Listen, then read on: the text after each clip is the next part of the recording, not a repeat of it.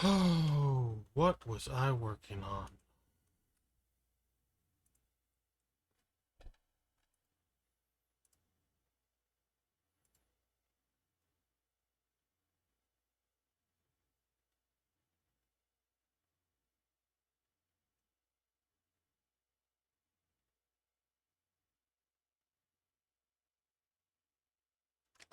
What? I, okay. Uh-oh, wait, why? Oh! You know what? Helps if you put the right game on. Right tab. Huh. Cool.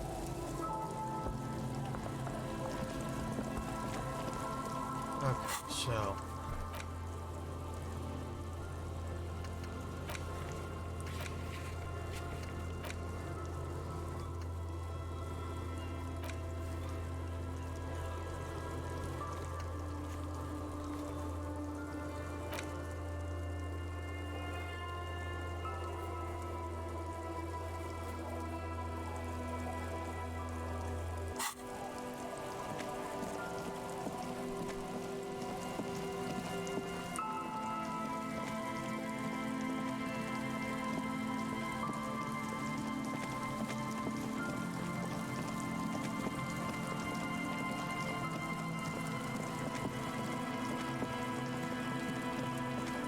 Okay.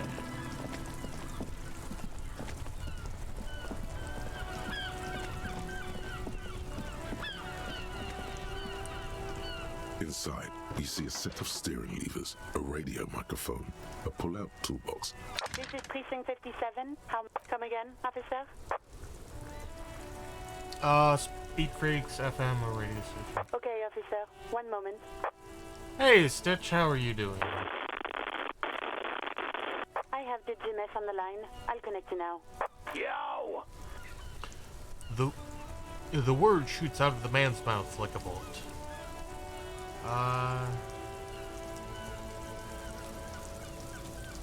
Hello, is this DJ Mesh? It is. I got a few minutes before I gotta go back on air. What can I do for you, cop man? I'm just calling to confirm. Did you debut a new track from DJ Lashio a few days ago? An asshole is a mouth for shit. And I'm puking.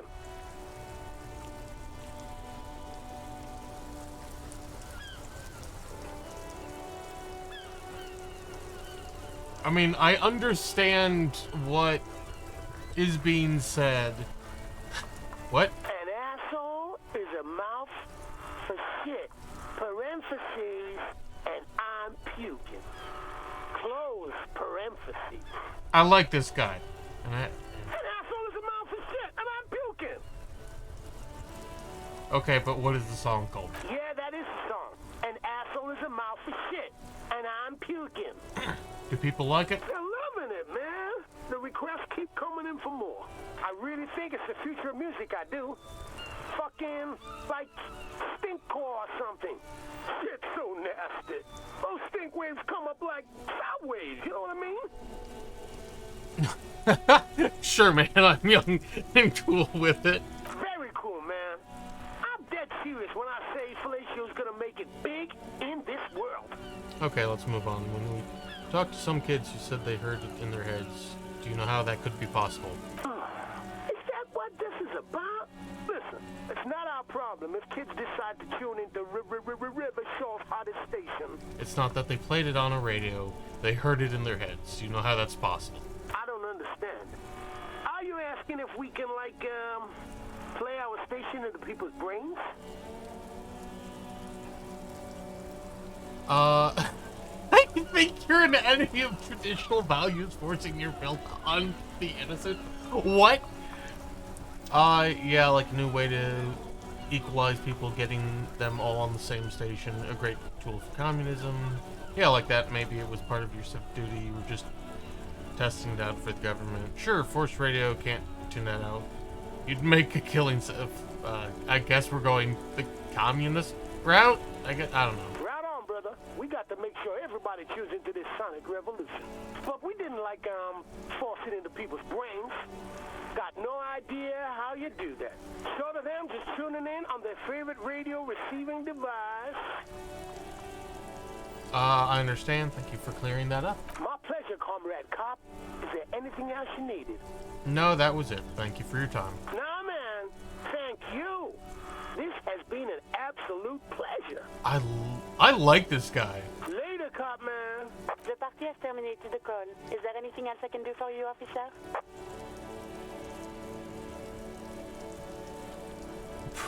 It's the button labeled saved. What? 57's over and out. In the cabin, you see a set. Interesting.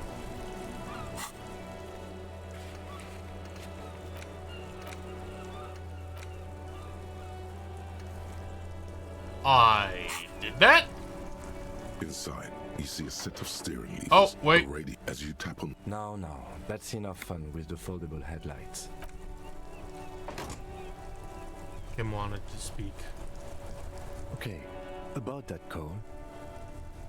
DJs are often good personalities, especially radio hosts. That's a fair point. Also, hey G, how's it going? Let's start from the top.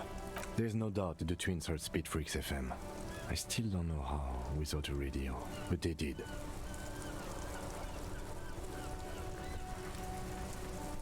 Spooky shit, but what does it mean?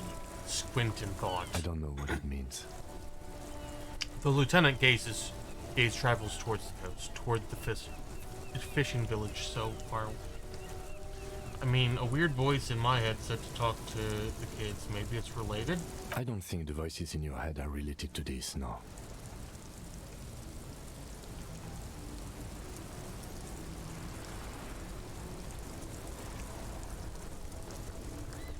But it didn't sound like one of my thoughts. Sounded like a lady? The lieutenant gives you a long look. I don't know what to say to that, or what you want me to say. I'm sorry. Did we ask where the kids were when they heard the voice? The wind picks up, blowing a stray strand of the lieutenant's hair out of place. He smooths it back. I didn't. No! Cannot apologize! I'm not a sorry cop! We could ask where the kids were when it happened. And, Detective, thanks for this.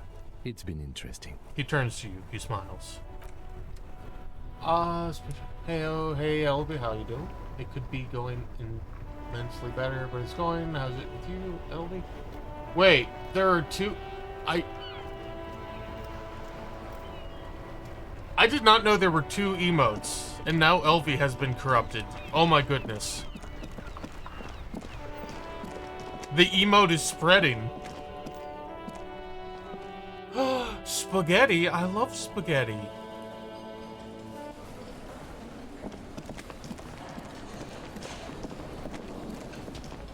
Why didn't you share this spaghetti? I'm just joking, LV.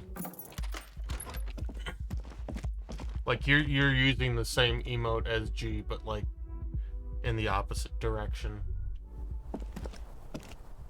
Nice, very nice. Chorizo spaghetti sounds delightful. What is going on? Sounds delightful.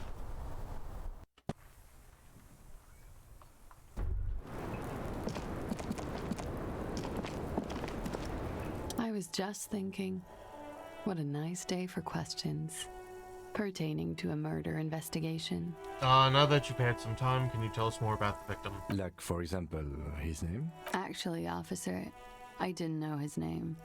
I just called him Lely. A nickname? I guess. He came from Lelystad. It's short for that. And it was his army name, apparently. He said his real name wasn't his. I tried to pry it out of him, but it was no use. You know, that's fair. No Shadow, you are the demons. And then Shadow. Good reference. Lelystad. That's a good start. The lieutenant writes it down in his notebook. We have a few questions you can help us with. A few things a field autopsy alone can't answer. Then tears out a page and hands it to you. The young woman cranes her neck, trying to catch a glimpse of the page the lieutenant passed to you. On it is a list of autopsy observations, recorded neatly in blue ink. The last missing pieces of a puzzle of flesh. Where is, how old was he, miss? He was 42. Got him. Not be, like... 42? Are you sure? I would have had him above 50. He had many scars that made him appear older. But no, The memory makes her smile. we even celebrated his birthday like some weeks ago.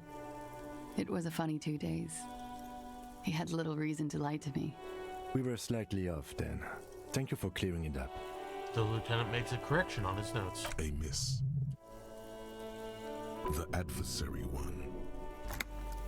His eye color? Blue. Light blue. They were like little blue galaxies, you know? It was strange, seeing those eyes in his fucked up face. She stops, her eyes half closed, then continues. Pardon the swearing. I do him an injustice. He wasn't ugly. And he had a beautiful, soft voice. Very surprising, what with all the scarring. It was quite something, watching him speak. She takes a drag. He had a combat wound on his chin and mouth. Yes. Severe.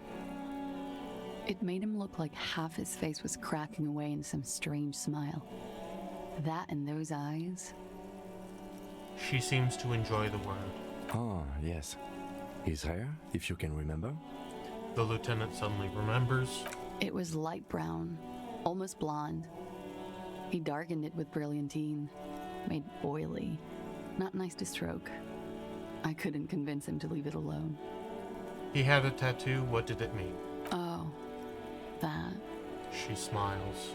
It's clear she liked it. You liked it? Quite a lot, yes. It was an Oranese map of the waterways. Sure, waterways. It was mostly for showing off to chicks, though. For showing off the chicks? How so? How? Imagine him lying in bed. Freakish musculature laid out on the sheets. Scarred, of course. Tattooed. The sheets are dirty for some reason. Oh, it's...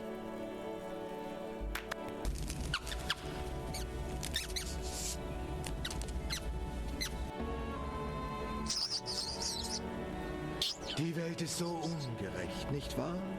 Zu mir auch. Denn ich werde niemals König sein. I'll see if I can do that? I'm entirely unsure, though. Is this Oranese lit? What? Don't interrupt. Don't interrupt. He's smoking I and don't. drinking, of course. And his chest and shoulders and arms are studded with stars. Tens, hundreds of them. Maybe even thousands. And the woman goes like, "What was this, baby?"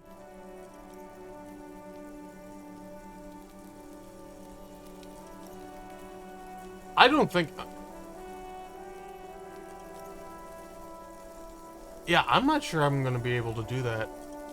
Like, there's something about that voice that is just, like... My mind is sliding off of it. If you would like to change it, Elvie, by all means, go ahead.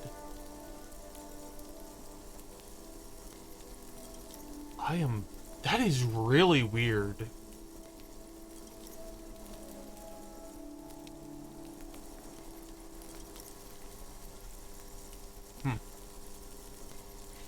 She points at the air with her sharp-nailed finger, picking out an imaginary tattoo star. And he says, "That was too hardcore.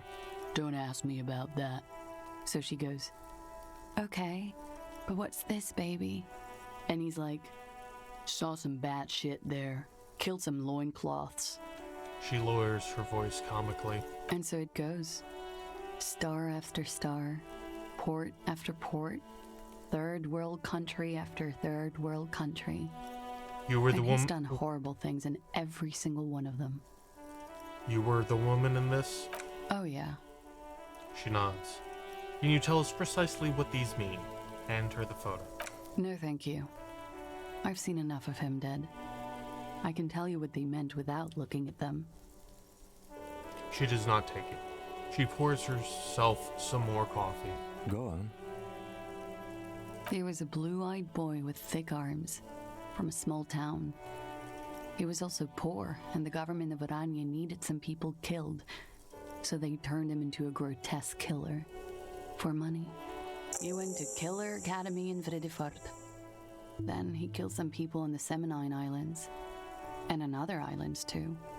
All of the islands. After this, he came to Revachol and got killed himself. Thanks for clearing that up. Change of topic, perhaps? She looks over her shoulder to the sea, then back at you, smiling faintly. I think we're finished with this line of questions. And the lieutenant back his notes. All right. The lieutenant puts the slip back in his notes and observes the young woman for a moment. Coolly, gracefully, she pours herself more coffee.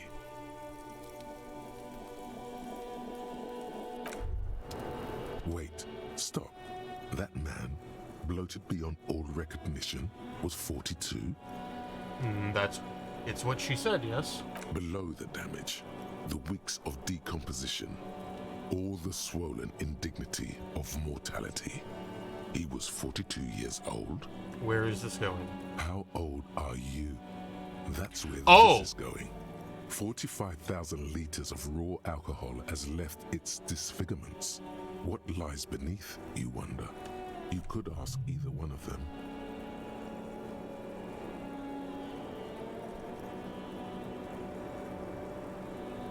I got this, my age. I think I'm... Yes? I'm old, a wizened sage who has seen it all across 300 years. I'm in my early 30s. A rough 30, I've lived it up. Sure. Let's see what this is. Als du mich auf diesem gottverlassenen Fleckchen Land ausgesetzt hast, ist dir was Wichtiges entgangen, mein Guter. Ich bin Captain Jack Sparrow. Sofort informieren. I can certainly try.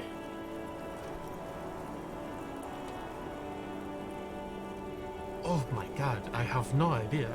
Probably middle-aged, but... Do you want to know the truth? Bring it on. I am not afraid of the truth. To the laboratorium. What? Also, I particularly enjoyed how in that video, no lip syncing was done or attempted to be done. Date of birth generator.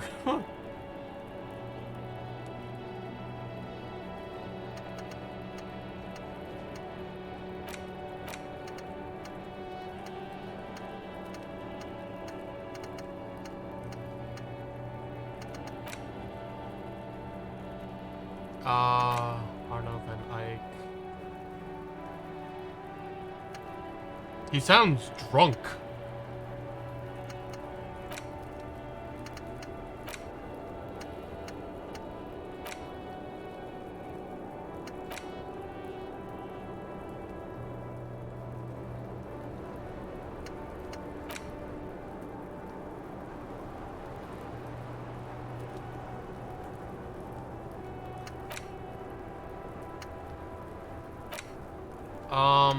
You know what? Fine.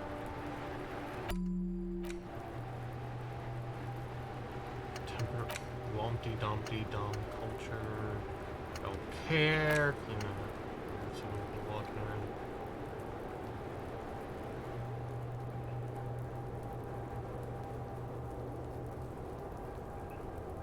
You know what?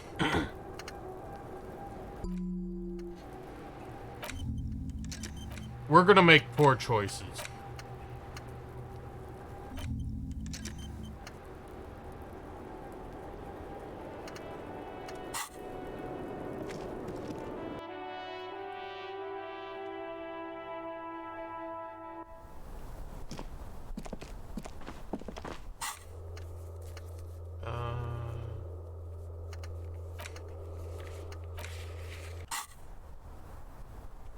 Wrong thing. Thank you. No, no, no, no, no.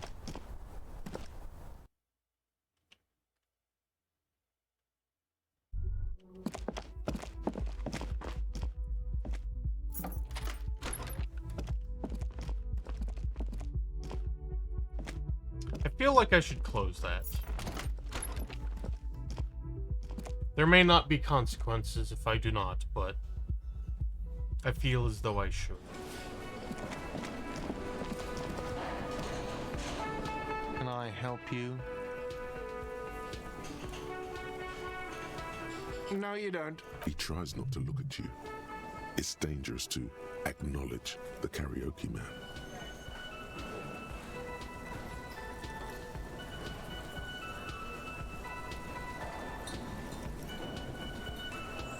It's part of my quest of self-discovery. Help. The Whirling's not a charity or a musical therapy clinic. It's a commercial establishment. You're going to scare away the customers. Thank you, Elfie. I appreciate that. This is my way of apologizing for the trouble I've caused. Please, let me say I'm sorry. By causing more trouble, I think we're good. Why do you even have the PA system if no one's going to use it? It's for no one. It's a prop. I'm not letting anyone use it after the great karaoke catastrophe of 44. He begins confidently, but then stumbles on his words.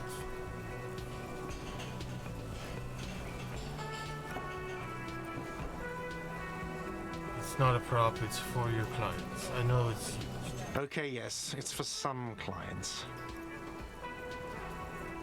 I'm a real client. I've paid my dues and I have the right to use the karaoke machine. Ha! Well, we don't have any tapes. They all got stolen. He comes up with a counter argument. It's alright, I have my own song. Give him a tape for the smallest church in St. Simon's. The man in the vest and the violet shirt stares at the tape you've just given him. He begins to frown. Hard. You know what? You're absolutely right, Elvin. This is the look of a man who's defeated.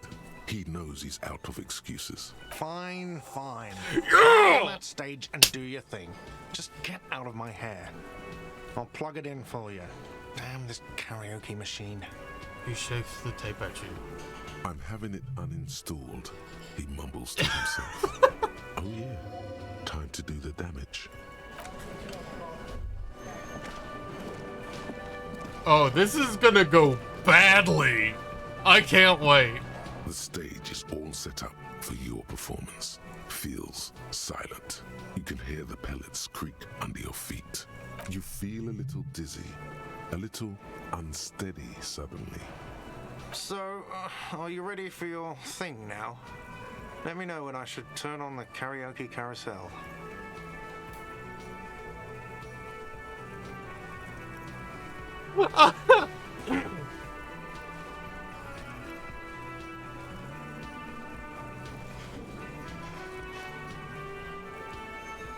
Look around the room first. There are some people out there, but mostly a post-meridian slumber has fallen on the premise.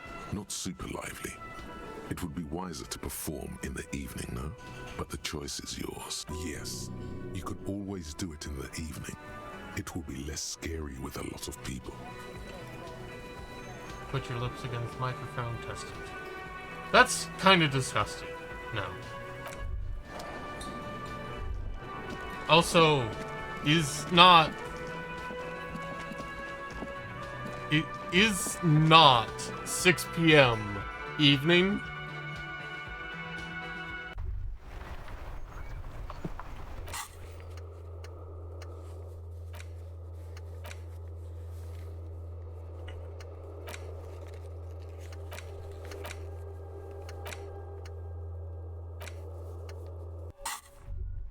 Okay.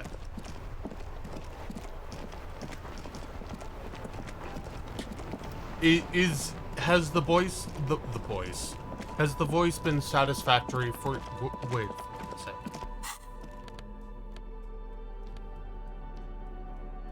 I don't need the speakers for karaoke.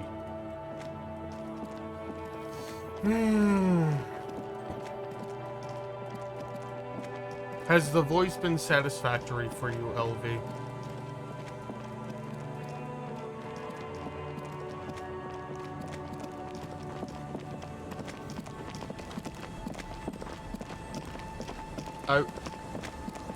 I will be continuing it. I'm glad you appreciate it, and I'm glad I could do something. I will be continuing it for at least a bit longer, because, you know,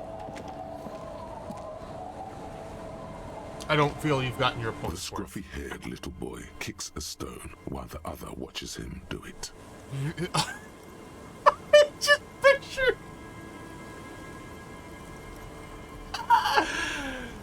I just pictured Harrier leaning down to the kids and saying in this, like, slurred voice, "Real quick, boys, where were you when you heard the voices?" There. The boys turn one of the ruined monoliths nearby. We were there. The other child nods. The fell building looms over. And so I return to thee, Fel. One says, the law you know not into this. Full circle. Back to Feld, then. When you're ready. The lieutenant smiles to himself. The boy turns the rock over in his hands.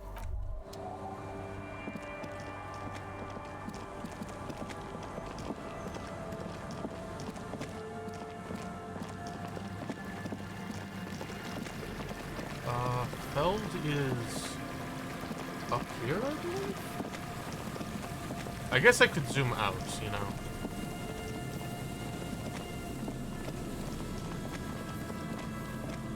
The once bright mural towers above you, saying, Feld Electrical, R&D. Tomorrow is just a whisper away.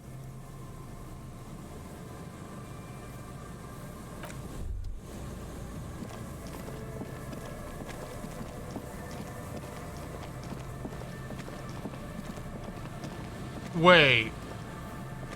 Are you shitting me?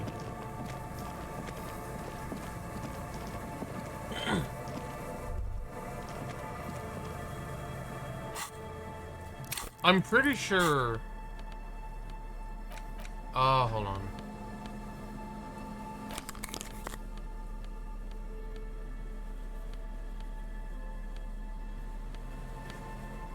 Pardon.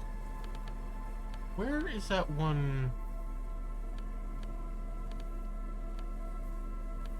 Oh, that was... okay.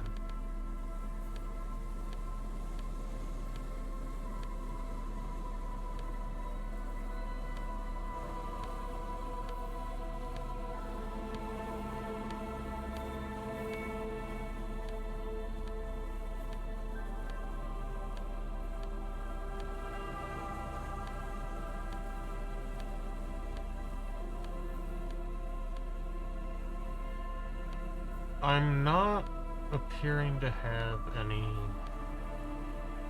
okay. Well!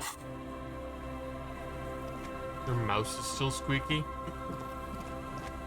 The once bright mural towers above you, saying, Feld Electrical, R&D. Tomorrow is just a whisper away. Pull on your knowledge to understand what caused the twins to hear the radio in their heads. Failure. Let's see. Just flicking through the index of your knowledge. Cool, no rush. We have, radio brands, radio crimes, radio comedies, radio dramas, radio physics, radio psychics, radio scandals, radio shows, and way more in between. But, What? nothing that would be useful here. Sorry. I know about ULAN frequencies. That help. You know little about ULAN frequencies other than that they exist. Maybe? It's impossible to say.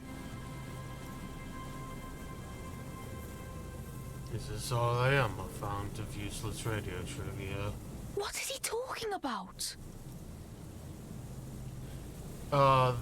The young boy looks to his father, frowning. I am not sure, Mikhail. He looks at you with making an appraisal. Judging eyes, like he's a fucking brain doctor. What the hell does he know? Let's move on. I don't think we need to stand around anymore. The lieutenant clears his throat. Apologies. You just need time to remember. There has to be something there. Go do other things around the coast. Mm-hmm.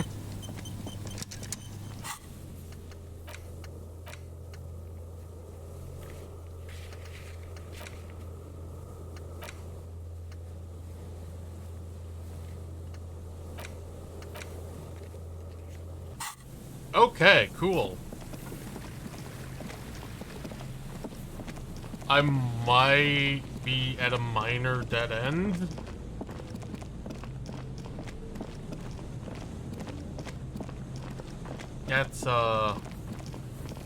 That's not ideal.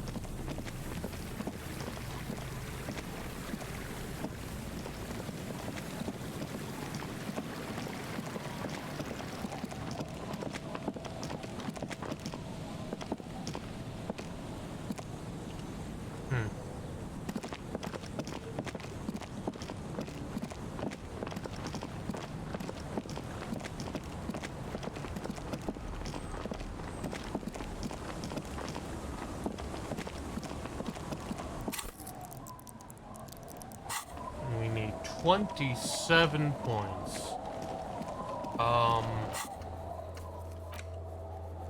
Okay, you know what? We can get... crash damage done.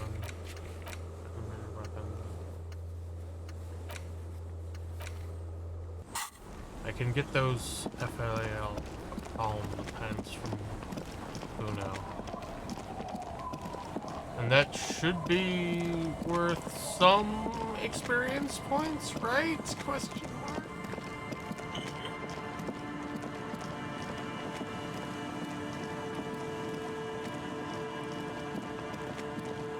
Oh, you know what?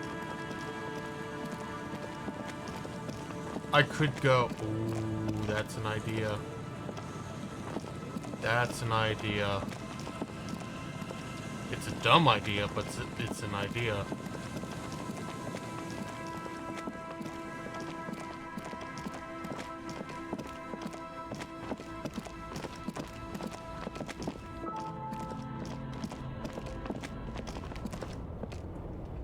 The shine on these sunglasses lasts a lifetime, officer. 100% guaranteed. Conceptualization.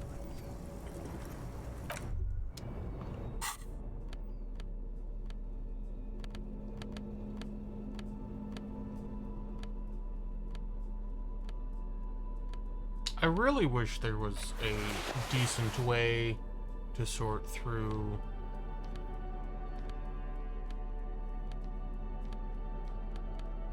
clothes, but I just don't know of any, you know? Do I seriously not have anything for conceptualization? Oh my...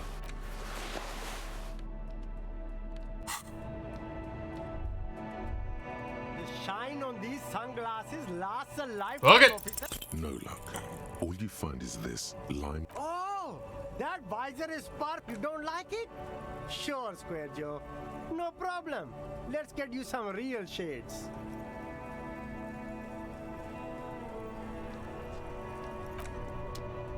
I am not great at this. What was here? You keep coming back. That's good, officer. You find your hat. The box smells. Economical, but also You find your the box. economical. So I have everything from there, it seems like. Perhaps if I discuss things with these two gentlemen again.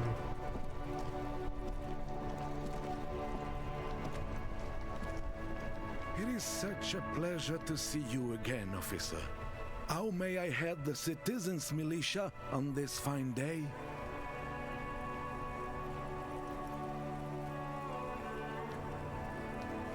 What are the rules of this game? Oh, the goal is to throw your bull as close to the cochonnet as you can. He holds out the orb. That's the cochonnet. He points to the small wooden ball in the middle of the crate. Interesting. Tell me more about it. Well, first, you draw a circle about a half a meter in diameter. We made ours out of rope. Then, the order of play is determined by a coin toss. You win it. You get to throw the cochonnet. Then, the players aim to throw their bulls as close to the cochonnet as possible. They must stay in the circle and keep both feet planted. Is there anything else you can tell me about Pentakade? I could, but I'd rather not. I don't want to take up your time with trivial details, officer. Is he denying you information when you clearly requested it? That's it. We're blowing the lid off this man, Jar. You need to know things. But do I really, and why? Yes, you do. Knowledge is power. Bathe in it. Empower. All that blunt data must have triggered an information hoarding reflex of sorts. Think of it like a small seizure. It will pass. I think I get it, thanks, Gaston. Yes. I'm sorry, officer. The senior is visibly shaking before you. Good. Gaston finally understands the rules now. Let's see if it makes him a better pétanquista. An evil smile runs across his lips. I don't like where this is going, officer. Don't you think we should do something else now?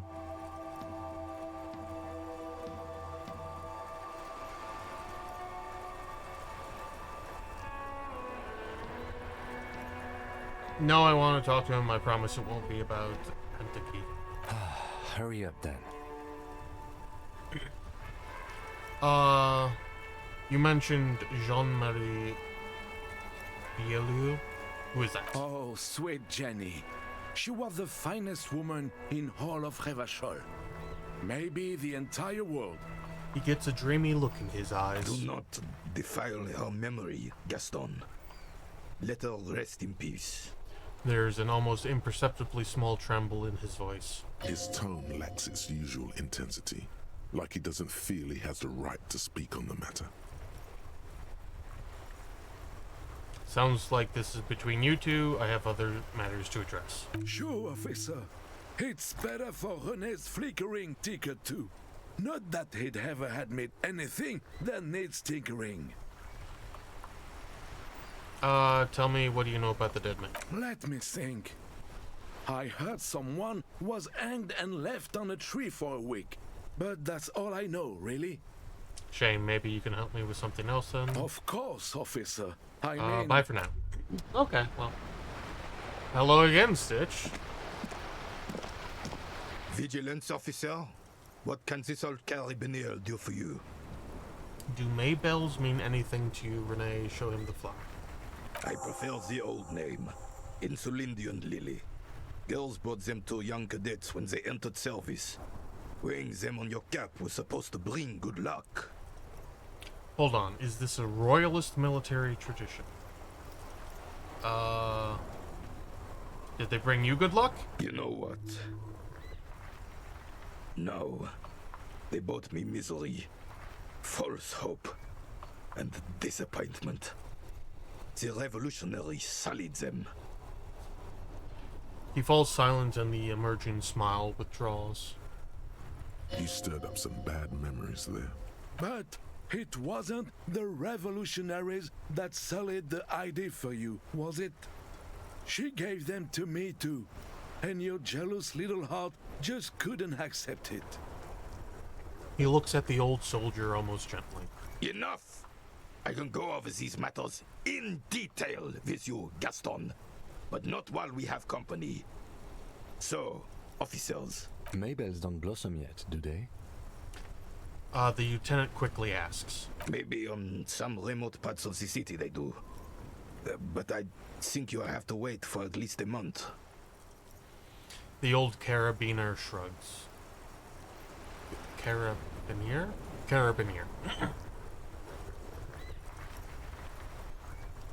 You seem to be playing in the crater. Yes. The terrain here provides an interesting variety to a familiar game. Does it have anything to do with the bullet holes I've been seeing around? Yes. It was left by heavy artillery fire. He replies with a reluctant nod. Heavy artillery fire, you say? That's the best kind of artillery fire. Very interesting. Okay, it's a crater left by artillery fire, but why? Why what? Why was heavy artillery used? Because that's what happens when communists hijack your country, execute your supreme leadership, and turn your capital into a slaughterhouse. You use heavy ordnance to clean up your home. Did you use artillery fire against them? Sadly, no. It was the foreigners who brought them to their knees. We fought valiantly. Too valiantly. So valiantly we got licked. He had squeezing the bull in his fist. Should have fought dirty, like they did with their suicide sex cult propaganda and mad anarchist women strapped to shrapnel bombs. We didn't though, and we lacked caliber. God bless him, but the suzerain's cannons simply weren't big enough.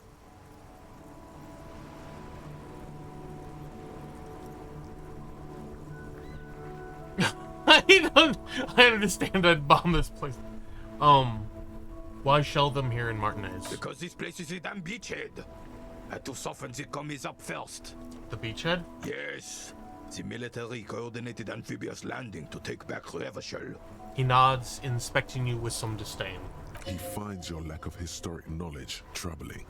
A sign of mental deterioration in the preceding generations. Martinez was used as one of the 3 footholds in Revachol during Operation Deathblow in 08. The other 2 are off in Stella Maris and the Delta. Shake your head and look down at the crater. This here is Blood Ground, where coalition boots first made landfall and cleaned those rabid dogs out. Most likely, we're playing pétanque on their mangled corpses. He says, looking down at the soil. Blood Ground. You got old René going there. Like he isn't hungry enough already. The other one shakes his head. Is that why everything is so bombed out? Damn right, son. They laid the fire of hell on the city before they stormed it. And it worked, too. There is a strange gleam in his eyes. He approves of this radical approach. Knows it was necessary. The rest of the city got cleaned up, but Martinez they keep as a monument. And now the Union Socialists are practically running the place. A dark shadow runs across his face. Well, it's your own damn fault. You, we, the coalition, Revachol, whoever you want to blame, never finished the job. Officially, the party never surrendered.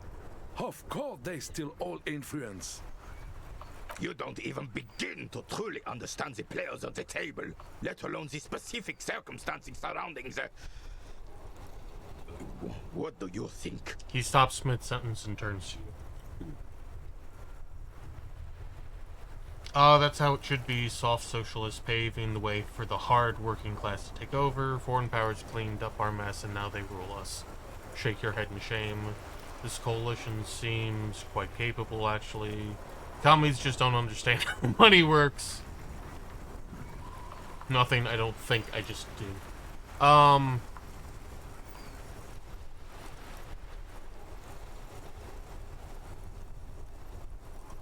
Foreign powers cleaned up our mess and now they rule us. Shake your head in shame. I'm sorry it had to be them.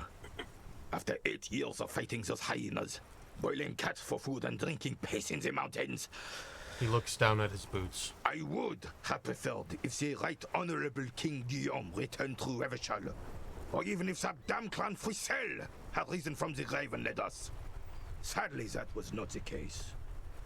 This royal failure weighs heavily on him. Instead, all that is just, holy, and beautiful in the world was wiped away, and now it's neon signs with toothpaste ads everywhere.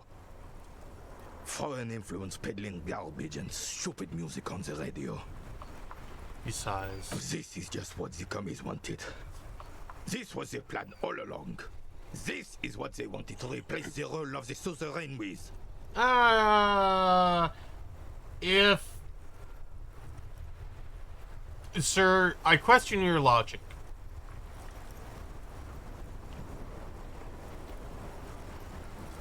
If the commies were fighting against the people who won, and this is what happened because of the people who won, how is this what the commies wanted? What exactly is a suzerain? The suzerain is the king! Has everyone forgotten already? They forgotten already. He slowly nods and says to himself, Soon they will forget everything. Him too. Then he chooses anger over melancholy. It's no use talking to you. You were still in Daddy's balls when it happened.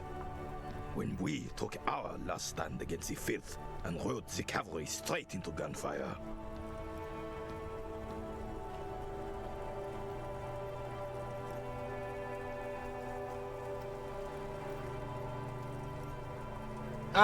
You know what? We'll see if we can get some composure, and then we'll...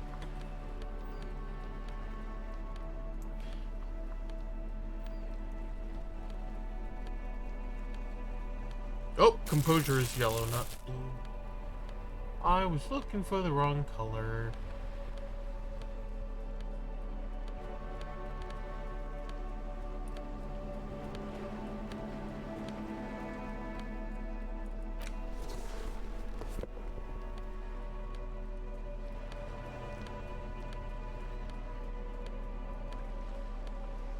That's minus composure.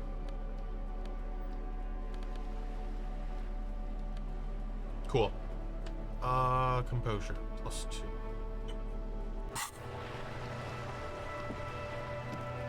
Vigilance officer? Not going to pass. What can this old carabinier do for you? What is this old soldier that... What is it about this old soldier that makes him stand so proud?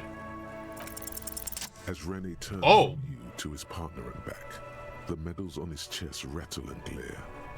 He keeps his spine straight and his ribcage lifted, displaying them proudly. How many medals are there? 2. The larger one is shaped like a cross, while the smaller medal resembles the sun. Look at the cross. A crowned head in front of 2 crossed rifles. The medal hangs from a blue striped triangle. Look at the sun. A small blue star inside an orange sun. It has the word Valiant written below. The medals point to his chest. Did you get them for? For bravery. He interjects. It's a conflicted topic for the old veteran. There must have been a number of controversial episodes in his service days. That's what I was going to say. For bravery. I'm sure, but I know this uniform's reputation. You are also wondering if I got this for raping women or killing babies. No, I really wasn't. I'm just asking.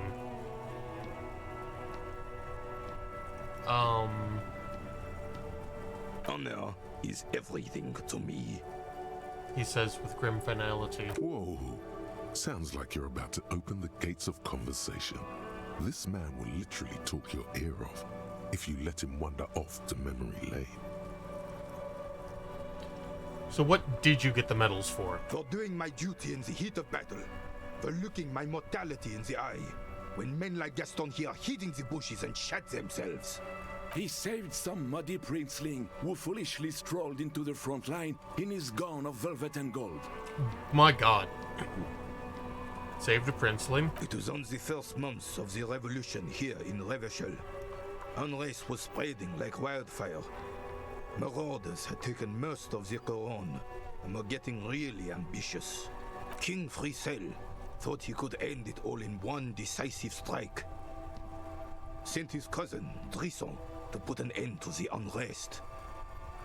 The old carabinier runs his finger over the larger medal. Alas, the young Drisson was all piss and no vinegar, wearing a tunic of purple velvet and cockatiel feathers to battle. Even his rifle was gold-plated, shone from 5 clicks away. Can you imagine the asininity? purple velvet tunic. That isn't exactly camo. The lieutenant says thoughtfully. To keep the long and bloody story short, Drisson marched us against the partisans in Coron. And when I say marched, I mean made us walk into captured enemy territory, single file, like toy soldiers, while he rode in front on his giant red stallion. The rebels were smart. They let us come real close before opening fire. Suffice to say, it was carnage. Must have been a bloodbath. I got shot in the left shoulder and went down. Just a flesh wound. But just as I turned over, the prince fell into the mud next to me. Oh, God. He was missing his lower jaw. Then his horse, driven mad by the noise and smell of gunpowder, stepped on my leg and shattered my knee. He pats his right thigh. It's painful to even think about. Okay, then what did you do? I grabbed my sidearm and shot the beast in the head. Then everything went black. Capitaine Arnoux, le fléau des chevaux. Pardon? When I came to, it was all over. It was just me and Jolles Tresson, gurgling in the blood-soaked mud right next to me. The Dink had taken numerous flesh wounds and lost a lot of blood. But despite missing his jaw, he seemed hesitant to die. Tougher than he looked, that one.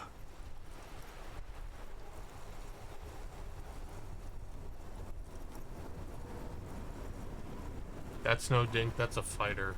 So I grabbed the Dink and started crawling. Kept going until the 59th Cavalry picked us up. Through some miracle, we both survived. And the jealous freak convinced Frissel to give me a medal for not leaving him to die in his own blood. Piece and shit. He was the commanding officer and I was on duty. Just doing my job. Shouldn't hand out medals for that. 13 months later, I received the Sun for distinguished service. It's not worth mentioning. You sense he's downplaying it. He did a lot more than his duty. More than anyone's duty. It's in his spine, in his billowing breasts, and untarnished self-worth. Sounds like you're being modest, Renee. The old carabinier stands quietly like a statue, his features motionless. What Monseigneur Modesty is not telling you is that he crawled over 7 kilometers before the cavalrymen found him and Drisant. 2 days later that was. And that even while crawling with a mangled half-dead prince on his back, he still managed oh my to God! 3 rebels on his way. Is that pride in his voice? It's deep down, but maybe even unbeknownst to the man himself. It's there.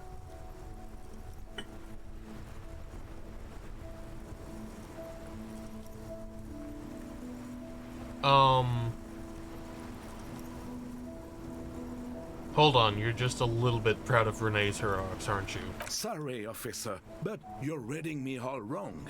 I'm a man of peace, and these kinds of bloody heroics are only impressive to men like René himself. Certainly not to me.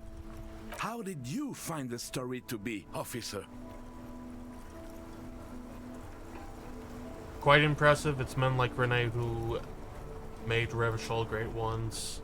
I'm not impressed. All those heroics, and where is he now? No, you gotta play to win. Look after you first. No, it's impressive.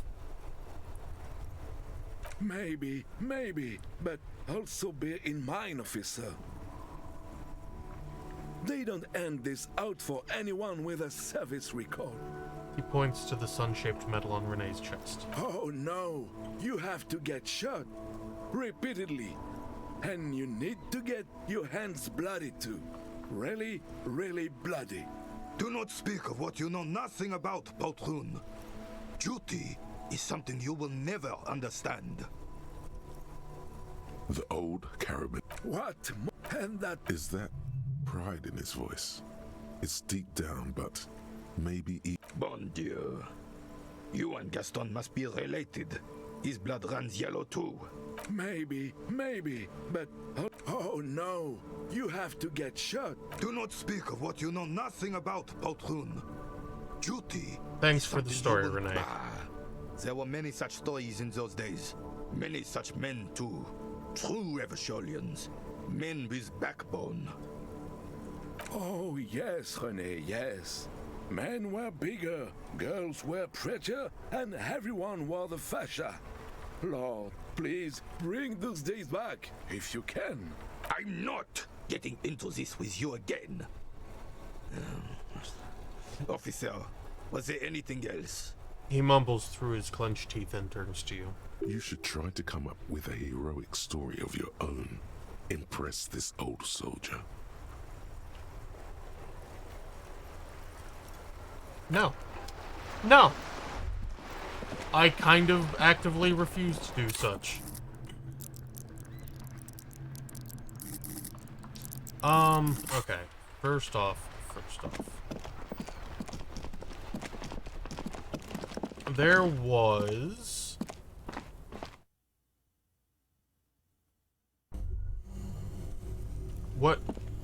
What were you asking about, LV?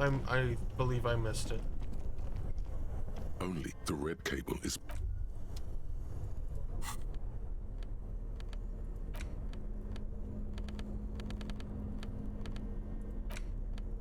Wait. Oh, tools.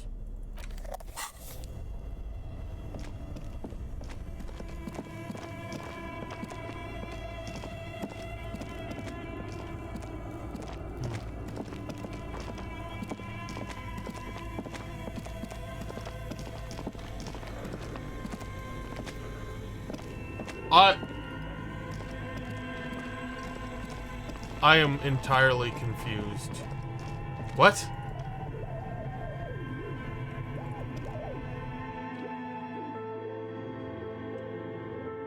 What did I answer?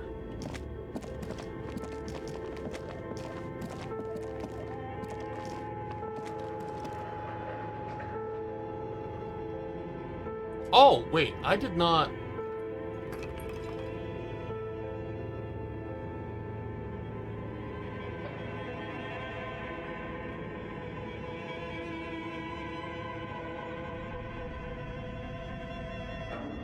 I literally don't see that question anywhere else in chat. That is interesting.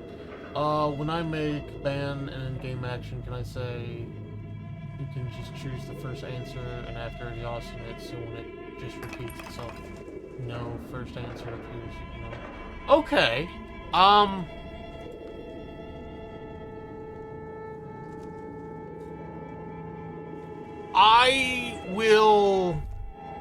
I will allow that. Looks like someone tried to reconceptualize their business here. If I believe... If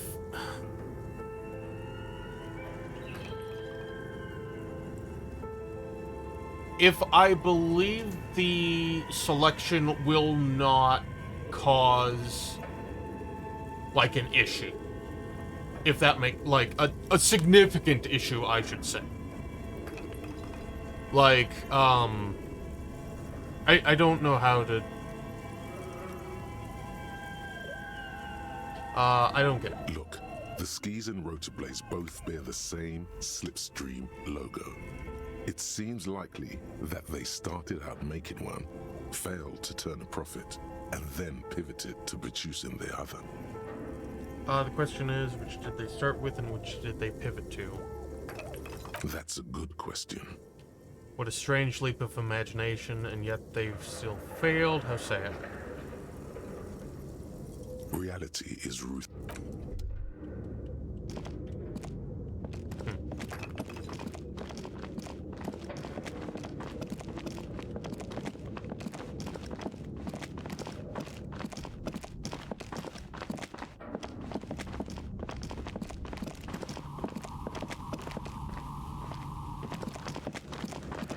I find it particularly interesting that I apparently accidentally answered your question, though, which I think is funny.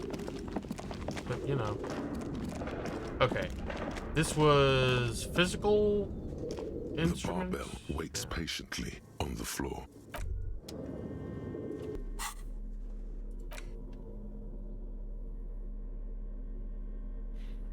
Interesting drama. Physical instruments.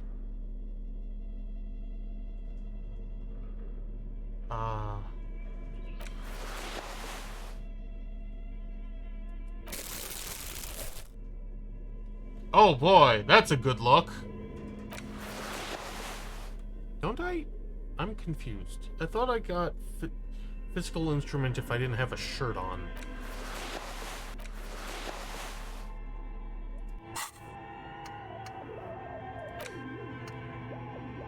+2 physical instrument if shirt slot is empty. Why is that not taking effect?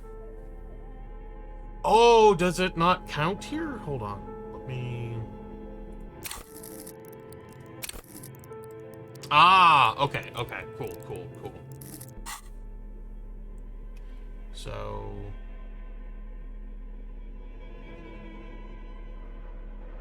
Oh, nope, that's pain threshold.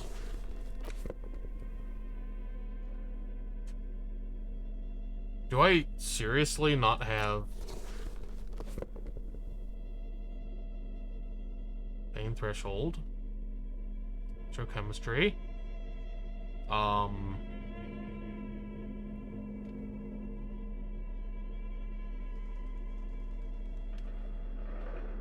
Conceptualization. Interesting. I don't have much that boosts my... Okay, cool.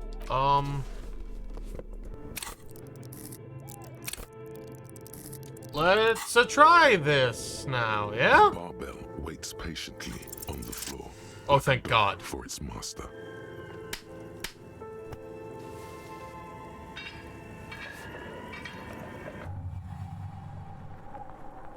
What? Conjuring up an inhuman amount of strength, you raise the barbell up in the air. Your biceps tremble, but you're a savage. This is a children's game. Say nothing, revel in the feeling.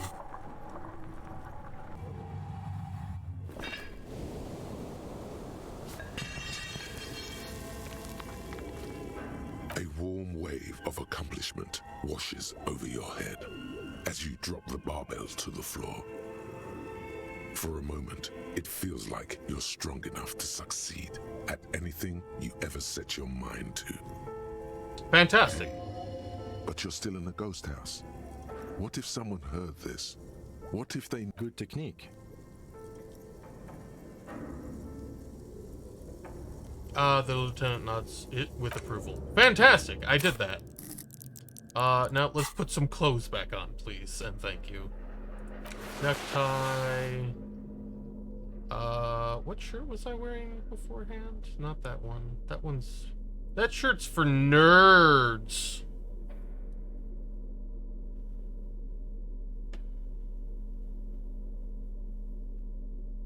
What shirt was I wearing?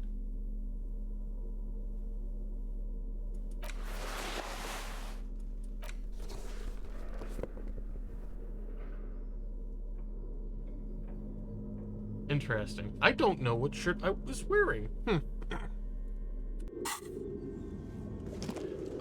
Let's see here. Band board. Box of sunglasses. Punch.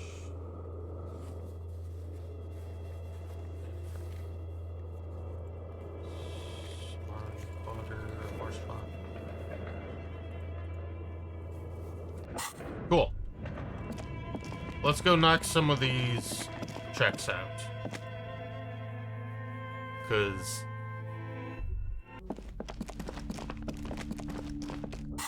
some of these checks will no doubt give pain threshold.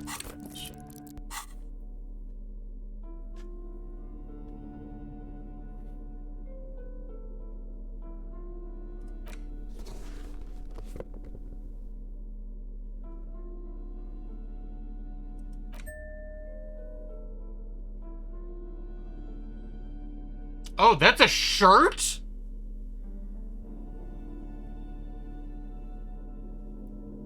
That's interesting. Huh.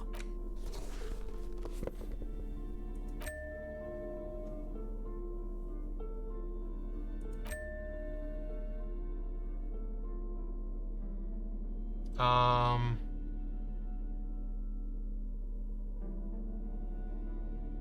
I just need to have to...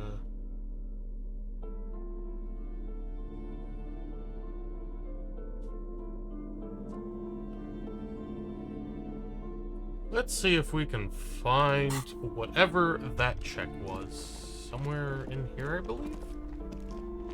The display rack is brimming with worn paperbacks featuring an extremely muscular... There we go. A twinge at the back of your head makes you flinch. Your eye starts twitching.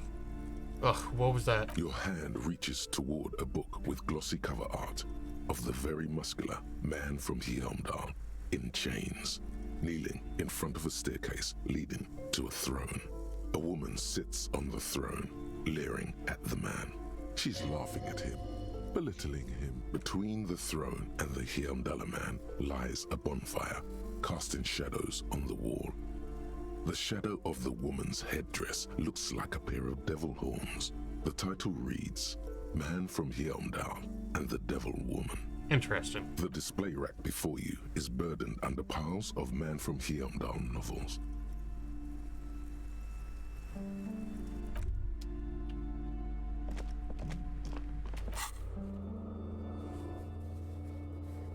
Laurie, physical instrument. Okay.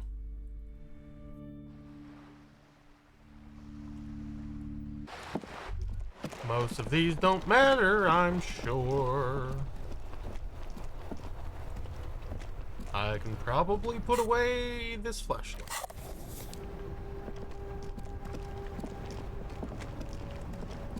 Wrong way.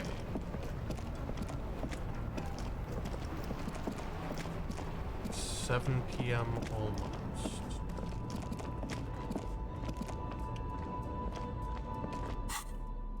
Encyclopedia. Whoa, guy, y'all right there? You're kinda...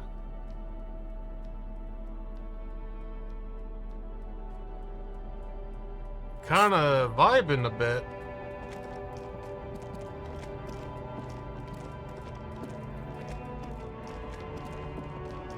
An old monument stands in the middle of the traffic island, pointing toward the more you ask yourself, the less you know. Fine. A lorry abandoned. The smell of cigarette. There's something odd about the passenger seat. The seat, in fact, voila, a stack of neatly folded papers has been stashed behind the seating fabric. You see 3 maps. Bonne prise. The lieutenant commands you as you shift through the treasure, well worn and folded into its squares. Hold open the topmost map. This large map displays the elevated motorway called 881. The intake leading to Martinez is marked with a blue X. There's another X on the off-ramp at a place called the Old South. Toll booths at the intakes are marked with a circle.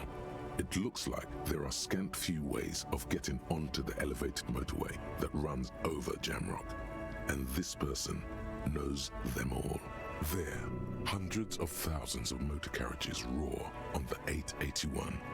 High above the mess of brown and red roofs, that is Jamrock. The commuters don't even... This municipal map from the 30s displays a complex system of storm sewers underneath a sub-district called the Pox, old military hospital, right adjacent to the 41st precinct. No storm will ever drown Revachol. The great solution to the riddle of history. Wind rips through the empty hallways of the once great military hospital, now just a ruin under an overgrown park. Beneath the hospital, great sewer tunnels hum and vibrate with life of their own. Look at the third map. The final map displays a labyrinth of service tunnels left over from the construction of Motorway 881. A few routes have been marked with a pen, where the tunnels and sewers surface near the eminent domain and a traffic island in central Jamrock by the lake. These service tunnels were probably used during the construction of the foundation beneath the motorway. What does this all mean? It means that the smugglers are secretly using the motorway to transport their goods and materials. They've infiltrated East Motor Tract, most likely. The RCM patrols most of these auxiliary roads, though apparently not all of them. Where does this contraband end up? Hard to say. This distribution network looks certainly large, yet still vague enough. It doesn't reveal much about the Besmerti behind it.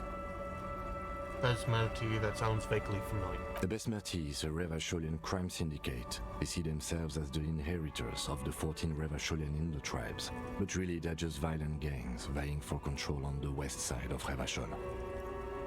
With cool names like La Puta Madre and Ahura Mazda, it's a dark parody. Who do you think is behind this? It's definitely not the Union. They just do some logistics.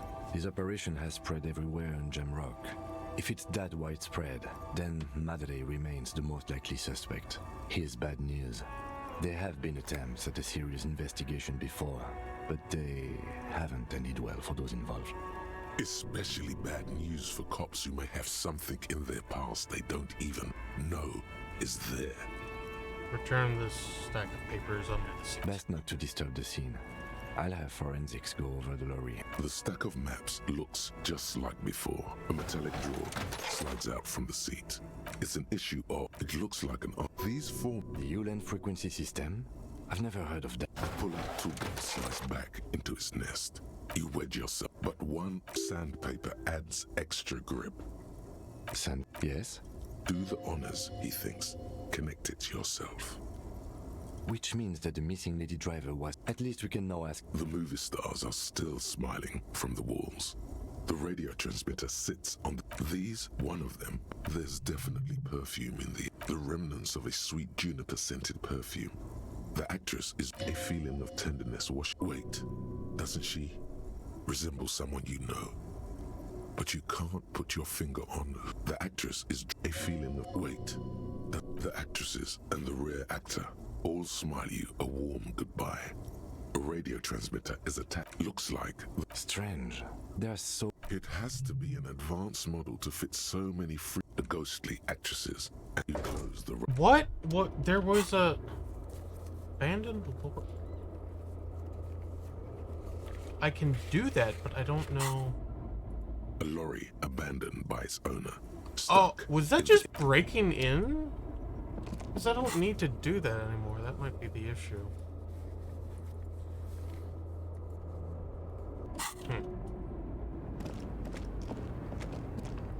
Okay, well.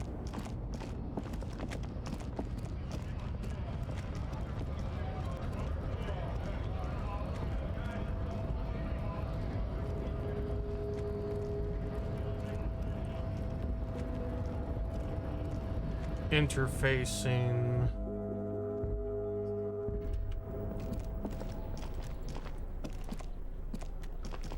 Right, okay, so item, no, clothes. Half-like, it's item, so far. I don't imagine anything.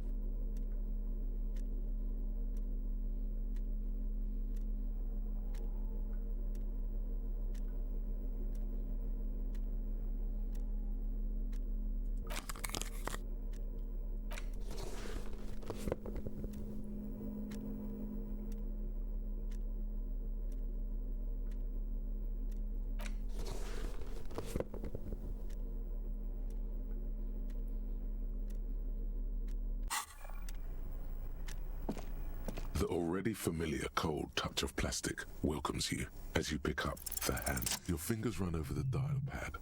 005. That's the dialing code for Revachol. 4952, and a moment of hesitation before entering the final numbers. 993. Calling. Calling. Still calling. Then... Video Revachol, 24-hour video rental. You're an 8 and 10mm film for home use. This is Lamy. How may I help you? The voice of a youngster on the other end sounds as enthusiastic as that of a man walking towards the gallows. What is this place? Video Revachol is a 24-hour video rental. We rent 8 and 10mm film for home use. This is Lamy. Why did I call you? Maybe you called to extend your rental period? Do you need to extend your rental period? My name is Harrier Dubois. Do you have anything on my name? Let me fire up the machine. Dubois. Dubois. Keys are being pressed in the background. Here we are. You haven't rented anything in 5 years, but you still have a copy of Blue Ocean Hell from November '46. Whoa, not a fun film, that one. What kind of film was that? It's not an easy watch. After the death of his daughter and subsequent divorce, Ziemsk immigrant Egidius Wojcik tries to come to terms with the onset of dementia. No wonder no one's been missing it. Still, it would be great if you could return it to us. We're on the corner of Voyager and Main. On the corner of Voyager and Main, a large neon sign hangs on the side of a building. Video Revachol, 24 hours. It's raining and there is almost no traffic on the street. A woman's footprints in the mud lead away from the front door. Tiny heels tiptoeing down the road. Beautiful steps, light-footed with a lifetime ahead of them. You look up. Have a and good the air evening, seems Nelby. to grow darker. Suddenly, you I hope you like feel don't better. want to hear about video rentals anymore. You don't want to hear about any of it. It was all shit. It's over. What was all shit? It. Kim, I feel sad about Video Revachol 24 hour. That's enough for you today. Let's conclude this call. We're done. Hang up the phone.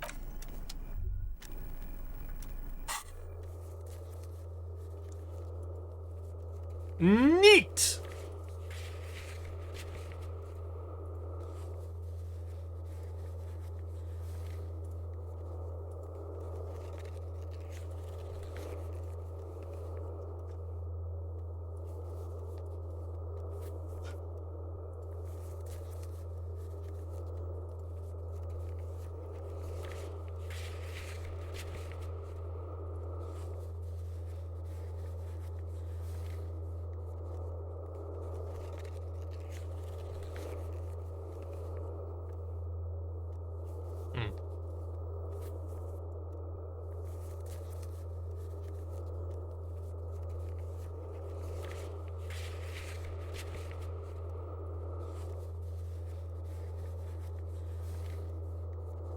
Interesting. Okay. Can I cannot fast travel current.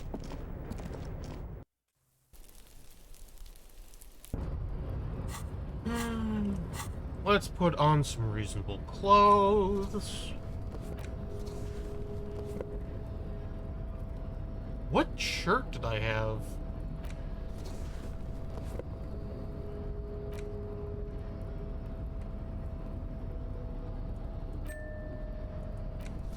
Probably that.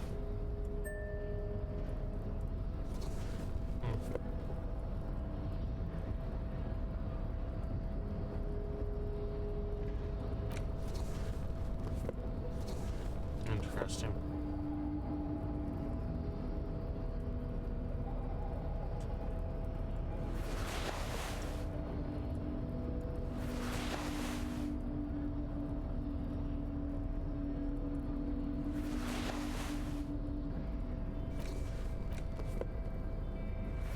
I have an idea. Is it a good idea? I don't know. But it is absolutely an idea.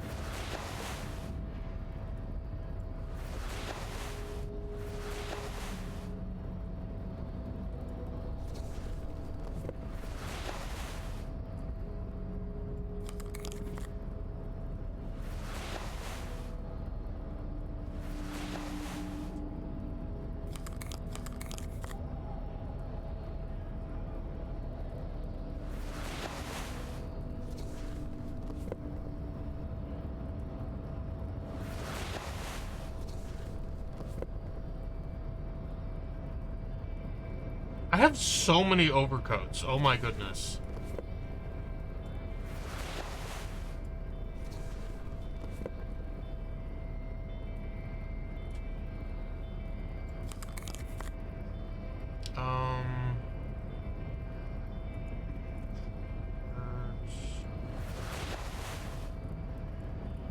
Like no pants. Okay. That's relatively organized. Have some good TG. Hopefully you enjoy it as much as you can.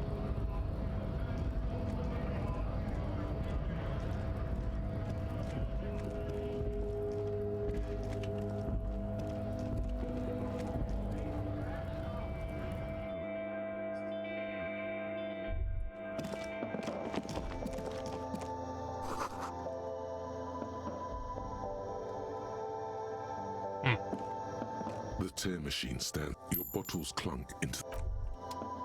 Not bad.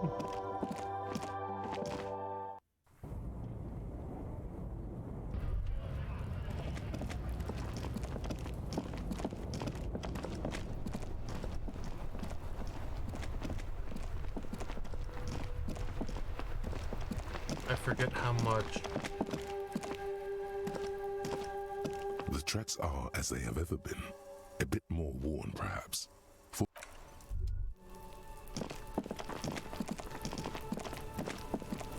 Kuno. Do me a favor, Fuck, Kuno. does Kuno care? $15. Kuno doesn't. Kuno doesn't fucking care. Yeah, right? I don't care that you don't care, Kuno.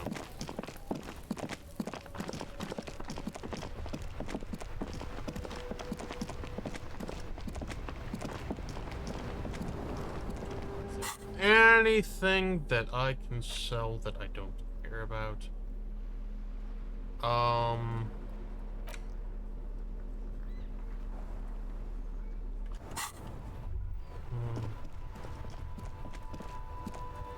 We're not that desperate yet.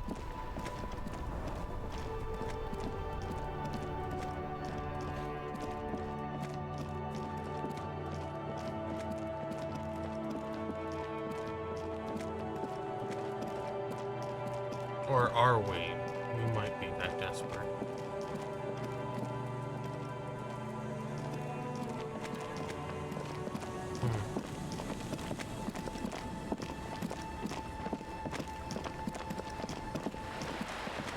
Let's do a little circuit, see if there's anything to see there. 91 experience points.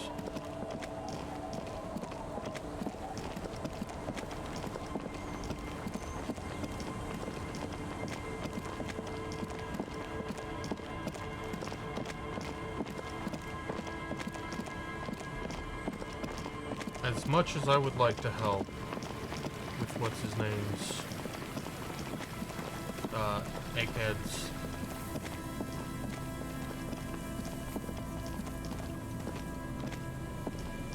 The once bright mural towers above you, saying, "Fell." Encyclopedia. I have to put points into encyclopedia. I am infinitely disappointed in myself.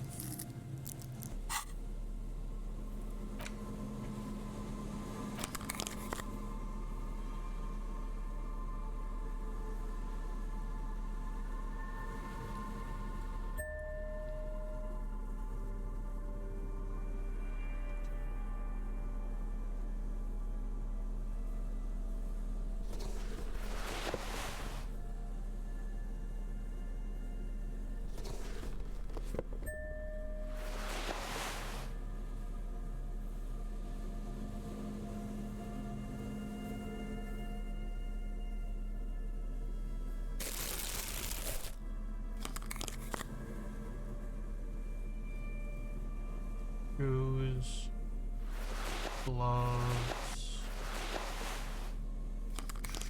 shirts.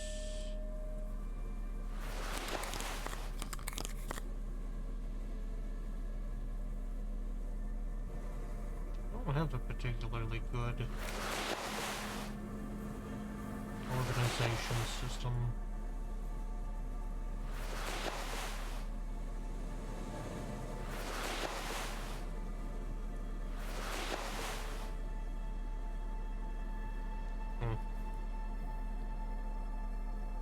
So, was there anything that had encyclopedia?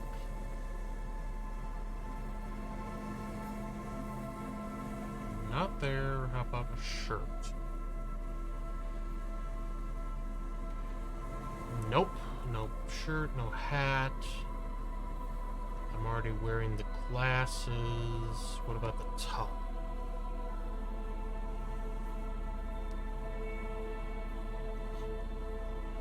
Nope. The once bright mural towers above you, saying, still nothing. Oh my god. Okay, well. Hey, Nobugu. I actually don't know what to do now.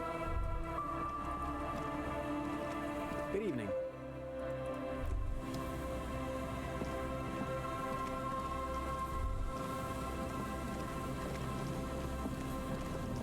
The once bright mural towers above. In there?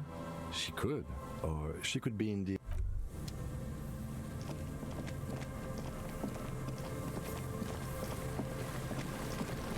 How are you doing tonight, Nobugu? Hopefully you're doing well. Oh god, I am in some trouble.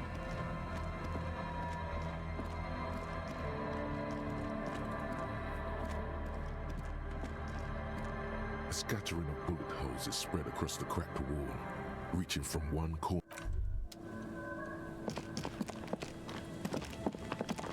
Doing good, breaking suns. That's good to hear. Glad to hear you're enjoying the game, the expansion. Hard to imagine that the Nobugu would enjoy Monster Hunter. Like, just, you know, completely antithetical to everything I know about Nobugu.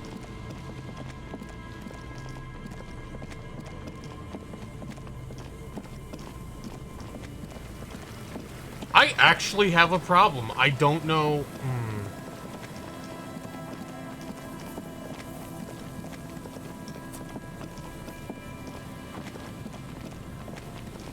I don't imagine this will do anything. Let's try this. You pick up the handset. There's a tone. The machine is operable. Calling. Still call. This feels wrong. End of tone. Is that you, Pierre?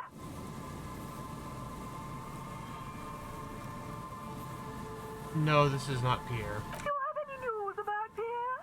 Who is Pierre? He's my sister's grandson. He used to visit me as a lad. Fine young man. But who are you then? A salesman of some sort? Modern goods are rubbish, and I can't afford them anyhow. It's a shame what you did to our country. The woman moans and the phone lines howl in unison with her. I'm not a salesman, I was just calling a random number and you somehow ran with it. This is because we are bred to be leaders. I can hear the common or mixed background from your voice. I just so wanted it to be Pierre. Disconnect tone.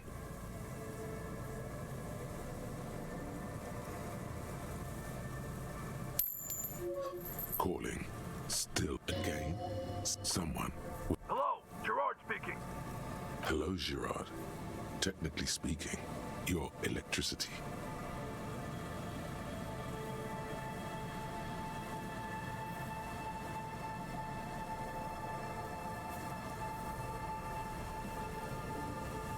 Sorry, wrong number. Don't worry about it, buddy. Happens to all of us. You have a nice day now. Oh, Gerard's nice. Phone. Disconnect tone. Calling. Calling. Calling. Still. Stop calling me, man. Someone picks up. The voice, on the other hand, is slightly hysterical. I'll get you your money, alright? I just need till tonight. Let me work.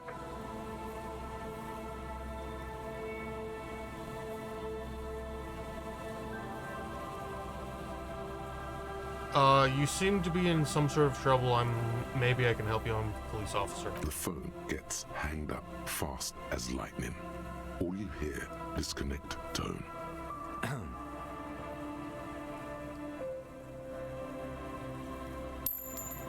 Kim, I would love to move on. I'm tired.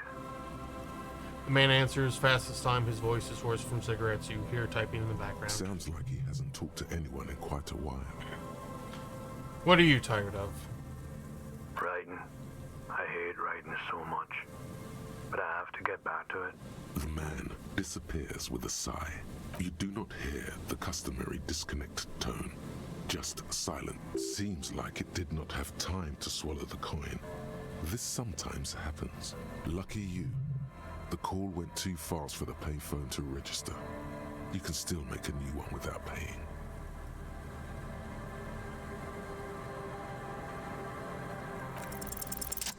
You close your eyes and put your index finger on the rotary dial.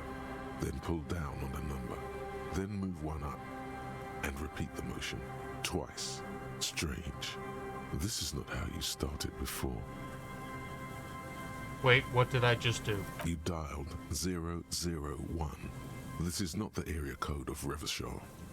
It is another destination on another Isola. Some far-off nation-state. Keep dialing. 414447. The rotary dial feels cold from the sea air. The back of your chair... Oh, that's not great. Keep dialing. 1117361. Your fingers keep moving like a spider. Every time the ring rotates back with a little ring of metal. Like a bell tolling. There's more? Yes. 451-67451. You are going deeper now. Into some unknown place. Far away from this island of matter and its telecommunication networks. Finish it. 451. You have dialed God knows how many numbers. The headset has been waiting silently to relay a signal. Surely nothing can come of this, you think. But it does. A connection. I'm very sorry to hear that, Nabagoo. An ultra-long distance call. Your air fills with a crackle, the wash of a strange ocean full of white noise. A little bird starts ringing in there, not like the local calling tone before. No, a small ring in a cage of distortion. Far away, a distant network of phones calling in the night. The saddest sound in the world. Both pitiful and terrifying. You feel your pulse rising with each ring. Calling still. Ringing by the bedside of a dark but capacious apartment with long windows. You know this to be true. The handset starts slipping from your sweaty palm. Your breathing is heavy. Long windows, how do I know that? You just do. And you know it is going to hurt. It was more of a dang and I was in the middle of hunting monsters. You know what? That's a reasonable response, I suppose. Let it call more. Calling still. Then the ocean breaks. Out of the depths, a woman's voice emerges. Small. The dearest thing you've ever heard. She sounds sleepy.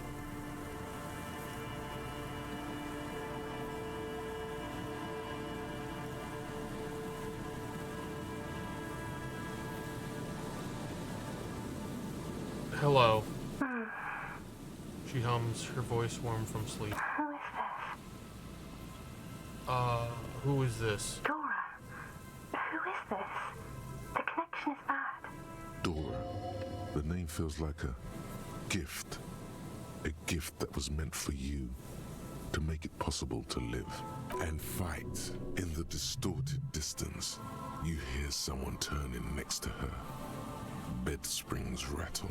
It doesn't matter if you react or not. You still think you hear a man's voice in the background. It's covered in pain and white noise. I am a revolutionary servant of humanity. I will free mankind and abolish the classes. I will raise the dead.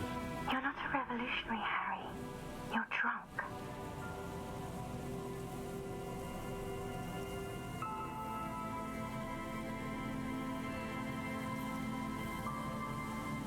I'm not drunk or high, I'm just hurt. Why does it hurt to talk to you? Oh, God. There's silence. It's heavy as tin. The white nose howls. Say nothing. Do you know what time it is? It's so late here. She sounds like she's looking for a clock on the nightstand. It's 4 o'clock, Harry. I need to wake up in 2 hours.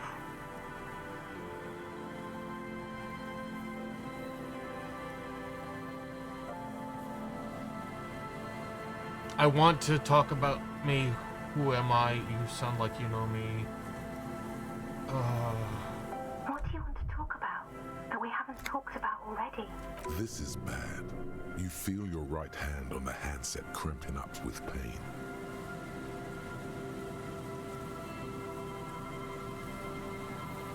My heart hurts. I'm gonna have a heart attack. Ha! Aha! Oh no. Please stop. Please, let's just hang up.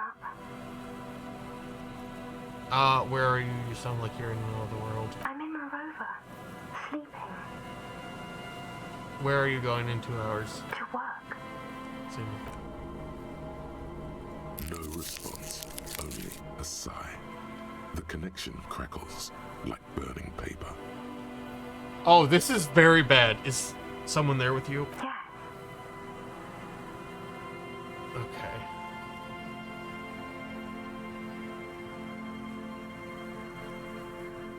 Oh, I'm the law. I'm a detective. I'm doing a case. There's hanged man. She does not answer anymore.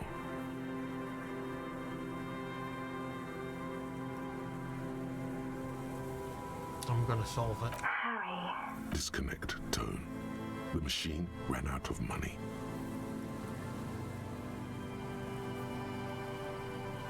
Run to the church, home, anywhere but here. Anything but calling her again. Leave. Well, Oh, God. Oh, my good. Okay, well, good. My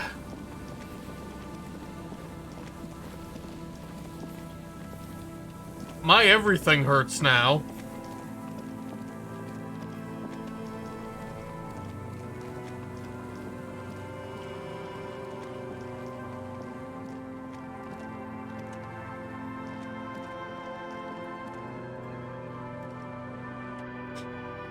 Okay. This was not a degree of pain I was expecting. Hey man, it's good to see you. Goodbye. Let's see if we can get some...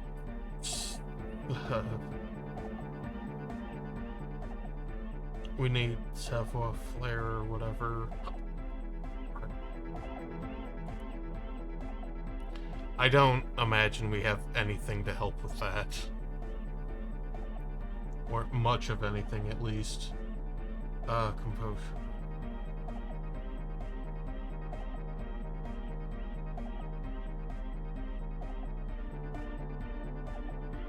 Wow, I have literally nothing to help with that. Fantastic. Love it.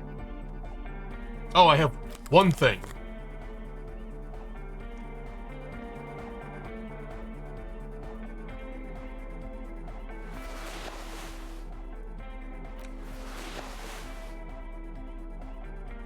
Cool. Let's make an ass of ourselves. Hey man, it's good to see you. Literally doesn't help at all. You close your eyes and dream of the shapes your body should form to bring this strange music into life. But just imagine the moves you could pull to this futuristic beat. Puts a grin on your face just to think about it. Even a failed attempt gets the juices flowing and repairs some of the damage done by battles lost. If you up the dose and truly dance, who knows what will happen? Salvation.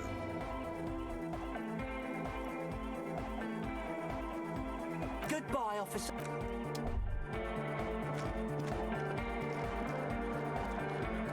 Good morning! Yeah! Hardcore!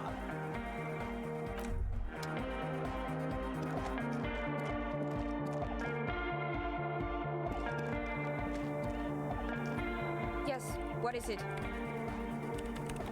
Have you seen anyone suspicious, say a woman named Ruby? What? No. No one's suspicious around here. Okay, that's, Yo, man. What's on your mind? What's with the clothes? They're hardcore. That's it? They're just clothes. I thought there would be more to it than that. Nah. It's just a vest with suspenders made to resemble a human rib cage. Plus some lady clothes to piss off the sex system. Oh! Now tell me about that hardcore necktie. It's fucking primal. Noid, you are fantastic!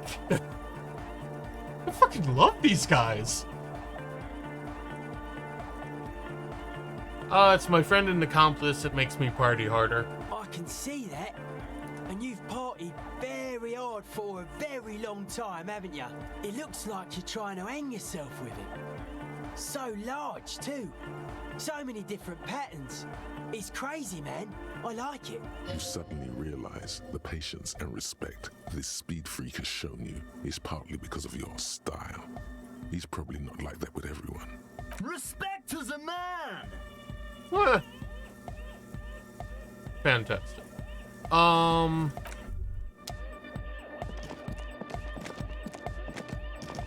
Welcome back. Have you seen a red-haired woman around? No. Just no? It's pretty desolate here. I only hear the dogs bark at night and see the shadows move down the coast. Considering what we're trying to do here, this doesn't look like a good sign. Superstition. We can turn the grim desolation into a fun dance club, and thus also help turn this hellhole around. Sure!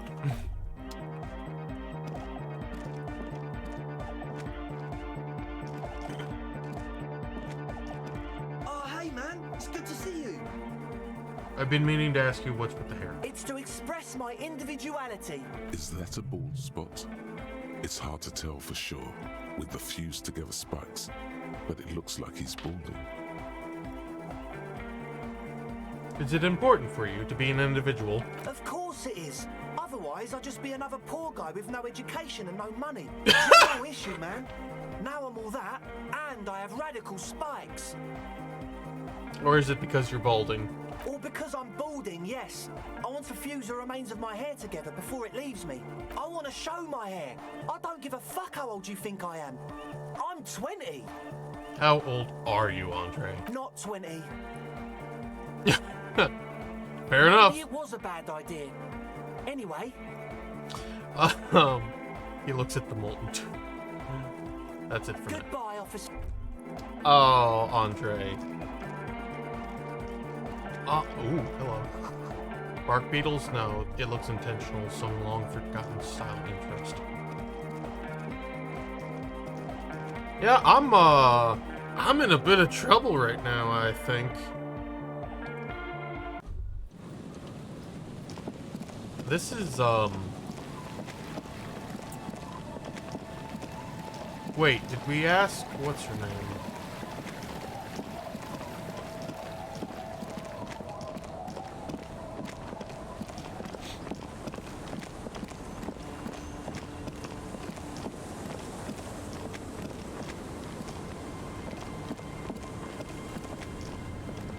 Waves are beginning to die down. Look at those little bastards. Simmer down, bastards. That's my motor carriage by the sea, by the way, pointed sunken vehicle. Oh, that's good to know, I guess. Why is it in the sea?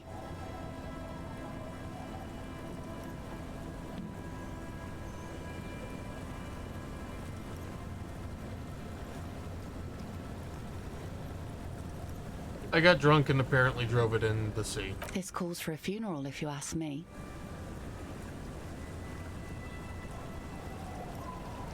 Are you suggesting we honor the carcass of my former motor carriage? Aye. Feels deserved, don't you think? Falling in the line of duty like that and all? What an odd thought. Maybe I should. Why odd? Our things are a part of our life world. They're made with our human sweat and they share human history. We should care about them as we care about humans. To some extent, at least. Oh my gosh, Nobugu. Life World. Someone's been reading up on last century Gotvaldian philosophers. Play it cool now. Alright, I'm in. But organizing a funeral takes a lot of time and effort, doesn't it? Oh, yeah. You won't even be able to get it out of the water before early June. And where are you going to bury it? Who to invite? What music to play at the wake? I thankfully have been missing out on receding hair so far. Take it from someone who's been through a few funerals. It's easiest to just leave them there and let nature take care of it. That's all we have time for right now anyway. Come back here in June and see how you feel about it then. It's not like it's going anywhere. It's a pity we don't get to do more frivolous activities like rejuvenate Doomed commercial area. Yes, that is a pity. But for now, let's focus on the things we do get to do. Like the murder investigation, for example. You like the Kupri funeral idea?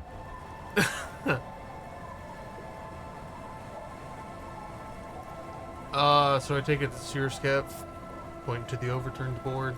Sure is. The sun, I call her, coated with a fresh layer of tar just yesterday.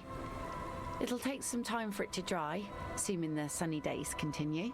Sunny days? Catch a snowflake in your palm. Aye. Sunny days. You got a problem with that? No, ma'am. We have no quarrel with sunny days. Good. It would have been bad news had it turned out it wasn't a sunny day.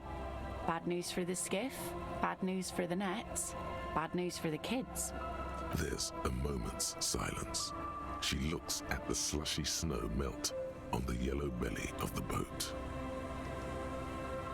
When do you think it'll be ready? There's something we might have to check out on one of the islands and the original shot. Shot, huh?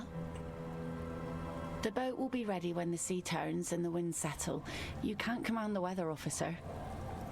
I was a whole 15 when I came back from summer vacation, and 3 separate people stared at my forehead for a minute before speaking. Wow! Waves wash the sand. A skiff moves across the mirror-smooth sea. My condolences. I'm glad you're over it. That's... You're back. Good. What can I help you with? So I've been doing. She's not even asking you anything. Of course, Detective. You can always drop by later, should something come up. Oh my gosh, I think I might actually be fucked. I think I might lose this game. I don't know how to continue. This is a legitimate problem.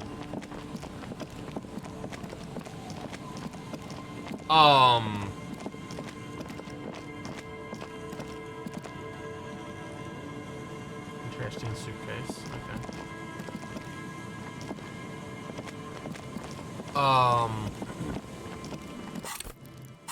God dang. You're pretty fucked.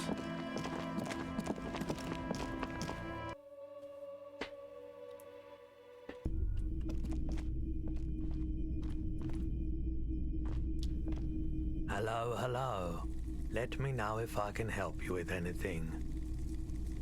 Sure, let me have a look. Anything else you're thinking of selling? I refuse to sell that pet.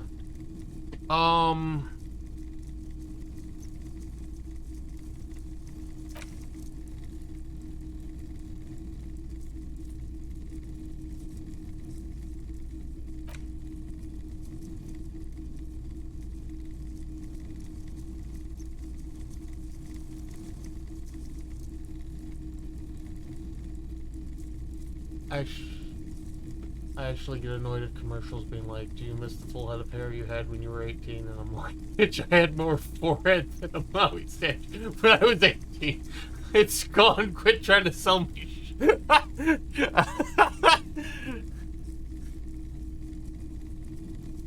I appreciate that outlook.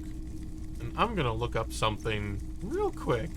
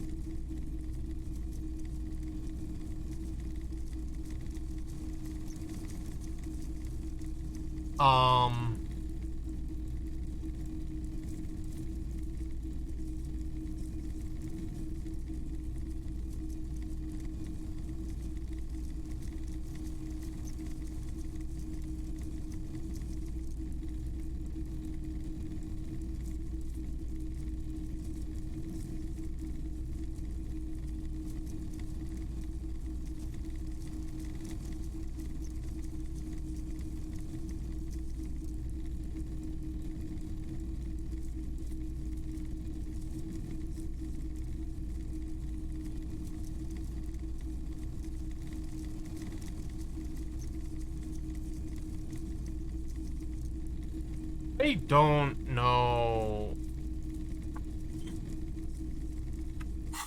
Okay, you know what? Another time, perhaps. We're going to...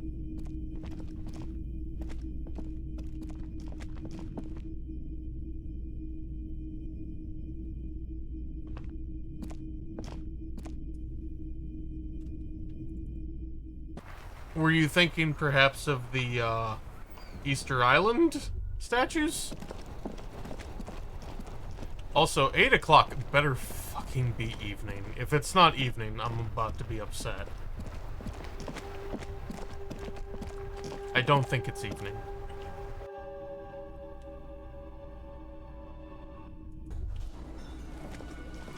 Maybe it is evening. This looks like it could be evening. Fantastic. The stage is all you feel a little dizzy. So, are you ready for your thing? Okay, let's throw some dramatic clothes on and absolutely botch.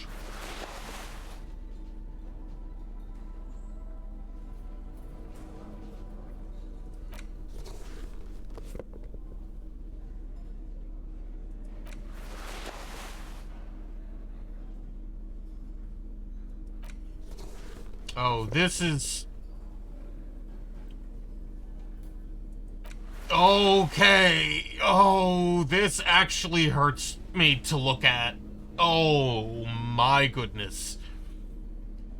These are some choices.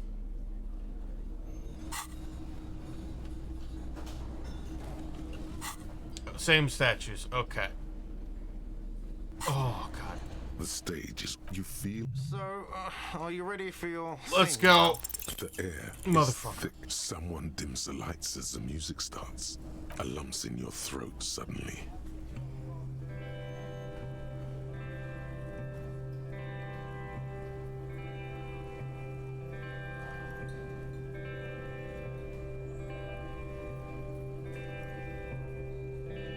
I would often go there to the tiny church there, the smallest church in Sanson. Now it once was larger. How the river Oh. runs there. My goodness. Down through the mist there, towards the Seven Sisters, towards those pale cliffs there.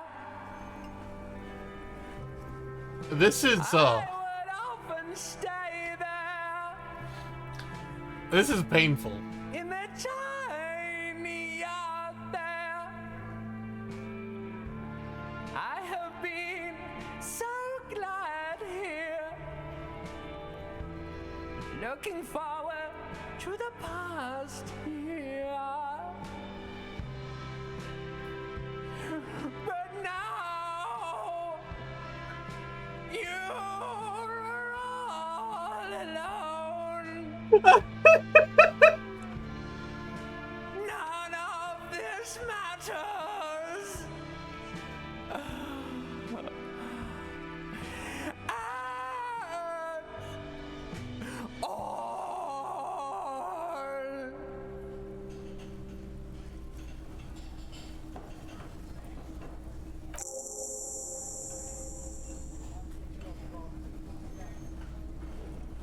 Okay. Do you hear that? It's the most pathetic applause in the world, Harry. Made of pity. No one liked you.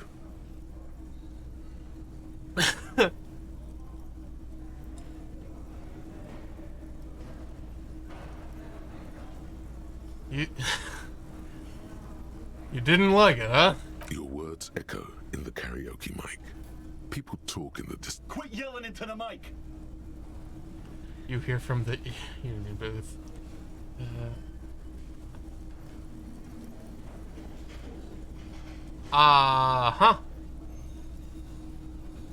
Fuck you. Both of these are garbage. I'm up here singing my fucking heart out, and it's not good enough for you fuckers. You hear, or think you hear, uncomfortable shifting around. I'm gonna unplug the mic now, okay? Please, Gart, please. You don't know what... Fuck you, I gave it my fucking best. I gave it everything and you shit on me. Someone walks out of the room by the front door. Some woman. Is it because of you? Just stand That's there. it. I'm unplugging it. He presses stop on the tape carousel. You hear a little whine of feedback, and then the mic dies in your hand. That's it. You're unpacked. Let's go, officer. These people wouldn't know a good performance if it beat them in the ass. I would like to, let's I'm curious. Let's see what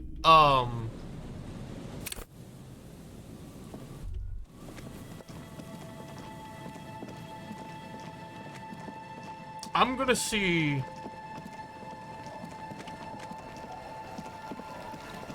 if I can get... Oh, that's the wrong way. I should have saved beforehand. I'm like legitimately curious what reaction is going to be had if I don't fail.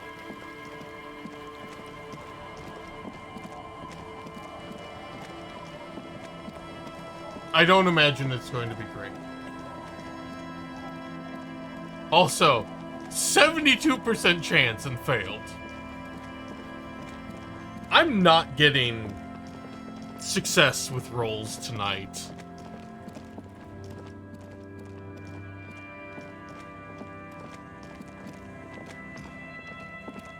Not even a little.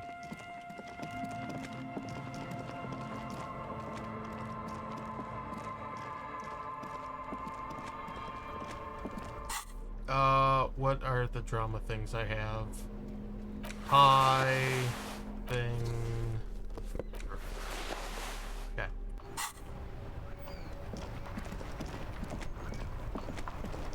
Did I feed the baby owl? What? What?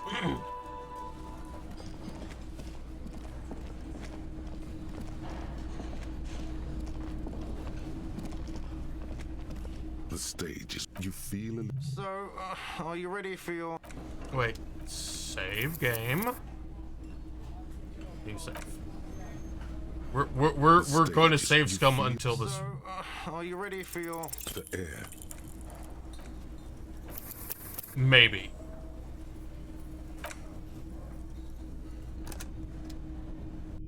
Like, this has been leading up to a lot. I want to see what a success looks like. The stage, you feel... So, if it's possible. Are you ready for your... The air there we is go. Thick.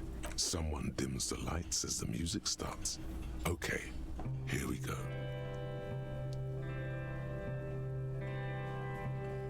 Huh, interesting.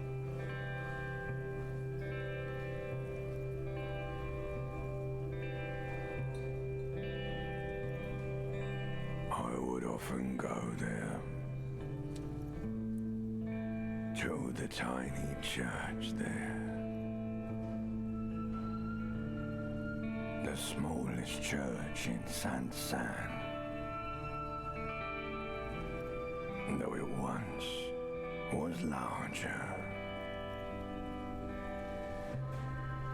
the realm may rest there. Down through the mist there. This is very different. Toward the Seven Sisters. Makes a lot more sense, Nobugu. Thank you. Toward those pale cliffs there. I would often stay there. In that tiny yard there. I have been so glad here. Looking forward to the past here. But now, you are all alone. None of this matters. No, none of this matters at all.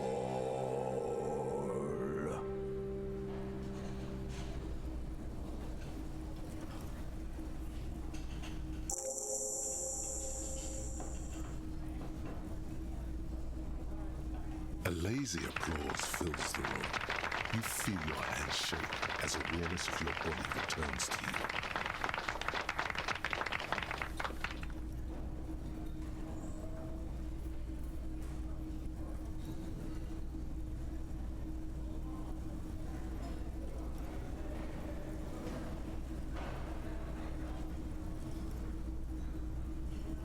Thank you, ancient reptilian brain. There is silence now, in the deep, where the voice came from.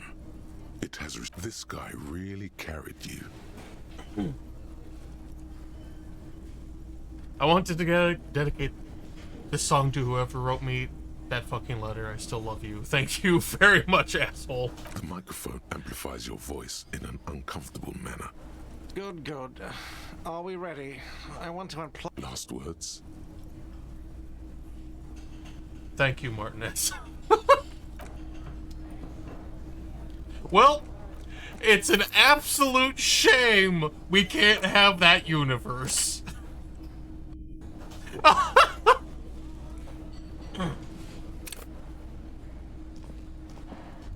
Hey, Gart. Thanks. Wow. Just wow. I hope you really enjoyed yourself up there. Had a cathartic experience. Because for the rest of us, that really sucked. It's safe to say this is about your karaoke performance.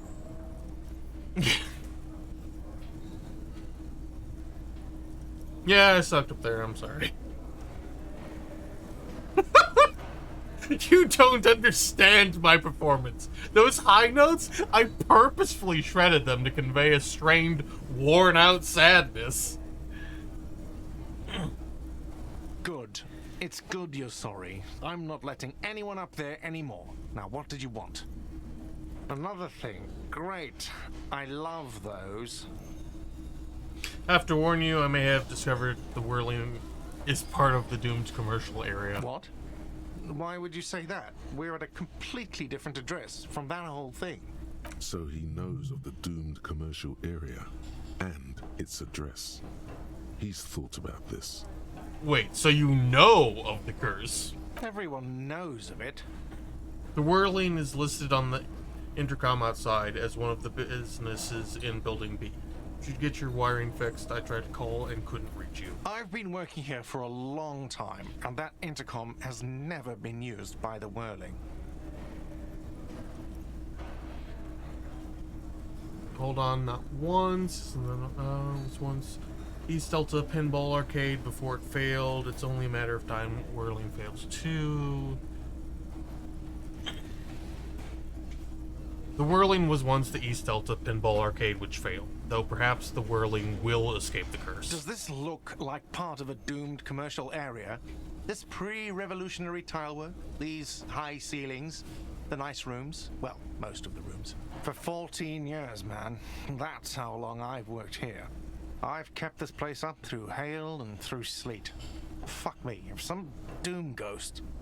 He steadies his voice. He's done a fine job too. Though he's spoken of the place dismissively before, the hostel is actually very important to him. You really care about the whirling, huh? Yeah. It's slowly growing on me again. It's beautiful in its own way, especially for this neighborhood. I've been trying to keep it that way, even if it is part of the damn doomed commercial area. You shouldn't be so worried about that label, you know. I don't place much stock in the curse and so on, but the label frightens the clientele. Who wants to stay at a doomed hostel? Everything's doomed enough without that. Who owns this place? Some real estate management company. They never come around here, just collect money from afar. Honestly, I think some money laundering might be involved. And who named it Whirling in Rags? Well, it sure as hell wasn't the real estate company. It was you? You look surprised. What? It's a great name, I know. Cafeteria managers come up with great names too. It's from a song. A song? Hail, Holy Queen, by the Ateniers. Hail, Holy Queen of the Sea. You're whirling in rags, you're vast and you're sad. Good pick. The lieutenant nods. What about those other cafeterias you manage? What about them? One is a basement dive frequented by chain-smoking communists. I can't tell you how sick I am of Kraz Mazov and Ignis Nielsen and all those old ghosts. He's hesitating, not sure if he should share this information with you. Encourage him. And the others? The other is a kebab cart. It's very successful in its way, but it's nothing like the whirling. Well, good luck to you. Good luck to you with this place then, conclude. Luck has got nothing to do with it. I need to think about where I'm going to place those pinballs. I have a feeling they're going to help. So, if you didn't have anything else to tell me about my establishment, can we, wrap it up? Yes? I like Guard. Shame he's got to deal with Harrier.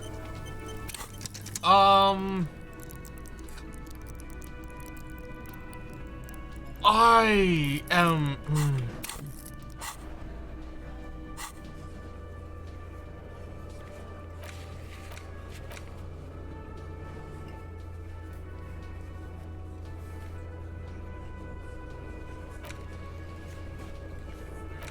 track down your gun. I actively refuse... let's see if this guy... The Copper-nado is back. What do you want? He smirks. I want to go over a few things regarding Ruby's disappearance again. Yeah? What? Okay, fine. Well, that was pointless.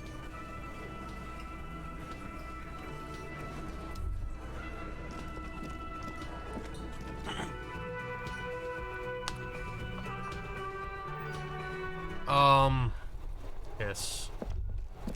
I have no earthly clue what to do. Like, I need to... Oh my god. If I fail Encyclopedia again, I actually don't know if I can...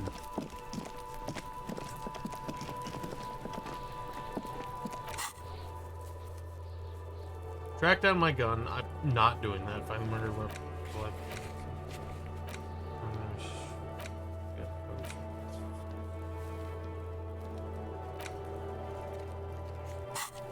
I have...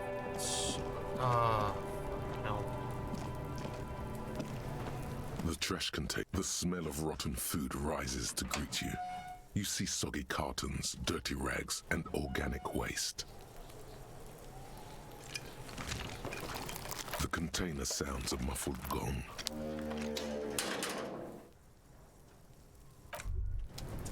You know what?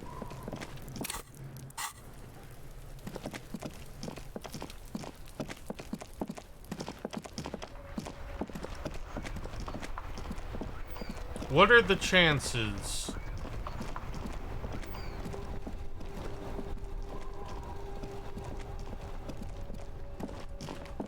What are the chances we need a shot put ball? Right? It's practically nothing. Yes? Wonderful. What is your takeaway?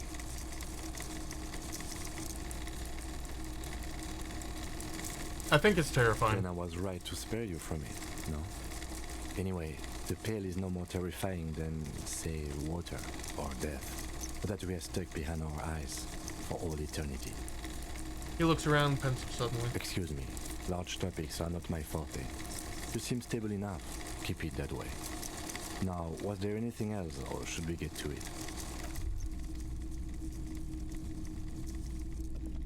You see rows of toys. Alright. Hello, hello. Let me know if I can help you with it. Sure, let me have a look. Anything else you're thinking of selling?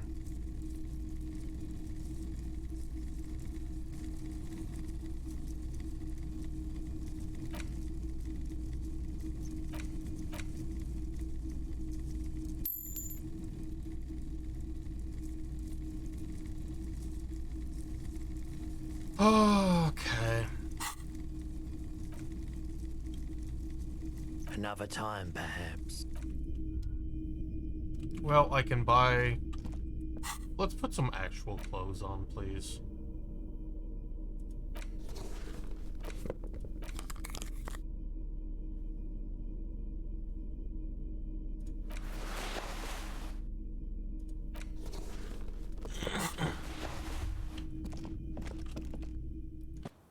I can hear you say alright, but did you listen to your tie?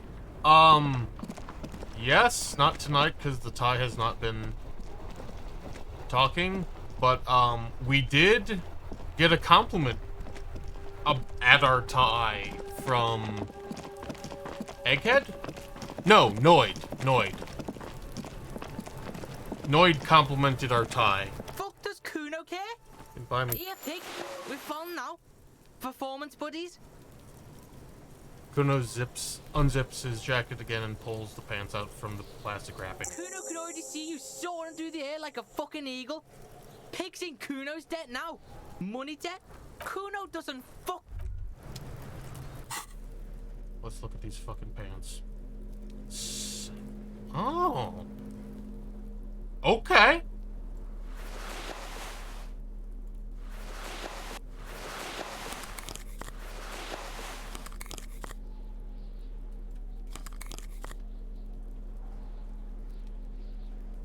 Those are just good. Those are just good.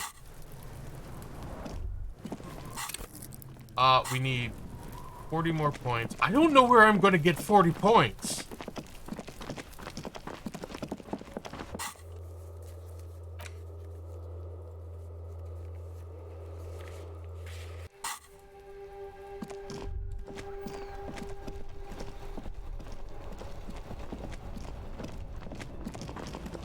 This is ridiculous. Like, I'm actually up shit creek, it seems like.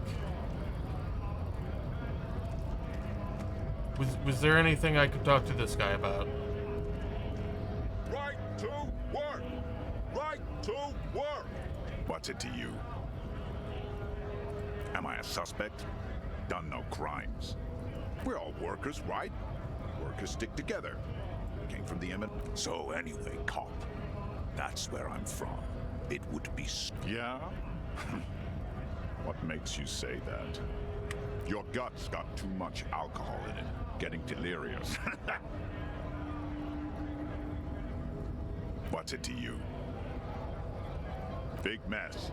Caused by Union Greed. We're all workers, right? Life in the domain is even below. Broken down, battered people mill on the dusty streets with no purpose. Yet amongst them. Worked at Territorial. Ring a bell? Uh-huh. It was a long time ago. Something about him... Let's talk to this guy again, maybe. Hold on, Wandering Man. The mercenary, eh? The man was... Well... Wait, what is this?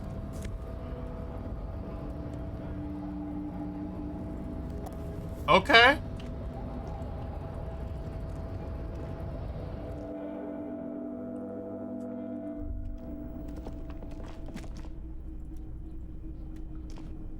The file cabinet stands steady as ever. Hundreds of and the same material you already went through. Remember, Leo, all items on the drawer slide.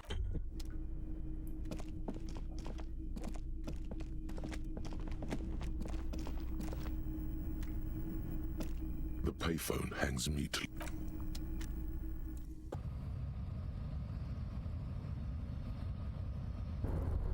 I'm glad I finally got some pants I can give a shit about, but, you know, I'm not... Oh, I should go check on her, maybe. This is the night. Possibly.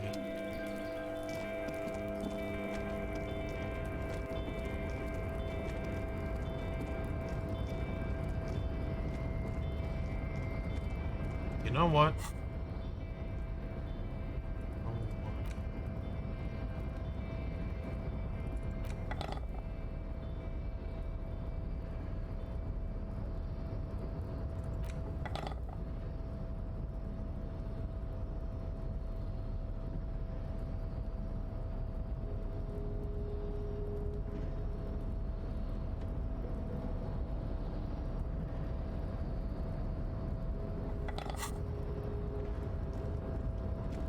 Let's break this fucking thing open, eh? You're back before the cargo container. Its drawer has not lessened since you were last here. Rhetoric. Rhetoric. We have a few clothes for rhetoric. I don't recall what.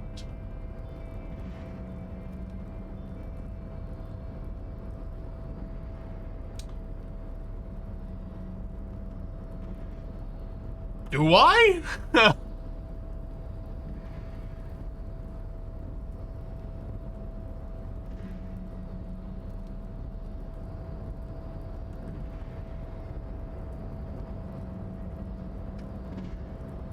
Oh shit, I'm wearing it.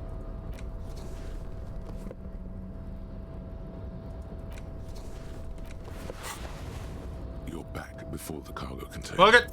It's why are you even trying to open a door with rhetoric? Because getting physical wasn't an option. Because what wasn't an option? I'm using my body over my wits. Now is not the time to get philosophical, detective. You can do that after hours.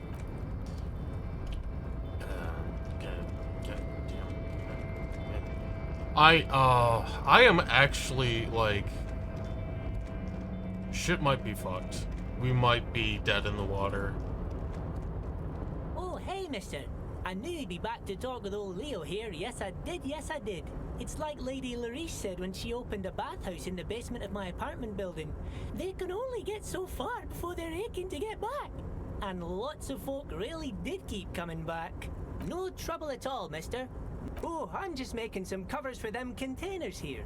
Sure, mister. About what? Oh, that one. Told you.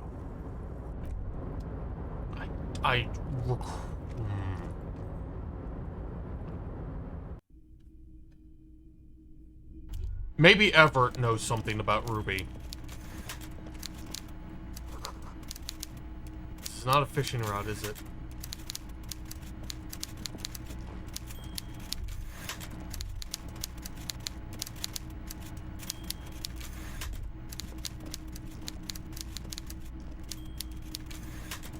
Mr. Dubois, a pleasure as always. You don't have to sit down this time, since you've already sat on that chair. I wanted to go over a couple things, but... Let's hear it, Harry. You got anything about my family? Do I have a wife and kids? Family? Harry, you're not a family man. There's not one peep of family in here.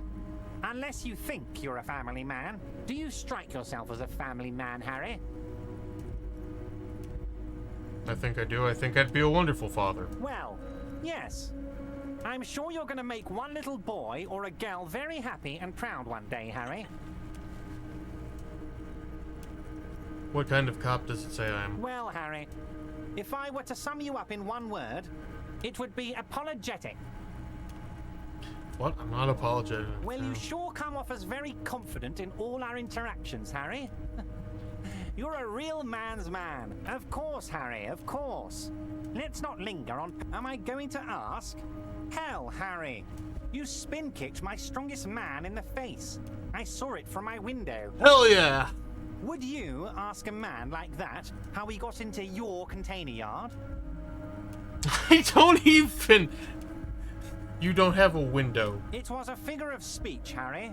Of course I don't have a window. I'm in a container. Anyway, I assure you, I am a very well-informed man. Information reaches me before I even get the chance to request it. I'm reconsidering opening that door you asked me to open. Perhaps it will help me somehow. A fantastic change of heart, Harry. Go talk to Manana down by... Just open one little door. You don't need to go in or anything. I just want that weasel to come home and see the unlocked door. That's it. Anything else we should...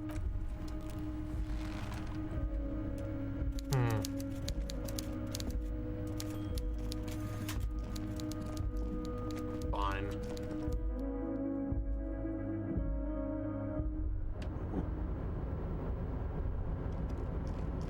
Only because I have literally nothing else I can do, and I am desperate for experience and any leads. It's amazing how confident I was, and then like an hour and a half passed, and I'm like, oh shit, oh fuck, oh god, oh no, oh everything's fucked, we're all gonna die.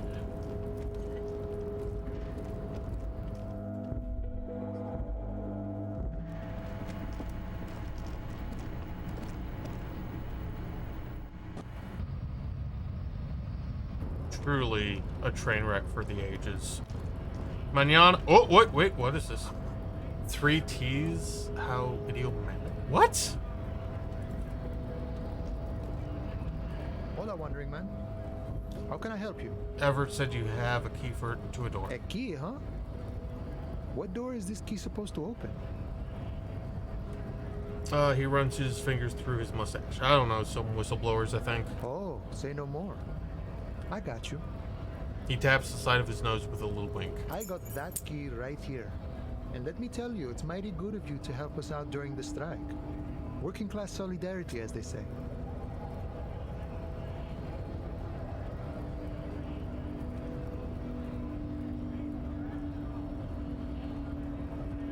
I'm not really doing this for political reasons. Oh, so the none of the above type, are you? I get it. I like to keep my distance too. But it doesn't matter. It's a good thing you're doing. Think, what you're looking for is a basement door behind the greenhouse. That's behind the Wailing in Rags. That's all I know. Our organization is what you call compartmentalized. Means we keep out of each other's business. Okay, but where did you get the key from? The janitor gave it to me. Nice fella. We talked about life and things that really, truly matter. His gaze wanders off into the distance. None of this mess we're in. This jiving and juggling. What's it for? To feed our children, I guess. And anything else I should know about this task, this weasel person, when he'll be home? I'm more of a philosophical dock worker. I like to talk about the big picture stuff. Who I am, who you are, what we are fighting for.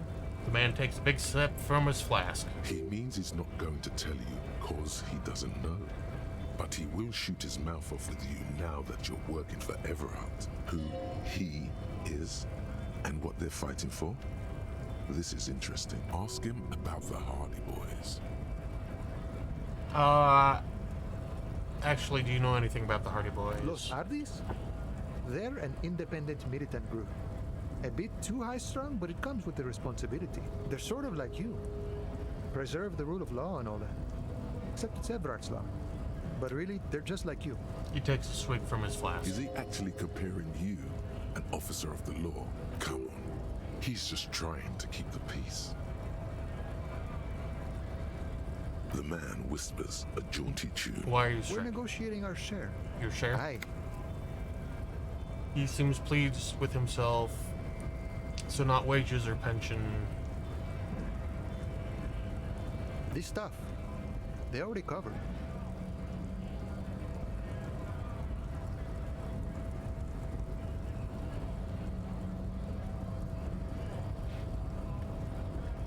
At least you got the benefits, that's something. It's not enough. Not enough to get ahead. More about keeping us in our place. Oh, okay, yeah. How large a share would you like? All of it.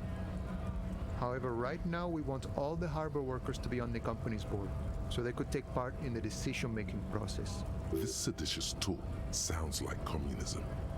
Just so we're on the same page, communism is basically wanting to kill the rich people or deporting them to a labor camp in southeast Grad. But don't say that out loud if you're a communist. You a communist? No. I don't think I'm a communist. Seeing something of value and saying I want it all to myself is a much older and simpler notion. No science to it at all. Even a weak child can think it. The only things holding someone back are I can't and I shouldn't.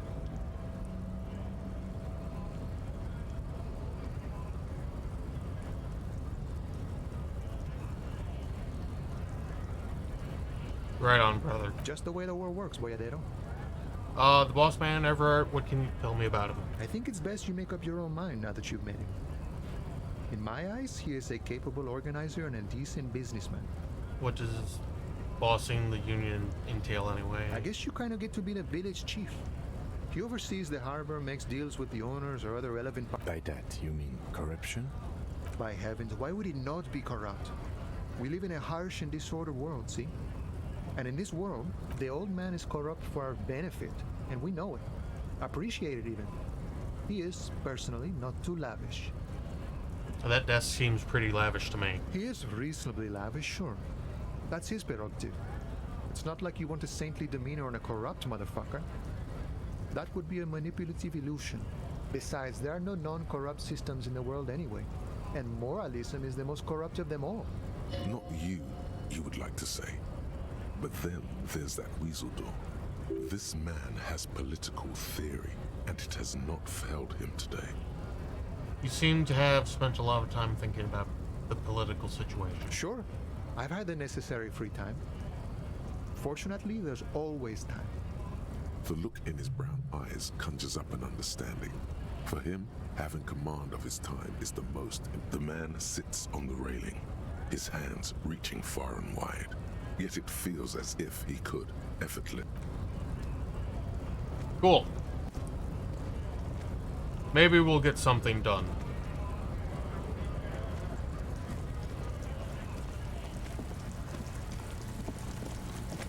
Hey, you. Looking Fuck for you. Something odd? Come to tell me to fuck off again? Yeah, if I can. It's about not the... Change the topic. The way he says it makes it almost sound like a threat.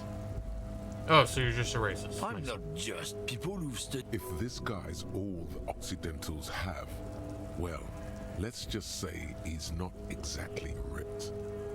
Yes, I can really tell you're a prime example of superior design. Open your eyes. Haven't you noticed something different lately? An unfortunate downturn, maybe? Huh? When members of the superior race cease to believe in their innate superiority, they stop. This concerns you, policeman, so you better be vigilant. The damn kips are sure. It's true. Also, you need to realize the dangers of mixing races. Who knows what might happen? Yeah, I'm not done with this. Why don't you go fuck yourself? Gotta do it again! Yeah! When the option presents to tell a racist to go fuck himself, you take it.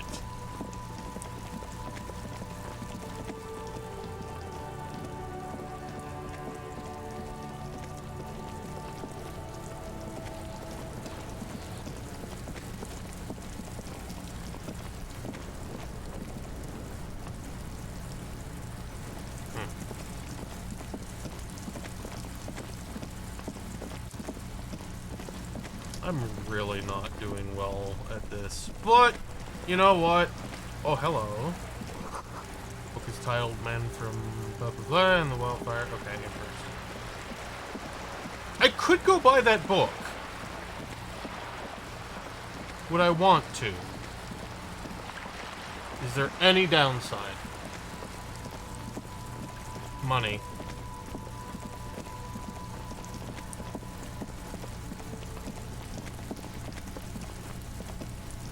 The door has braved the elements for decades. The copper nails holding the upholstery in place have turned green from sea air. Someone is moving around in the apartment. You hear the water being turned off and the sound of dishes clinking together. Knock on the door. No answer. I know you're in there. That already defeats the point, doesn't it? Let's get out of here. Use Manana's key to open the door. The key stops midway in the lock. Something's blocking its... The tenant's key is in the... The lieutenant looks first at the door, then back at you. Then, as you turn to leave, you hear footsteps on the other side. We should leave and go talk with Evrard. Tell him what happened, that we couldn't open the door. The door has break. The key stops. The lieutenant look.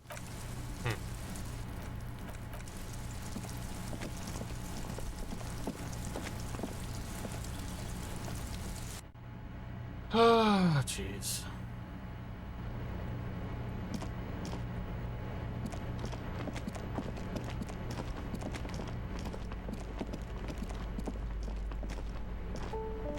You hear someone, a poor communard.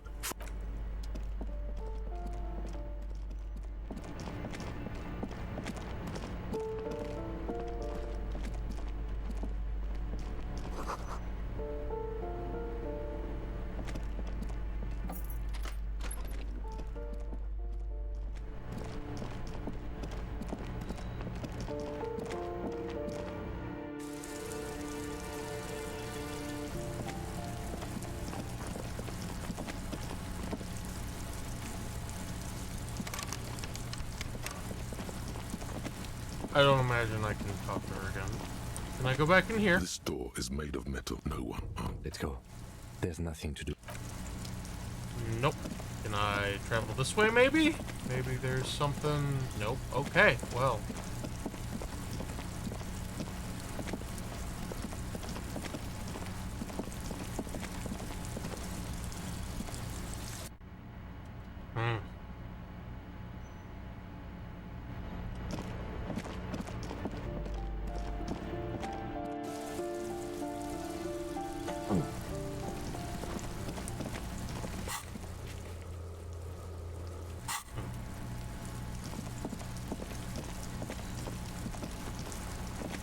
Just an ordinary wall. Nothing to see here. Let's take a swing at this. It's gonna be garbage, but...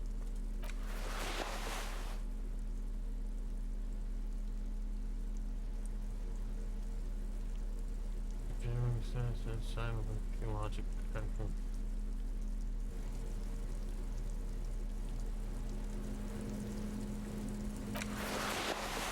This is as good as we're going to get, methinks.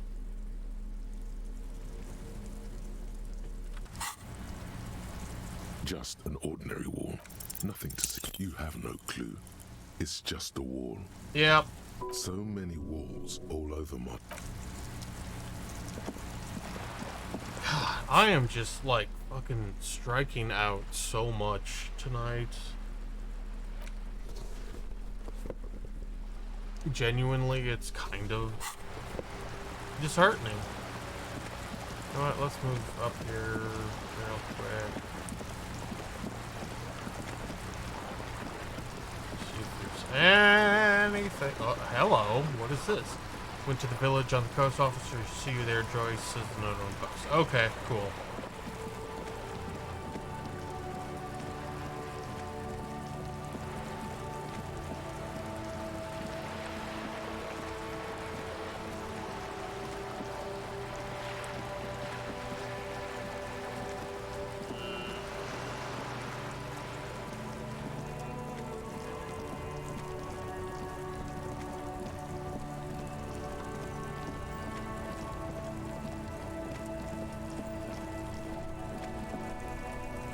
Stuck in the rain in a traffic jam, man.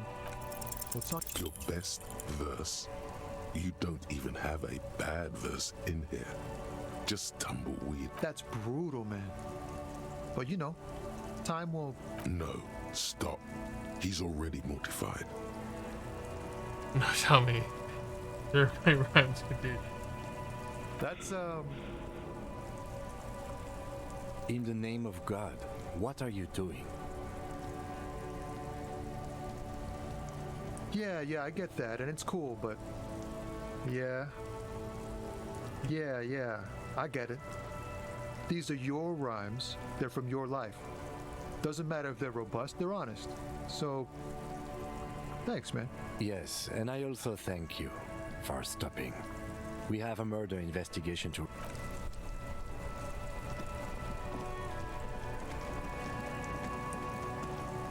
Hell yeah! Making an ass in front of everyone. Let's do it.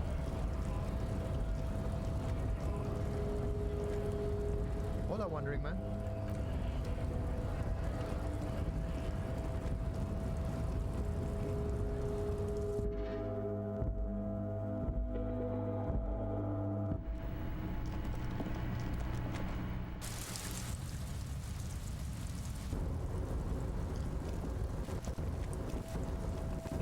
This is genuinely going just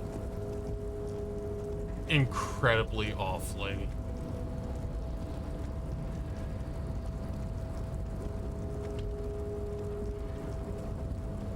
Late for the party, but he's labeled as racist, so at least, you know. Wait, what? Oh. Yeah, that guy.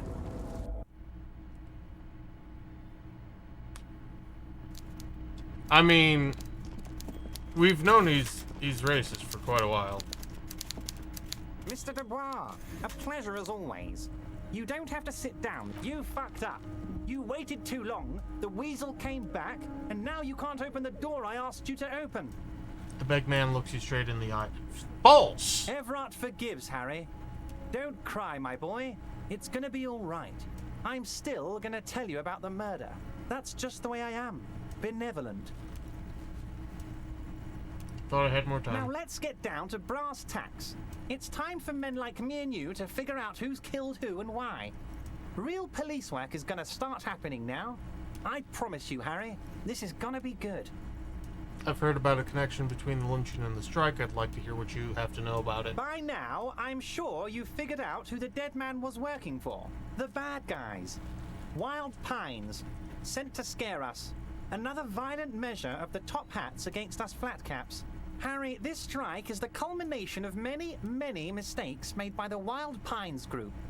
They tried to shut the strike down by sending in armed mercenaries. You mean our victim? A security contractor? Can you imagine that? Workers standing in peaceful protest, united in the spirit of fellowship, and they send hired killers to mow us down with machine gun fire? He performs a motion as if spraying bullets from a machine gun. I'm talking beasts, hardened killers from proxy wars in Yisut, Semenine, Saramaritsa, you name it, they've done it. Raping, killing, everything they did there, they brought over here. They want to turn Revachol into a third world slum. Honestly, the only thing they didn't do is kill the village elephant. Hold on, you have a village elephant? No, Harry, the elephant is metaphorical and so is the village, but the mercs and their brutality are very real.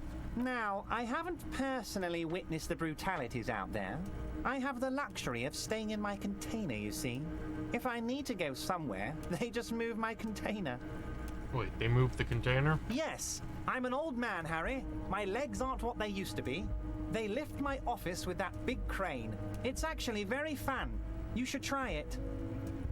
But enough about me and my fun container. The killers the company hired, I think there were 3 of them, all hardened commando types. One of them got downright suicidal, getting drunk, violent, a little rapey. Even their own negotiator couldn't control him. That's your boy, the one who likes hanging out and trees. By negotiator, you mean Joyce? Harry, what you need to realize is, we dock workers are not pushed. We got grit, Harry. This whole neighborhood does. Push us hard enough and we push back. And when we do, we push to kill. Who exactly did the pushing? There's a militant wing inside the Union. A group of people whose duties don't involve manual labor, but peacekeeping in the neighborhood, making sure everything runs smoothly. They're like you guys. Idealistic people who want to make sure bad things don't happen. And if they already... So these idealists killed our victim? One day Titus Hardy, leader of this peacekeeping faction, comes up to me and says, "Boss, socialist democratic fervor drove us to take it upon ourselves." He probably worded it differently, but that was the idea. Sure sounded to me like they killed him. Aren't you worried we might arrest them for this? Oh, I'm not at all worried about that. These are not the kind of men who get arrested. They're Martinez boys, tough and gritty. I'd like to see the man who takes them in. Uncertainty belies his boasting. In the end, though, he believes it. Or at least, he wants to believe. There's a bullet in the hanged man's head. So they shot him? He sounds pleasantly surprised. He was shot in the head before he was hanged. How odd. I don't know what to say, Lieutenant. They told me they hanged him. A hanged man is what I saw when I took a look into that yard. What I do know is, the case is in safe hands. If anyone can get to the bottom of this shot and hanged man, it's my two little policemen. Godspeed, policeman. Was it a good tour? I'm not sure we made much headway here. I was hoping we'd bust the case wide open. Heck, I even wanted to tell you what I really want to achieve with the strike. I don't know what happened, Harry. I wanted you to feel like Mr. Martinez. And of course, I also wanted you to find your gun. But it's like I can't completely trust you. Yes, Harry. It's like I can't fully trust you if you're not a man of the left. I want to, but I just can't. A man of the left. So you have to be a social democrat. He's been hurt too much in the past by men who aren't social democrats.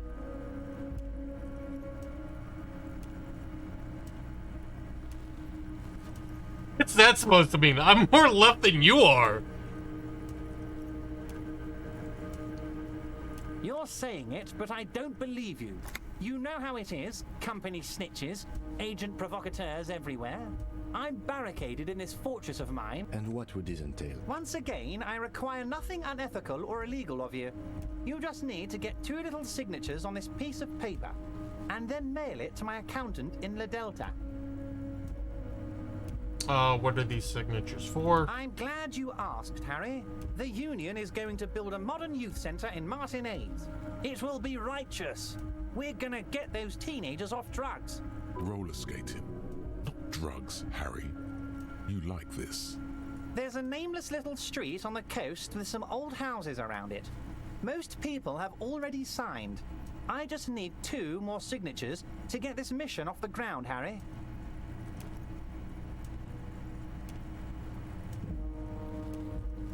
They are just going to have to deal with the construction noise for 6 months, and then they'll be living like kings. Right next to a fancy new youth... Is he absolutely sure the tenants won't be thrown out in the street? Are you 100% sure? Am I? Harry, these people... Martinez is the most important thing in my life. We're going to build a youth center there. The value of their properties goes up, and kids have a place to play in. I'm looking out for these people, not pulling the rug from under them, Harry. I'm looking... He means it. You mean the fishing village? Yes, yes, the little cul-de-sac on the coast, where all the men have drowned, in either the sea or the bottle. A gloomy place, doesn't have that Union attitude. It depends. I don't think what we just got from Mr. Clare was very useful. But, he thinks, it's your call. As I said, it weighs on me heavily. But once we get really talking, well, I'm going to hand you the keys to Martinez. He's saying as little as possible, as vaguely as he can, deliberately omitting things. Perfectly acceptable. No one's going to force you into anything, but I don't know about that gun of yours. You see, I'm a vengeful man, Harry. Part of how I got where I am is that, well, I can be... But the good news is, the moment you change your mind and want to look into this matter, just tell... The lieutenant's eyes meet your okay, fine.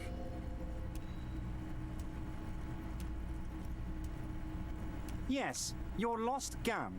My best men are on it. They're turning... Your gun will be found, Harry. The only way to find it seems to be working with him. He might even be holding your gun hostage.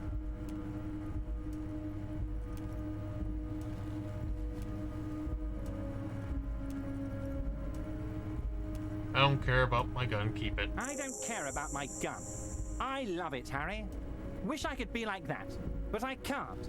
I have a responsibility. The officer is exaggerating. Of course we care about the missing firearm, and we are actively looking for it. The lieutenant is concerned about the lost gun and feels that the fact you haven't prioritized looking for it is unfortunate, if inevitable. Excellent, Mr. Kitsuragi. That's excellent news. Looks like we have a friendly... Yes, yes. What's that, Harry? You're getting a little pale. Is it the words paranoid schizophrenic and lost gun in one sentence? Well, I got some experience. Cool.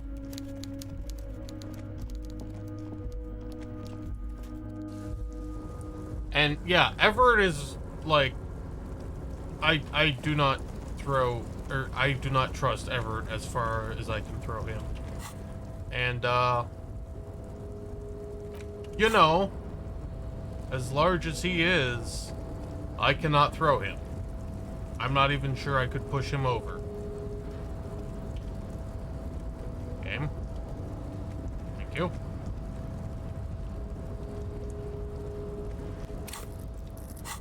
$25 more points.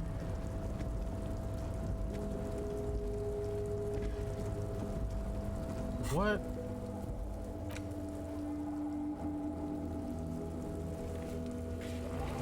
Let me see. Game? You want to piss off, please? What? What are you doing, game? Stop.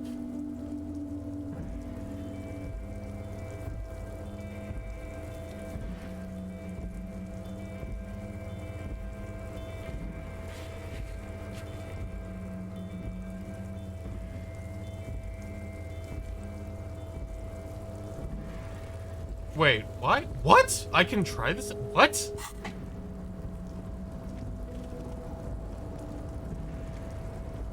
I don't understand.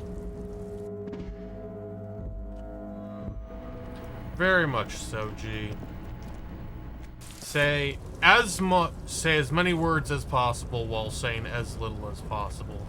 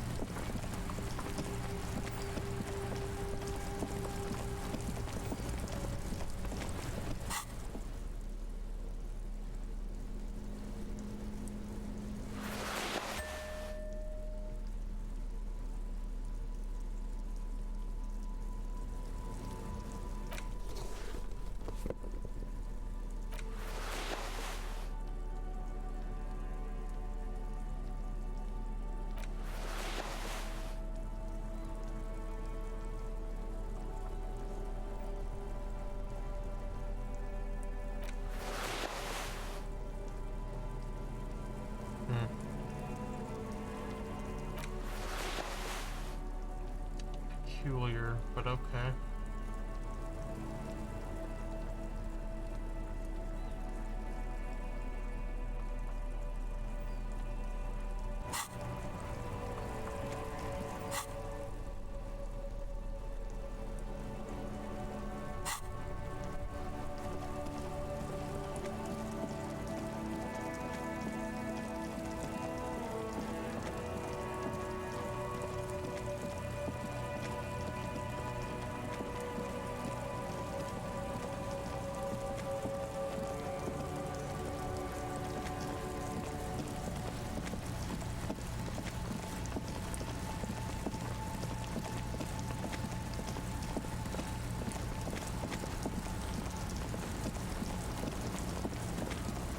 Oh, I just noticed that it stopped snowing and it has started raining. Interesting. I just had a thought. I don't believe it talks. Time's cold, Abigail. Abigail? Abigail, where are you? I'm cold, Abigail. Tequila Sons. Can't really remember seeing any women after losing. It's a touchy topic. He hasn't got laid in ages. Wonderful.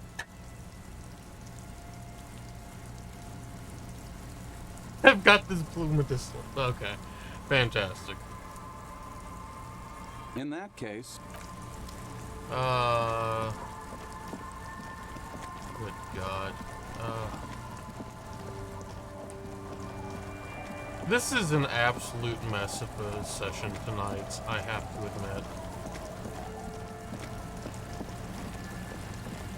There's frankly not a whole lot I could do that I'm aware of that would change this. Oh, they're gone. Wait, is that... Nope, that fence is still there. Okay. The once bright mural towers above you. Suddenly, there's a sigh, carried on the molecules around you, moving, flowing from high pressure to low pressure, like that of a woman emptying her lungs.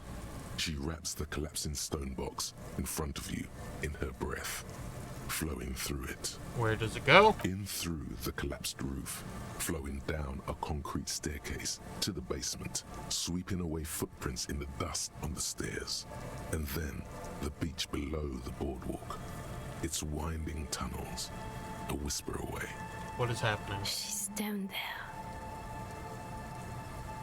I think she's down there below the building. Okay.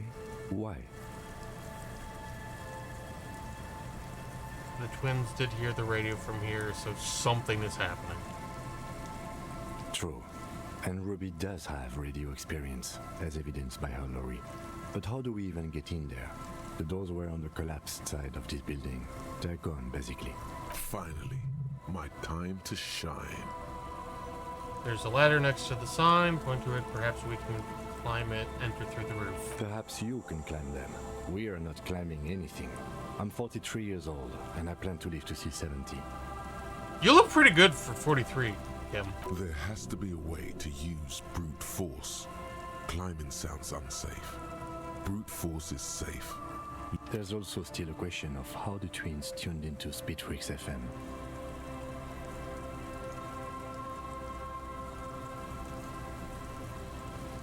You just want to dial your favorite radio station, don't you? I'm only observing that there's another lead you wanted to follow. And that if you drop the radio lead now, just be prepared to leave without having done it.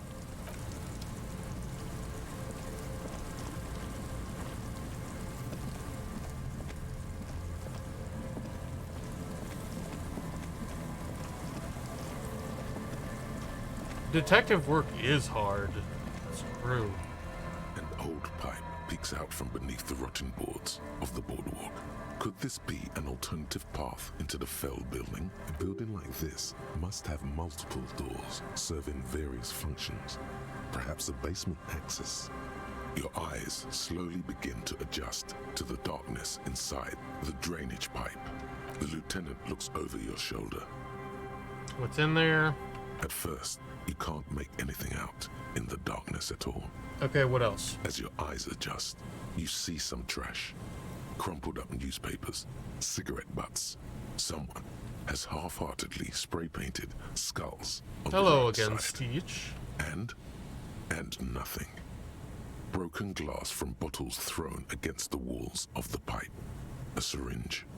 Could we get into the Feld building through that pipe? Given that this isn't a martial arts thriller, it's highly unlikely, and not without risk to our health either. However, the pipe suggests there may be an entrance to the basement around. The lieutenant pushes aside the reeds and looks around. The lieutenant's face lights up. He doesn't usually notice these little things. And it's right here. A maintenance door. He points to a rusted metal double door to the right of the pipe, obscured by the reeds. It's jammed shut. The subtle approach isn't going to work on this one.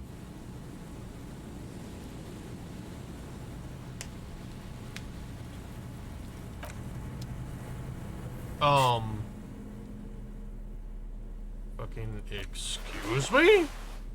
Does my... I have a can opener in one hand. I should get a bonus.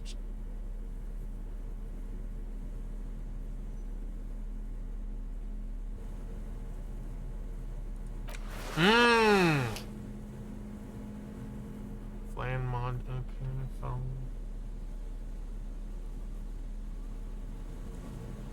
40% not bad? What? Do I really not have coats that give... Interesting.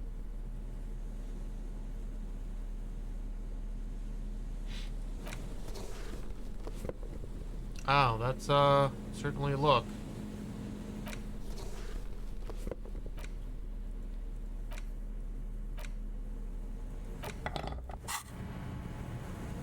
Let's fucking go. Behind the pipe. 83! The metal doors are heavy, and the flaking rust hurts your palms. But, together with the lieutenant, you manage to slide them open just enough to squeeze in. Good work. Shall we? The lieutenant nods towards the impenetrable darkness inside.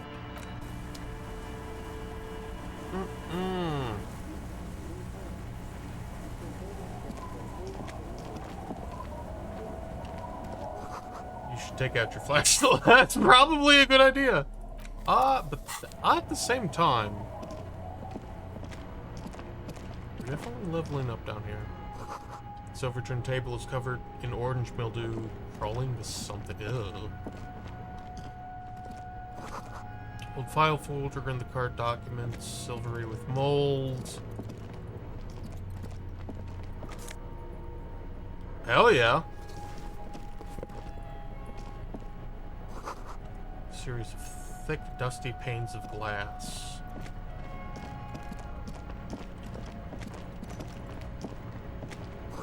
In the beam of the flashlight, a crevice in the wall. Okay. Revolutionary propaganda on the bunk bed, ancient flyers and brochures. Stale fabric, smell, and dust. No one slept here in months, maybe years. The same slit window you saw from the outside. These pots and plates are full of dust and spider webs. A mustachioed and mutton-chopped man, amateurishly depicted, gazes at you with sad eyes. A plaque reads, K. Mazov. There is a spider web in the lower left corner of the portrait. Brush off the dust from the portrait. Years worth of dust is shaken off. The full head of hair, matched by an ample moustache and sideburns, look a bit silly. Someone crouches, heels digging into wet sand. Hands sweep across the sand, grains sticking to the frayed skin of the fingertips.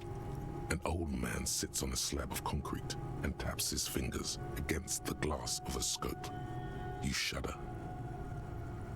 Yes, I can see that. Looks like some communists were hiding out here. They left a long time ago. Maybe I should move in here, seems cozy. I won't stand in your way, but only after we're through with this case. Could someone have stopped through here recently? You mean like Ruby? No, I think we've stumbled on a piece of history.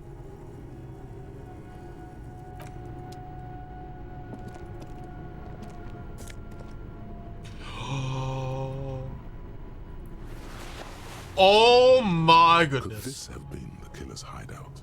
And this narrow window, the point of origin of the shot that killed the mercenary? This does look like an embrasure, a slit made for shooting out of.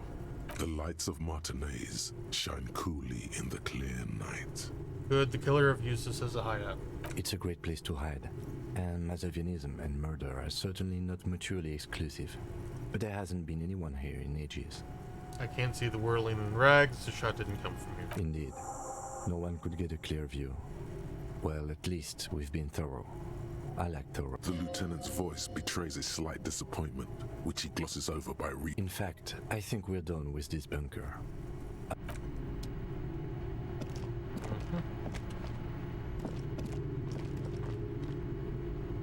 Interesting.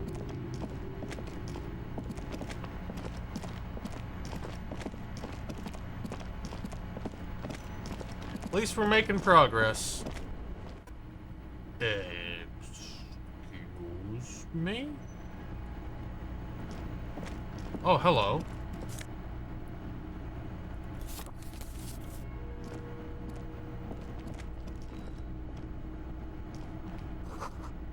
The glass is covered with grime and dust. You can barely see out. How great would it be if stones fall? It's a long way down.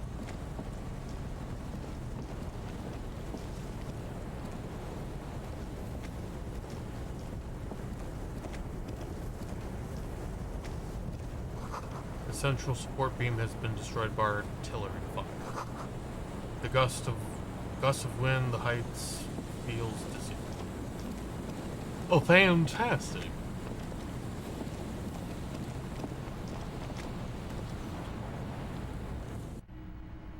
So there was no point in coming through here. This seems like a very, this is a very small area. Why is this, loaded in at all? It should be part of something else, I feel like. This collapse nearly sealed the basement. One can barely squeeze by. Antiquated office furniture, last century maybe.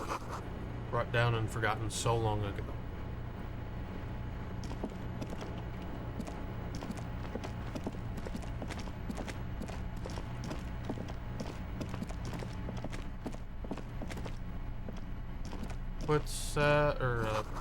Boot prints in the sand. One of the soles appeals more worn than the other. Fantastic. Tunnel collapse. You'll have to find another way around. Yeah. There's something in the air and a natural buzzing. Probably her radio.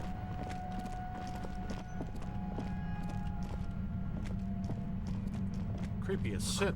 It's getting louder, the buzzing sound.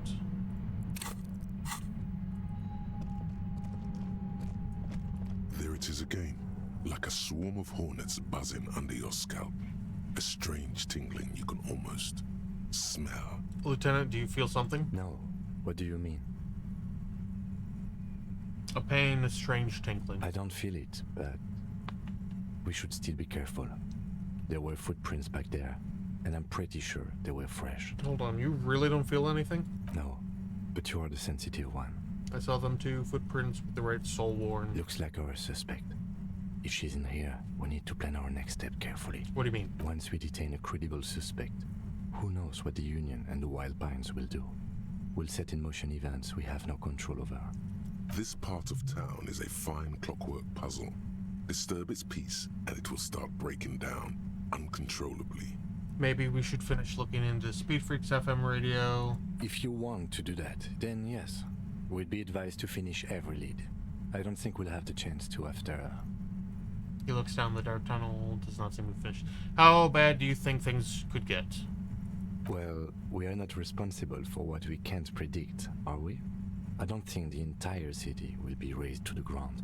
He smiles in the dark. If you can't predict it, there's nothing you could have done. What do you think is waiting us for? I think I see a cavern. Maybe more cellars? I think we've been careful enough. We still have the element of surprise. I wouldn't be so sure. You haven't exactly been sneaking. Or maybe not. Either way, once we go deeper, there will be no turning back. Cool!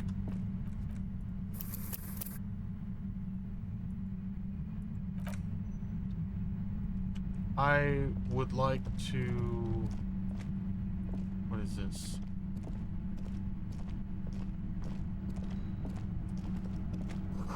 concrete pipe buried in sand and dust. It feels strange. Oh. Goat! Change. Change.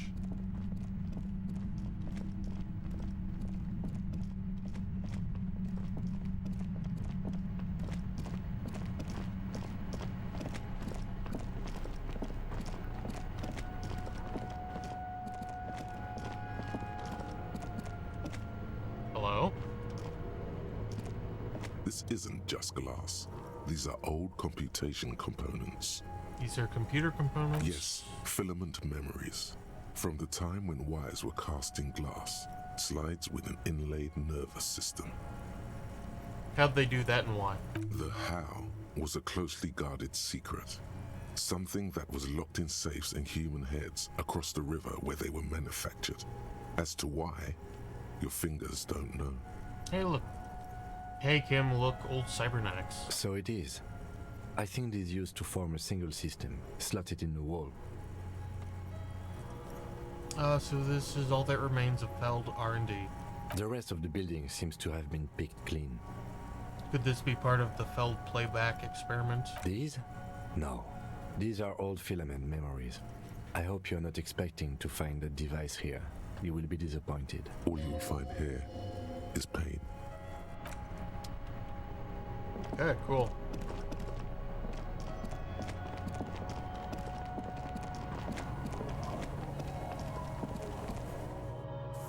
Very cool. Okay, so...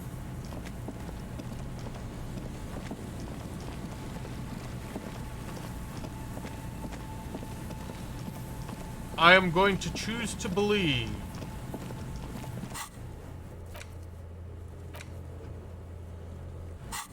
I can't put the pieces together anymore at the Feld mural.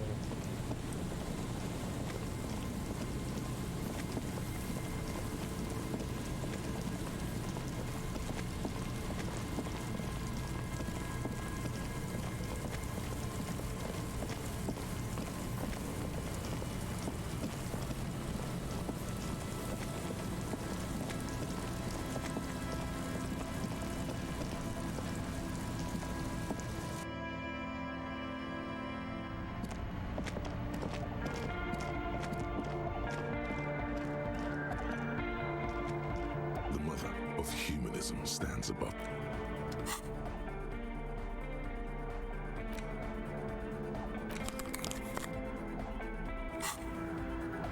Let's flub it! The mother of humanism stands above you. Despite the damage you've done to yourself, the title appears lodged in your hippocampus.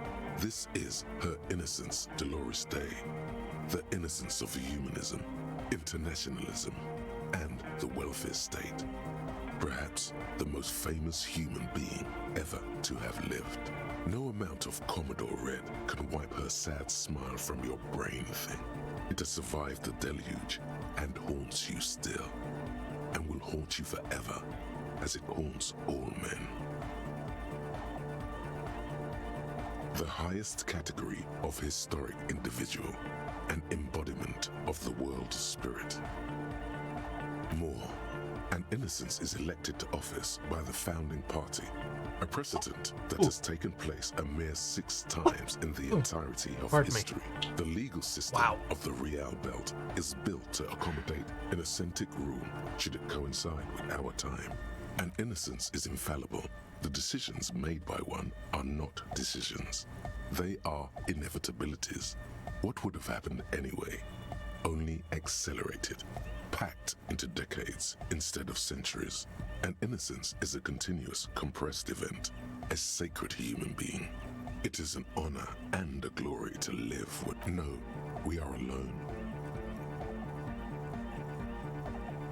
Terrifying is a term too emotionally charged for your semantic memory, or what remains of it. But terrifying, it's a simple word. She was bad for humanity, and you shouldn't have started thinking about her. No, there was something bad about her I wanted. You already do. Although she's often considered to be the greatest human being to ever live, there was something ominous about Dolores Day, constantly surrounded by her Theriers. She was the most socially secluded and least self-aware of all the innocences. Some modern thinkers would consider her a war criminal for the campaigns she waged against the Mesk state. And then there were the resettlement programs. Oh boy. The Mesk state tried to detach itself from Innocentic rule. Parts of the world were experiencing whiplash from accelerating into secularism. Her mandatory education programs and mass resettlement of upstream Marguerite were problematic as well. Dissenters were suppressed by a military force she called the Army of Humanity. She adored chess, yes, but also military war games. Dolores Day often holds a tiny tin soldier between her index finger and thumb in icons such as this. She was also blonde, the blondest woman you have ever seen, with green eyes the color of the Pacentic, Mare Interregnum. Little is known of her Marchese husband. It's as if he vanished from history after completing his role, which was to introduce Dolores Day to court. In conclusion, yes, there is something lonely, paranoid, and even terrifying that people seldom mention, but feel when they think of her. Lieutenant Yefreiter, you've stood there for over 5 minutes. The lieutenant's calm voice echoes in the cold air of the church. What are you thinking of, if I may ask? Glowing lungs, that's fucked up.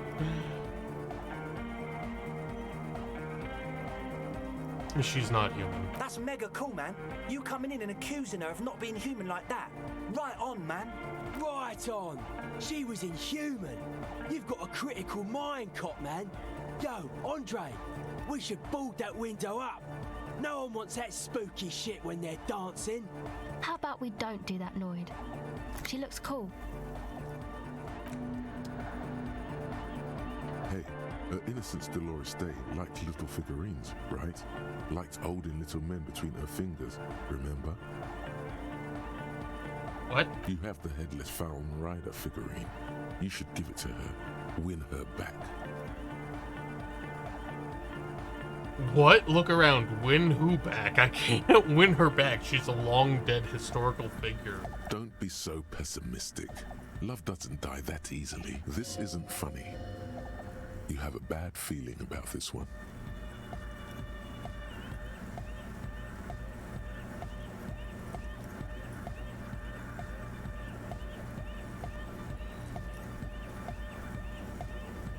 Forget about this. No, it would have been beautiful.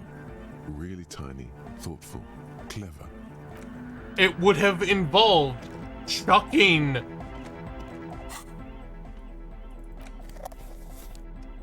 a figurine at a window. You cannot tell me that would have been clever reaction speed. You're an idiot.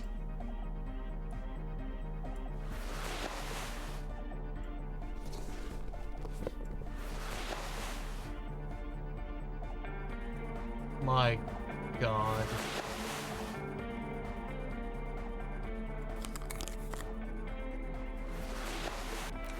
Oh yeah, look at that shit.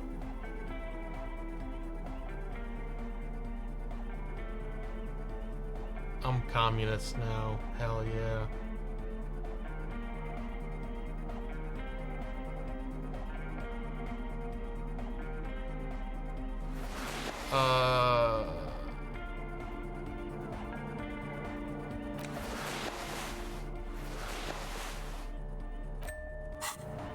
Cool. Wait, what is this? This hat is so soft, so warm. It wraps around your head, and your mind tingles with all manner of socio-economic theory. This is a Ushanka, right? Pat the hat. Kraz Mazov would have worn this Ushanka. Mazov knew where to cook those thoughts. That's why it bit. Glory to the revolution, comrade. Whether you like it or not. Huh.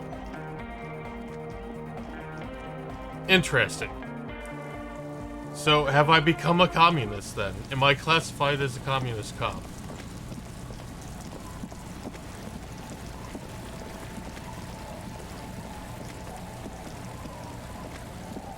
It's a fantastic hat, let me tell you.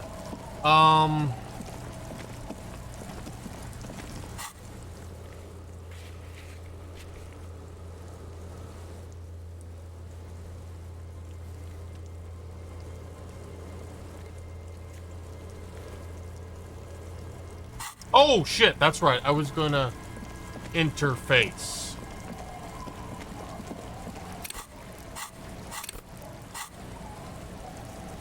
This is gonna be fucking dumb.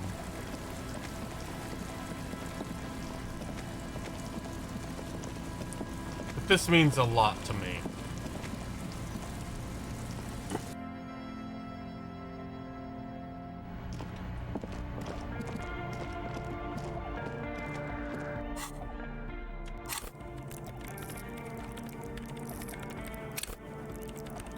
I need to do drugs.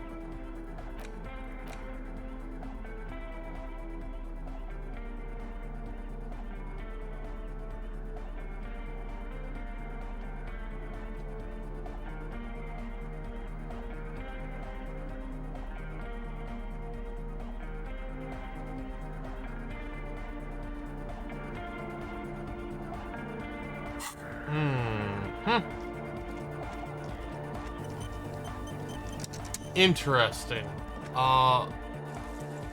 My interfacing is capped.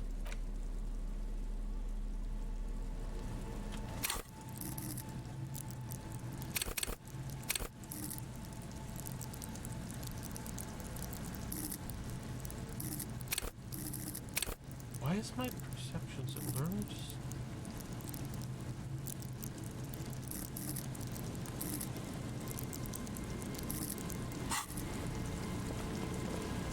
My interfacing is... Why is my perception cap so high?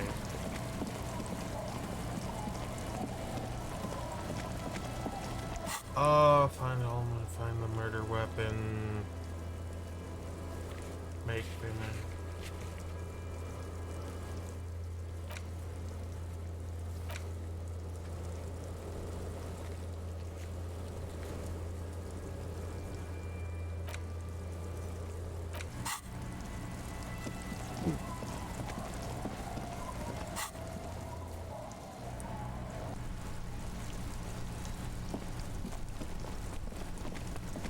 Inside, you see a set of steering levers, a radio microphone, a pull-out toolbox, and the soft globe, the white suede. Your fingers waste no time closing around the handle.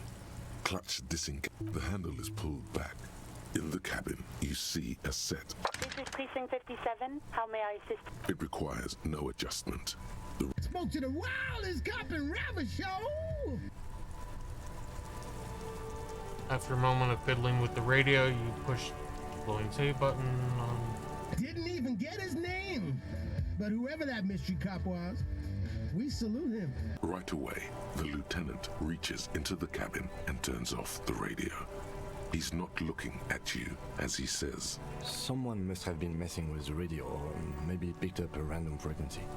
You wanted the prime line, right? He's still avoiding your gaze, and his ears glow red. That's DJ Mash, that was Speed Freaks FM. The lieutenant is resolutely silent, staring at the console. Oh man, you should have told me you liked them. I could have asked for a shout out. I don't listen to them. The lieutenant says sharply, it's okay to like what you like, Kim. I don't like it. I don't know how that channel got marked. You're lying to me right now, Kim. Excuse me? Come on, man. You can tell me. The lieutenant raises an eyebrow. The ocean wind blows, bringing in the smell of salt. That eyebrow. He's using his authority against you. You can't resist. I got... Kim, I'm sorry. He remains silent. Nothing to get into, really. But sure, let's focus. This is Precinct 57. 57. In the cabin, you see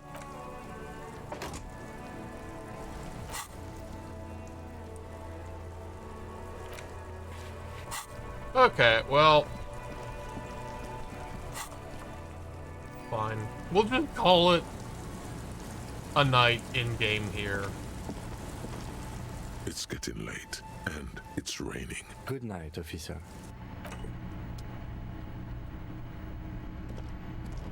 Observe the mirror.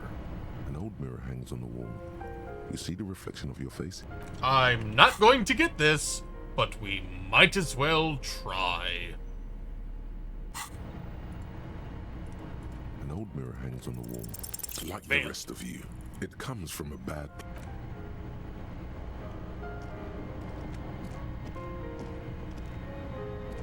On the table, you see the water reflects your face, such as it is. The bed is comforting. Wait. If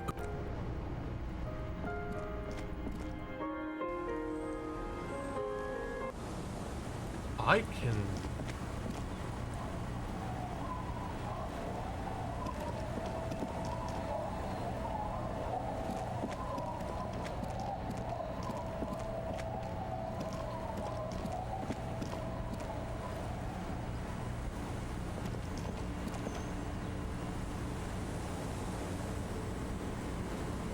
It's getting cold.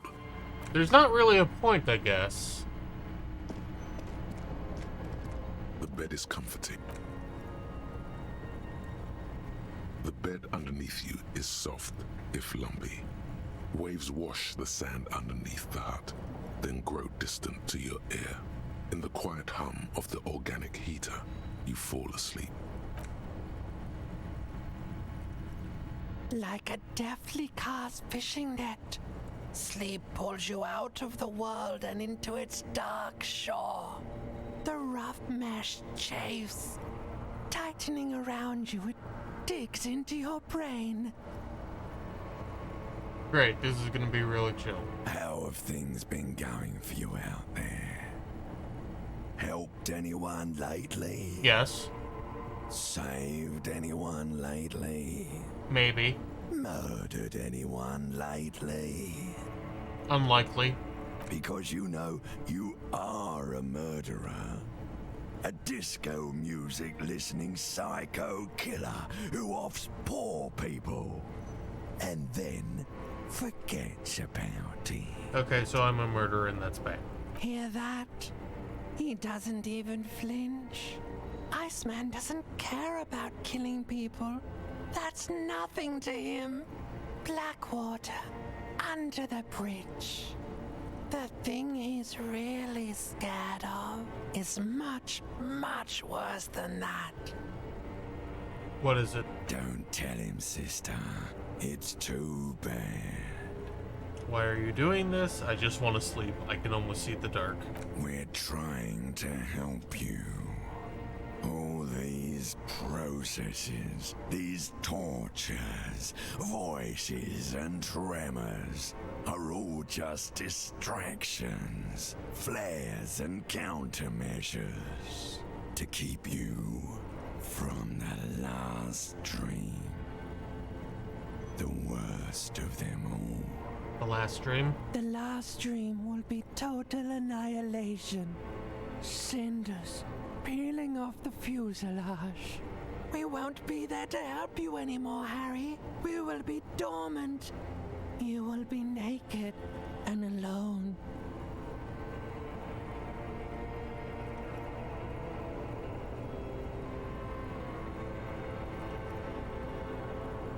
And the air will smell of apricots. Of hell.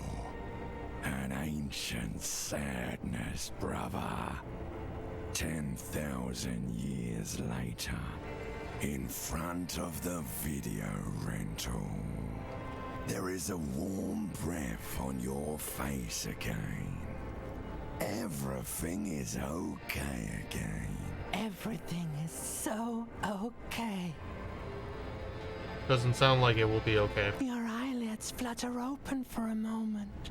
When you close them again, you sense the light of the room around you. You're back.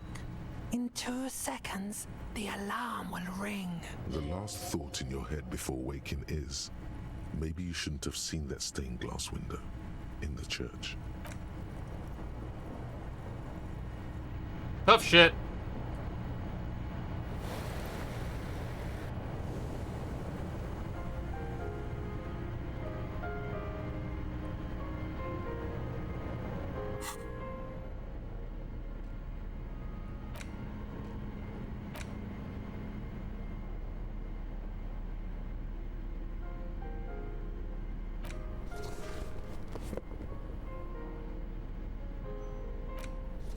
Oh, that's actually pretty sharp.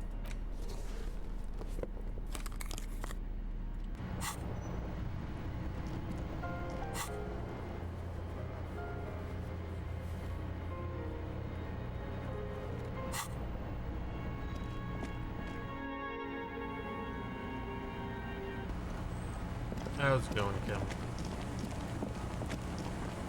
Okay,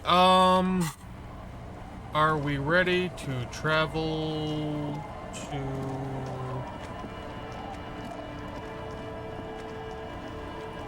Are you good to go? Aye, the sea's gonna calm down soon. I can feel it. The wind is turning southeast. What's on your mind, officer? Oh? Who? Well, how can I assist you?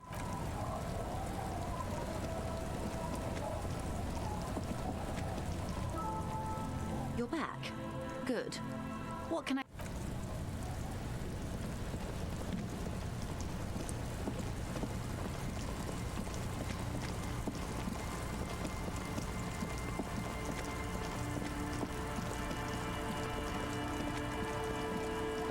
Oh!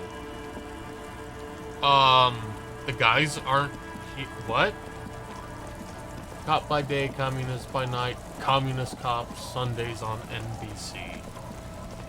Mm-hmm. Sure.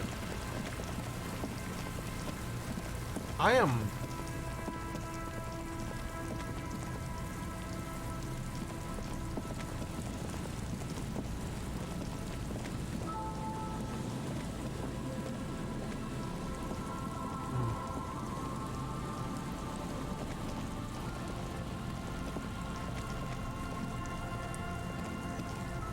A few locusts, poor things.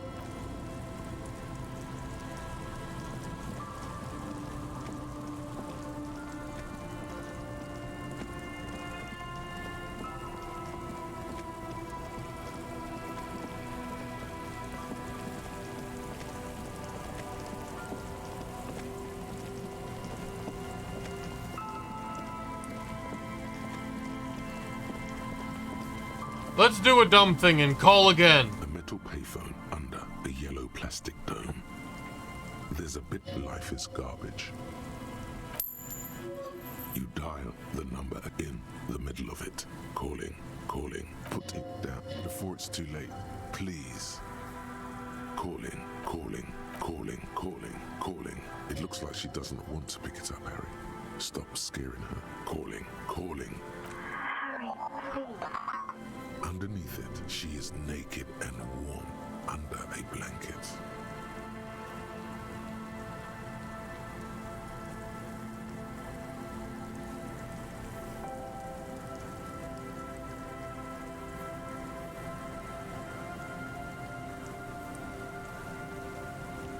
I need answers to my mystery. Phone hang disconnect tone.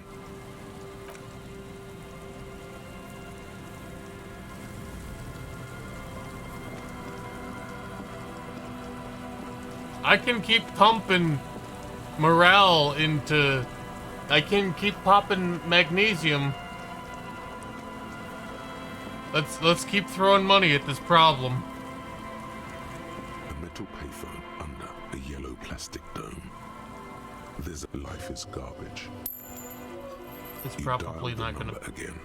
as you've done, calling, and calling for who knows how long, but no one answers. You need to insert more money to call again.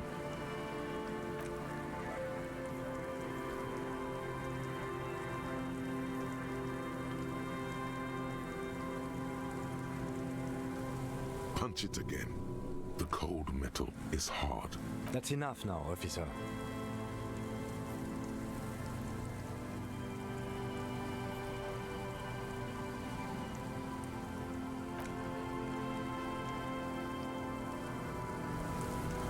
Bent metal, broken glass. Your path lies strewn with the broken forms of everyday objects. You are the destroyer, the bane of inanimate matter. It's upon me, stuff and despair.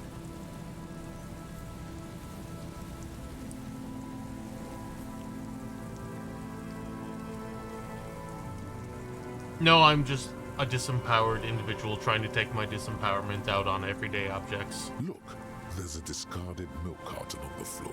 Why don't you destroy that, too? No, I actually feel sorry for the things I've destroyed. I'm sorry, milk carton! You're right. That's definitely not the behavior of a destroyer at all. That's just severe anger management problems and a disregard for property rights. Yeah. Yeah, probably. Yeah.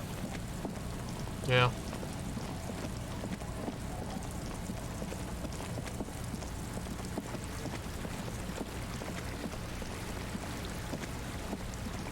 Okay, can we, why can I not fast travel? I don't understand the fast travel.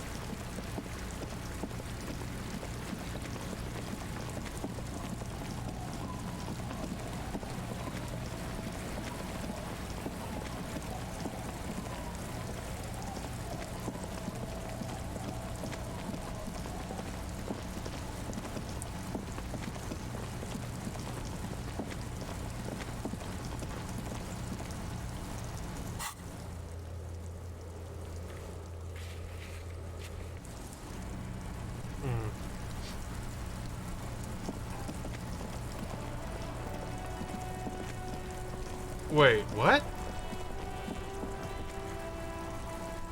Yes? No, not you, Kim.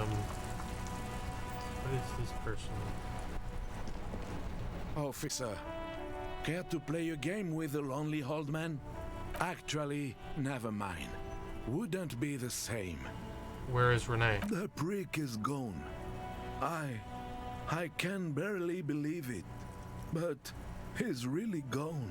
He is trying to retain his jolly facade, but the underlying sadness casts a deep shadow over his wrinkled face. Gone? Gone where? Hell, most likely. He was an absolute Kent. How did he die exactly? His hungry little heart finally gave out. The dock workers found him in the guard booth this morning. Wasn't even supposed to be working for another week, but he just had to prove how tough he is. Guess he was about to head home, cause when the dock workers found him, he was wearing civilian clothes and not the Kuketu uniform I saw him in all the time. Sometimes I thought he was wearing it just to piss me off. Now the joke's on him, cause he's gonna be buried without it.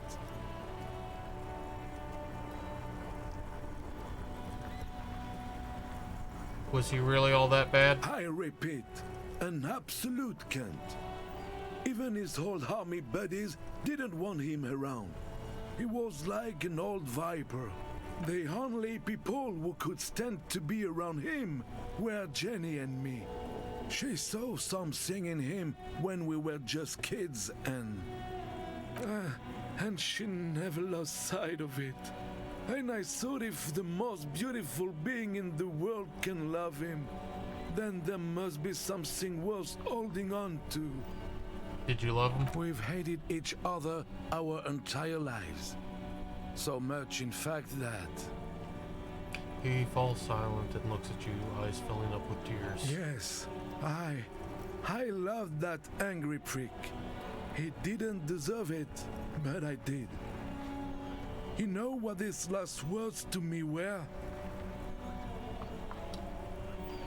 Something forgettable, like see you tomorrow, probably. Some right-wing royalist slogan. In Guillaume's time, you'd have been shot without trial. That's what he said to me.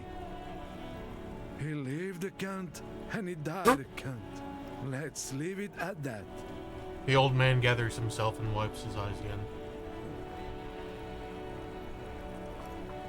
Here's something to remember your friend by. Give him the photograph of Renee and the girl. Let me see.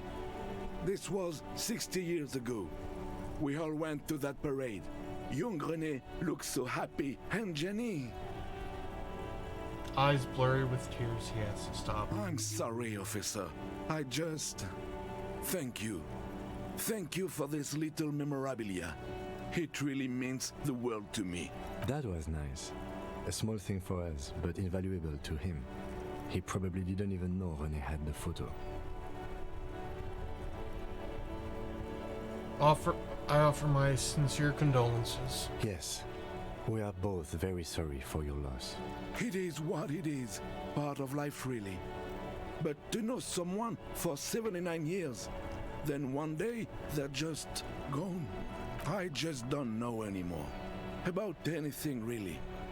But you must need something. Too bad Renee's gone. I was hoping to ask him about Maybelle's... Renee wasn't really what you'd call a botanist, officer. And believe me... Of course he didn't. Flowers are for pansies. That's their old name, dating back to the time of... There were many reasons, but mostly it was the communals. They called them, I guess in the end, the Insulindian lilies were just another piece of the whole Insulinde. The royalists had to surrender to the Mazovian insurgents. But you feel the dried flower in your hand somehow still does matter, although not to this sad old man.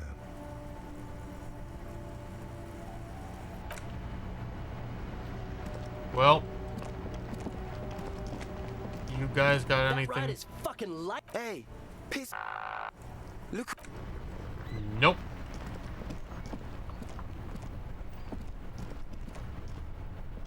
Now it's turning into a... Oh my goodness.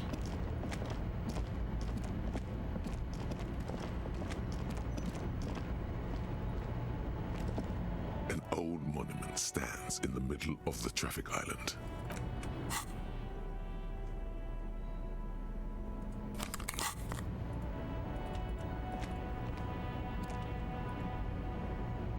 An old monument stands in the middle, even by the standards of the Philippian kings. Old sumptuous Philip was known for his profligacy. Well, he blew through the whole national treasury, starting the decline of one of the penultimate century's greatest superpowers. His own maladministration foreshadowed the fall of the monarchy. During the anti-centennial revolution, an end to his family line and the monarchy on the Insulindian Isola. Philip III's ludicrous bronze likeness looks defiantly up.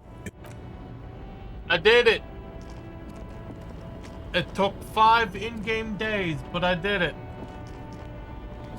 The woman still has her eyes fixed on the photograph in her hands in the background.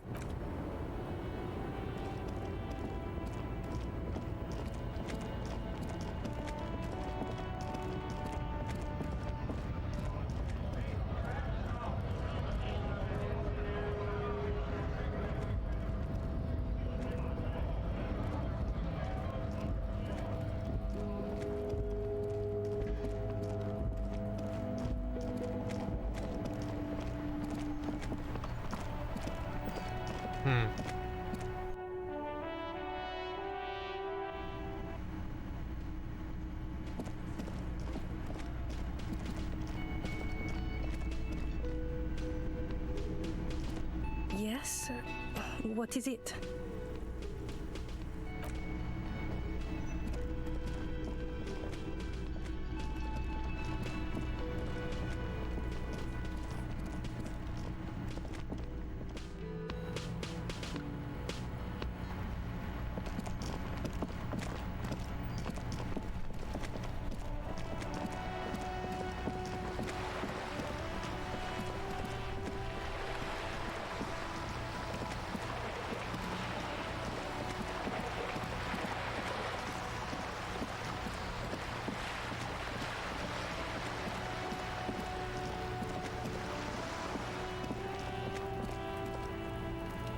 just an ordinary wall.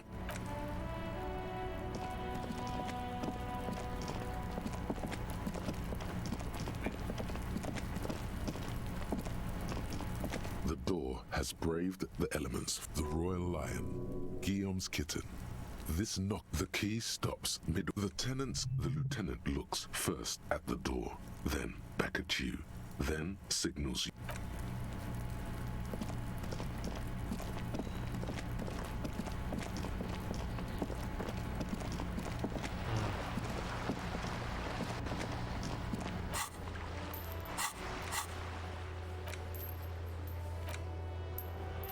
We're going to try something. I don't necessarily understand.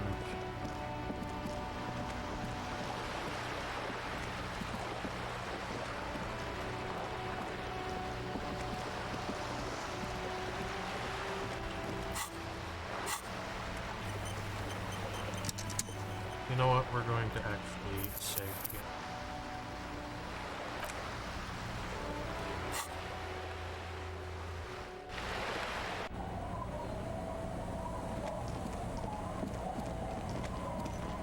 Oh, they're back. Interesting. Okay.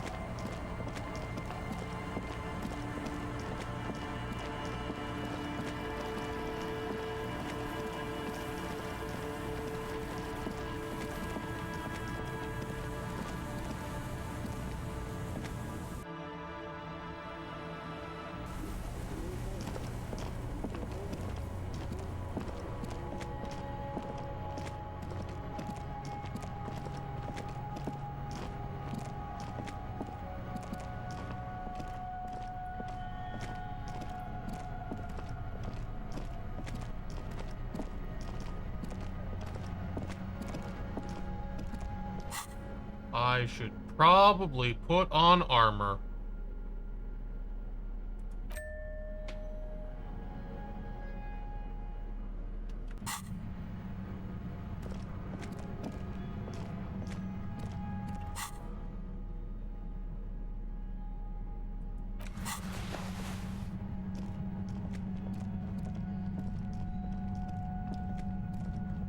It is well known that a bum hat is armor. Suddenly, your entire body is paralyzed. Aggressive white noise fills your skull. A strange pain, like you've never felt before.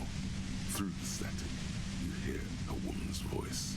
It's like 1,000 radio stations are being blasted into your head all at once. But her words are the only ones you can make out.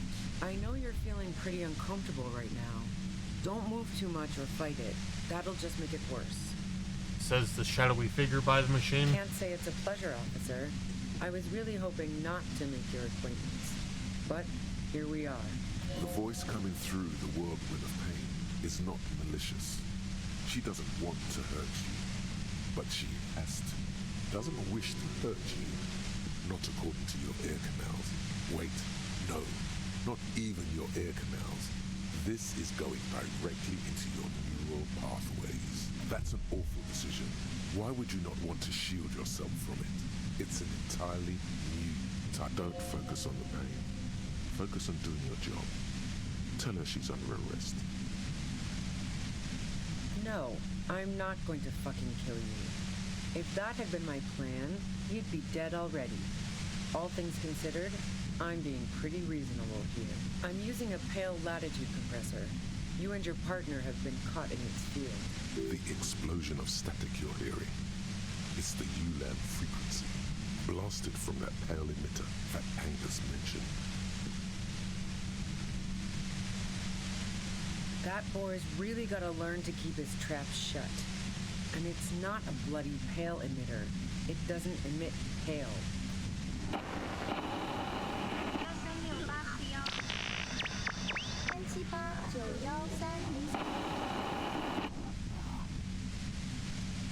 A pale latitude compressor is used to sort of make the pale more manageable. With a lot of these, you can force a radio signal grid on the pale, literally crunch the distance across it. Signals are relayed across a series of repeater stations fixed to buoys. Not a fun job manning those stations. All alone out there in the Pale, people lose their minds in just a few years. So, what we are experiencing is a concentration of radio waves. He gestures towards something with great effort. Precisely. This is an industrial strength paraboloid. It's meant for forcing dimensions on something that doesn't have them. Needless to say, the frequencies used are out of this world. At the upper limit is the large prime number generator station. It's used specifically for pale Hello, latitude Anita. compression. Good evening. That's why you may be hearing some numbers. But you might also hear, or think you're hearing, local radio chatter. I hope you had a good evening and a fun time. Oh, what were you doing? Oh, goodness. Oh, Mari. Hopefully you've been having fun with that. I know you were enjoying it last time. She's been holed up in here for a while with no one to talk to. Keep her talking, and you just might get an opportunity to break loose.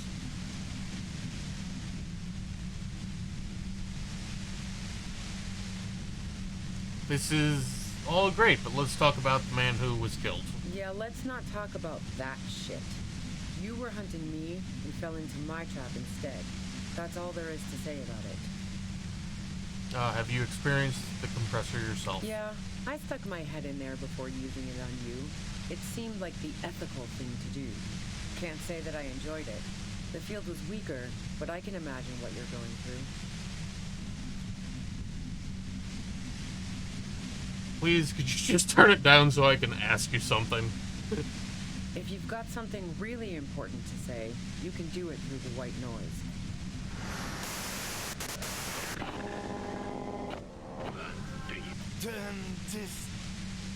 The lieutenant clutches his head, grimacing. God damn it. She regards you and Kim with sudden sympathy. Fine. If you really want to talk, I can dial it down. I've also got a gun, by the way. Yeah, I'm aware. Wait. Wait! You did but...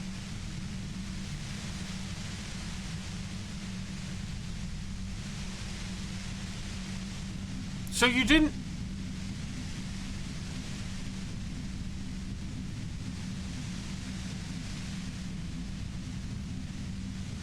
The gears are turning. Also, by the way, if any of y'all intend to play this game, leave. I appreciate you being here, but leave or mute. Because this is very far into the game. And I strongly suggest going into the game as blind as possible. And I haven't said anything earlier because nothing of consequence has been said. But, pretty sure that's about to start changing. I think things are about to start happening. So, I hope you're all doing well tonight, and I'm gonna give you a few more moments to clear out if you want to preserve your experience with this game. Highly recommend it. Probably on sale right now for like 12 more hours or something. The gun she's carrying is a two-barreled front loader, not like the murder weapon. Well, it doesn't feel much better, but you can form sentences now. Thinking doesn't seem to hurt as much. Just keep her talking, and you'll get through this.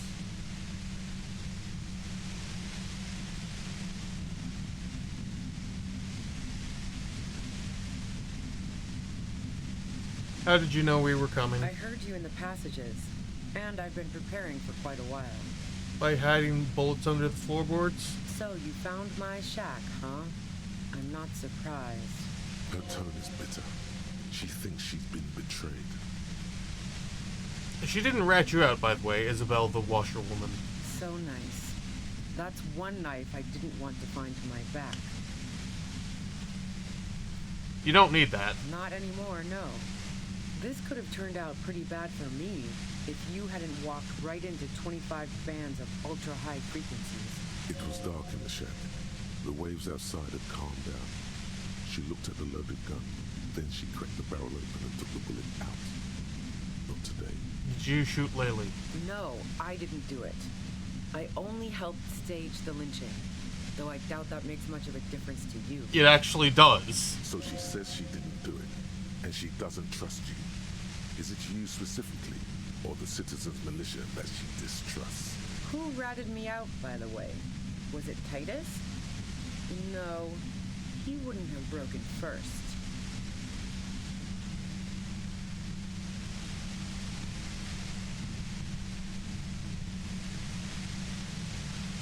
You're right.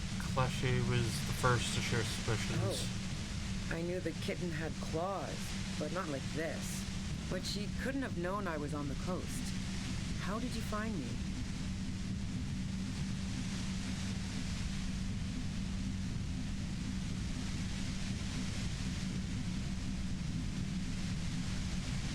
Titus told me it took some convincing. Oh, fuck. Took some convincing my ass. Those guys liked me, I know it. This is what happens to people whom people like. A dull despair is creeping into her voice. How the fuck do the rest of you get by? Wait, wasn't it you who called me the human can opener? It's not personable. I opened them up.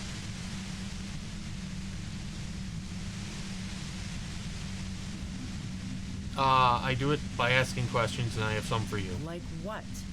I already told you I didn't do it.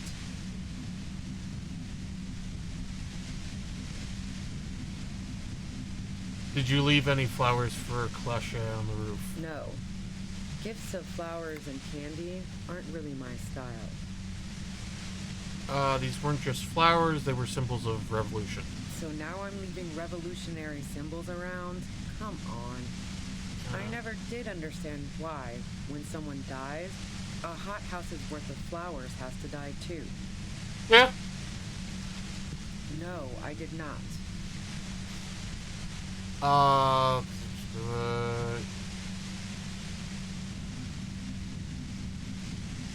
Would you say that Lily was a likable person? I didn't like him. Hardened mercenaries aren't particularly likable types. You don't feel sympathy for mercs? It's hard. Plenty of broken people who don't come with that kind of body count. Besides, yeah, sure. And I didn't like Wild Pines sending in those foreign hirelings. Me and a fuck ton of other people around here. She didn't hate it, okay? I'm listening.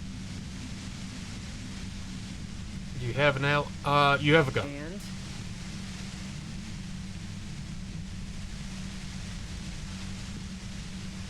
Where did you get it? The gun store. What gun store? Trigger Happy Jacks. Really? Trigger... What did you think? That I'm going to squeal on my gun supplier? Sorry, I'm not that kind of gal. I see it's a front loader. Do you have another gun somewhere? Sure don't. The breech loader? No. This is such a wipeout.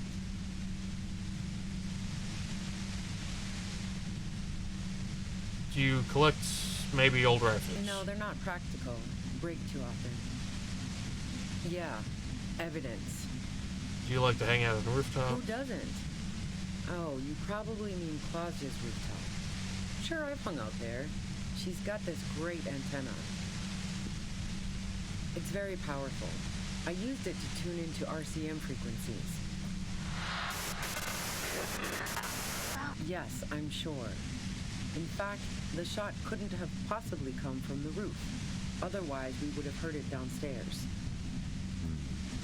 No one mentioned hearing any shots. And a rifle like the one used would have been loud. She's right. I don't think the shot came from the roof.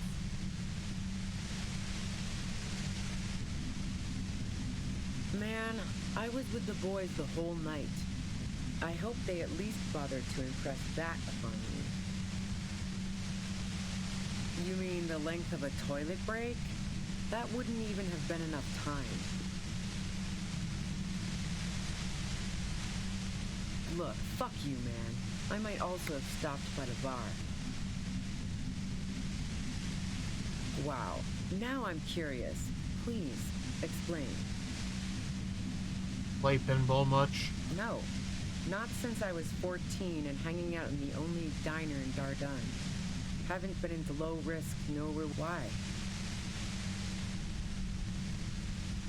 There are some pretty mysterious pinball machines in some pretty mysterious rooms in the Whirling. Yeah, and probably some ghosts from the time of the suzerain. I'm not really interested in supernatural mysteries.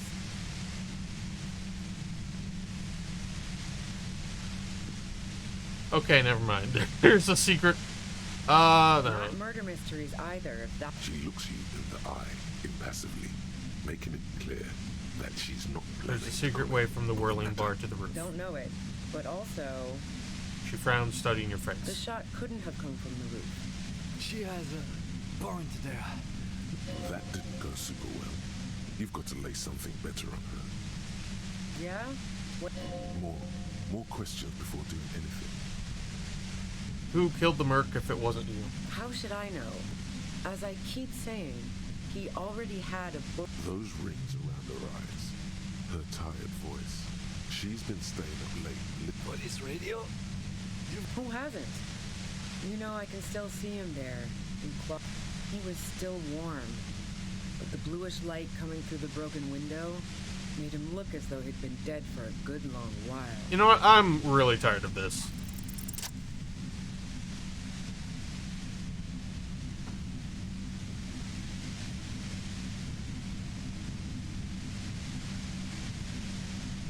You really just gonna stand there and... You did it. The compressor lies broken on its side. It's quiet in your head again. It still hurts like hell, but... You okay, Kim? All good, officer. Be careful. She looks at the machine, assessing the damage. Her hand trembles. Oh, fuck it. What are you doing? Problem solving. She mutters. Ma'am, put the gun down. That's not the solution to your problems. You are... Oh, yes it is. Convince her to put the gun down. Like... She's truly desperate. desperate. Shit! She thinks she has no other options. You need to give her options. What options? You know. Maybe I can still talk her out of it. This is how you talk her out of it. It's the only scenario in which she lives. Please put your hands up, just walk away. She stares at you, frozen, the gun still in her mouth, eyes filled with dark intensity. Then something shifts in her. Gratitude, doubt. She's still ready to go. You don't have to do this. You're not cornered. I'm letting you go. Day of miracles. I'll take it. She says, pulling the gun out of her mouth, eyes fixed on you. She turns her gaze to the tunnel behind you. I'll take it. She runs past you, then past the lieutenant, and disappears into the darkness of the tunnel. Good call. The lieutenant is still unsteady on his... did my best. I would have done the same, had I not been incapacitated. He couldn't take it like you. It irks him. Then he gets over it. I think she didn't do it. Her tent. We should check it out. He points to the back of the cavern. Oh my god. I genuinely cannot believe. Dark water trails into distance. There's no way out. I cannot believe I did that. That's amazing. Cooking utensils.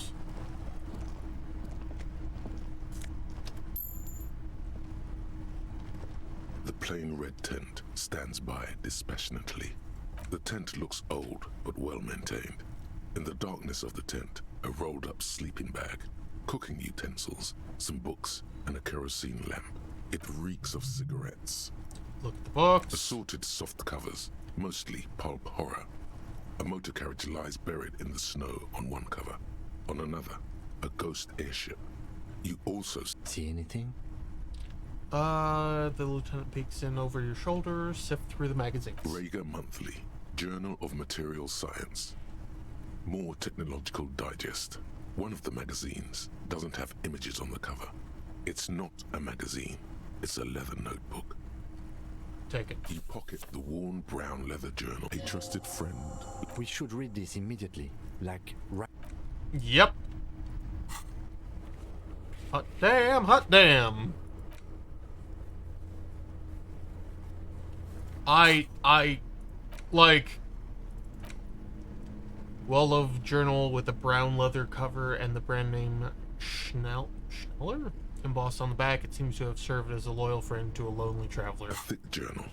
The cover is worn like someone used to carry it around in their back pocket. Yeah, they have been all over the place. Specifically, they've been like failing 80% chances tonight.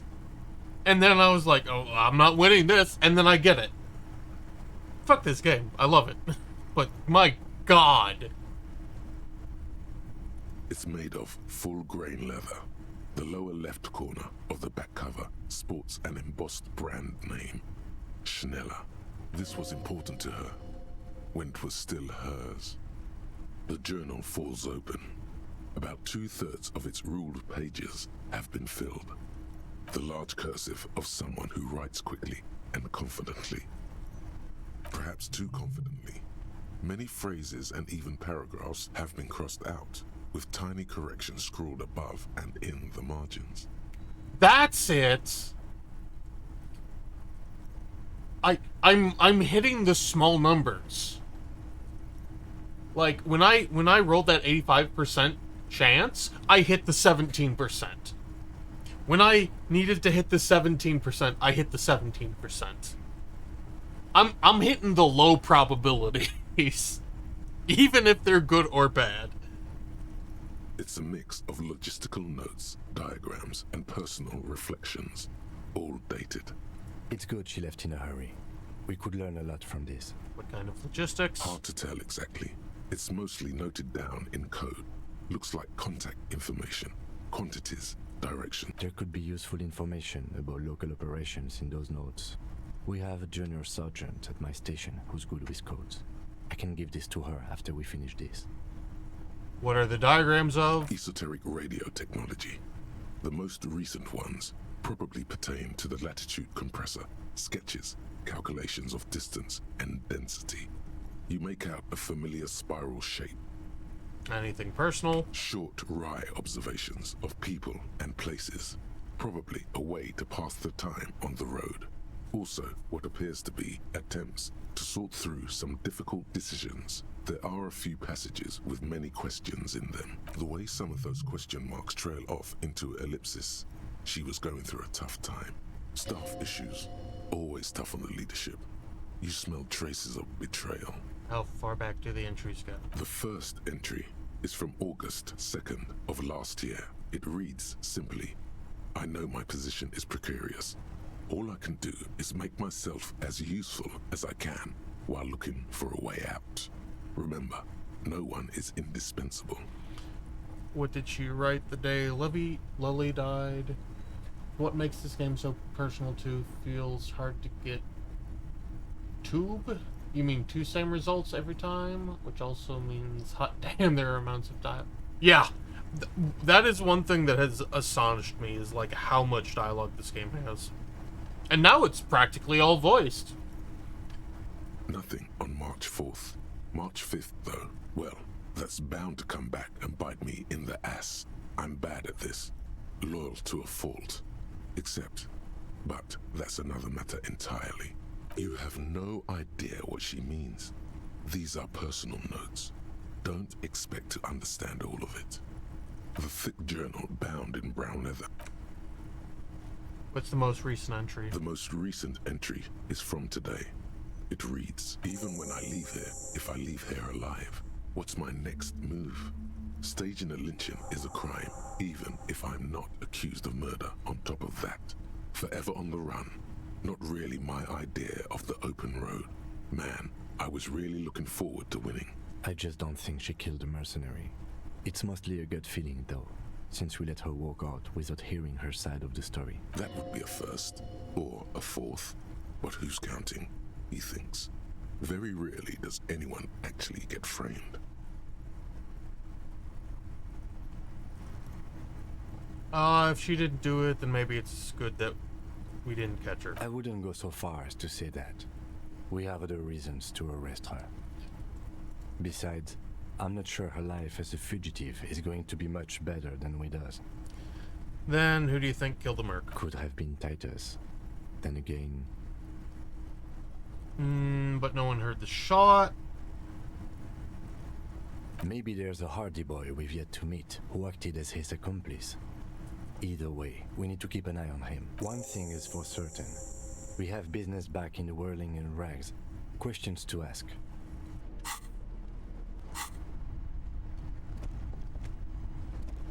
Can I enter? The plain red Oh. Nope, can't poke around this way.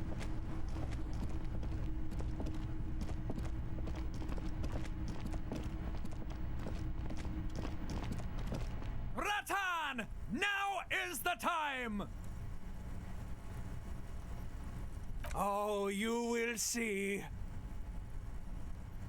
Pass the spirits! The blue medicinal spirits! Grab the bottle and uncork it! It is time to unleash the other world! Wait, right now Ruby's gone. I don't think there's anything to celebrate here. Hush, hush, Vratan! Now is not the time to celebrate. Now is the time to get ready! Trust me on this! This is what it's all been building towards! It's gonna be off the hook! Off all hooks! Slowly uncork the blue medicinal spirit. The bottle opens with a silent, mysterious hiss. The fumes rising from its mouth are as crisp as the northern winds, howling somewhere, lashing the boardwalk with brine and rain.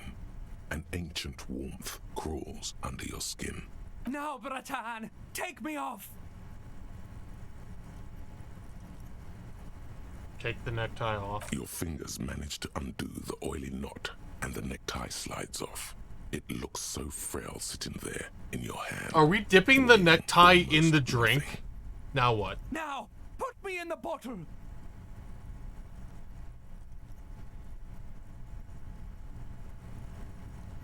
Put the necktie in the bottle. As the necktie slides into the purifying liquid, large stains of grease rise off from it and float to the surface. There, they quickly dissolve and disappear completely, cleansed by the blue spirit fire of 98.7% pure alcohol. The fabric looks almost new again, no longer like a disgusting worm of the lower intestine, but like a colorful and deadly poisonous reef snake of the Insulindian Ocean. The necktie floats in the bluish liquid with almost unearthly grace. Necktie? There is silence. Cork the bottle and put it away. The lieutenant has been observing you quietly all this time. He's struggling to keep silent, but finally seems to give up. I've got to ask, what are you doing? He says a peculiar look in his eyes.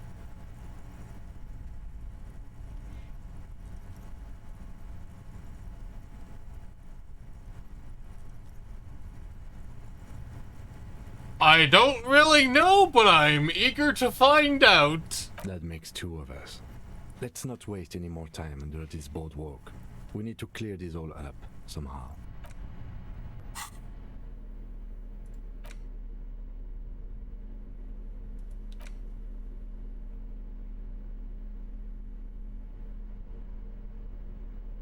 Your spirit guide to the party scene. The horrific necktie is floating serenely in blue medicinal spirit. As it is still 98.7% alcohol, this necktie cocktail is extremely flammable, should be kept far away from an open flame.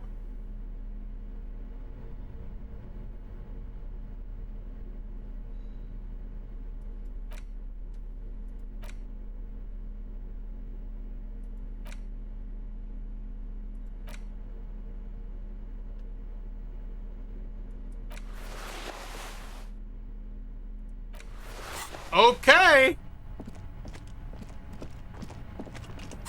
Okay. Oh, we have killed the necktie.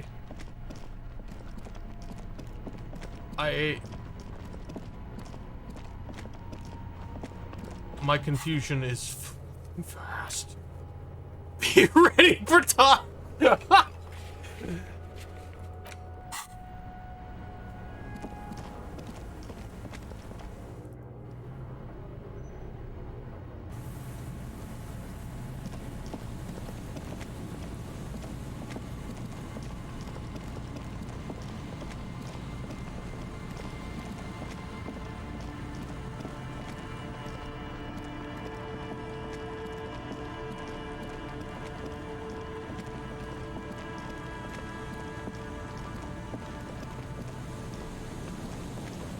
Oh, he's gone.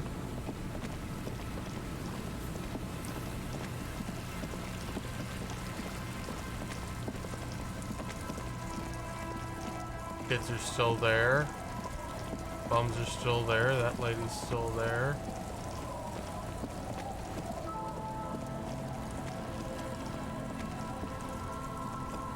Aye, the sea's gonna calm down soon. I can feel it. The wind is turning southeast. Okay.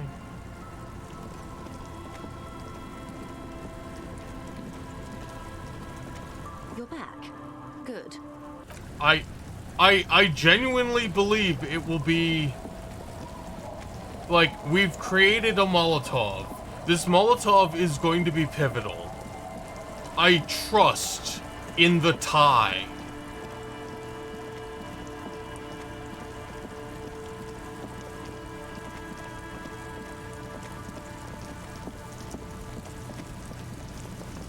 The question is, why have we done this? Wait, he's gone? Stop. Just up ahead. You are prepared. Don't put away your friend, your weapon. It is glowing in your... Raindrops slip down the oily fabric of the tail end of your necktie turned fuse. Kim, there's danger up ahead. Yes, I hear commotion. Let's go. Good. I'm all out of shits to give, Loincloth. Welcome to the fucking reckoning. There's a feverish gleam in his eyes. Put your damn gun down. People are gonna get hurt. We need to talk this through. All right? Shut up. You're not gonna talk yourself out of this, Loincloth shit fuck. This is the scab leader. His chest rises and falls under the ceramic breastplate. His fingers reach for the butt of his sidearm. There's something very wrong with him. This is a misunderstanding. Nothing irreversible has happened yet. You can just return to your unit and forget all about this. The Kipt is merciful, willing to spare us if we just forget about our murdered and humiliated commander. I think we should just kill everyone, Corty. You are all drunk. Come to your senses. You won't gun down 7 people in the middle of the street. This isn't a frontier town or a jungle outpost. Easy, Lizzie. Let me handle it. I know guys like this. I'm sure we can come to a peaceful agreement. Ain't that right, fellas? He is facing overwhelmingly superior firepower, and he knows it. Peaceful. Who the hell is this? Oh. Wait, what? Interesting. Sounds like the armored figure is weeping. Nest in your abdominal cavity like a little wild mouse. The masked man's words are barely intelligible, but you can hear them. Fuck, there's a third one. How did we miss something like this? The lieutenant points to the helmeted figure. The lieutenant is genuinely worried for his life. You should consult him before getting in there.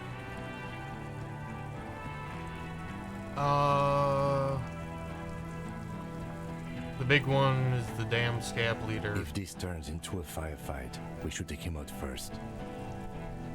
What do we do? My plan is not to get killed, but we have to intervene. He doesn't want to, but he must. We're out of time. This is... The Mercenary Tribunal. Stop, this is the police. Get lost, comedian. You cops had your chance. Now it's fucking time for some justice. He licks his lips, waving his gun at the coward. Crowd, losing his balance for a moment, he staggers back. I think he's calmed down a bit. No, he didn't. He's about to open fire. So which one is it? Who's right? He is. I was wrong. Pig fuck! The voice from beneath the helmet interrupts your thoughts. You only make out the last word.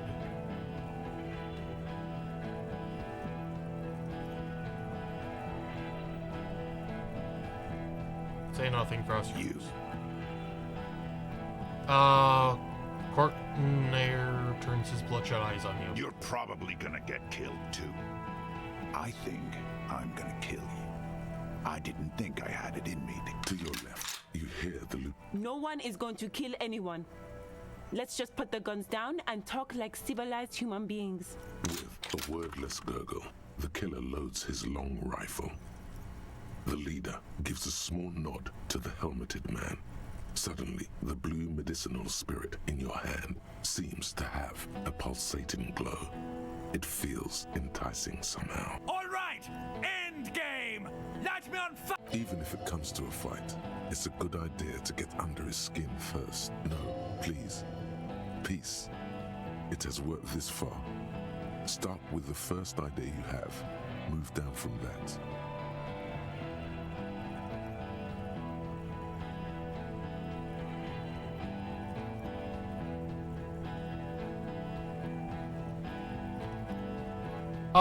Who is that? Point at the man. Didn't know you had a third guy. Rude. Rude is the killer. Rude, the killer. Owen Cloven. He doesn't talk much. All of you cunts inside out. The killer? The gunner. The raddest. The killer. He points to the figure clad entirely in ceramic plate. What do you think he does?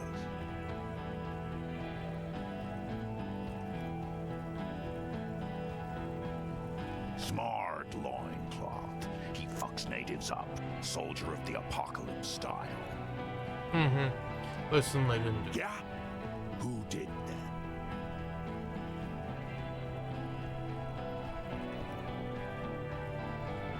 It was someone else, someone who's not here now. How fucking convenient.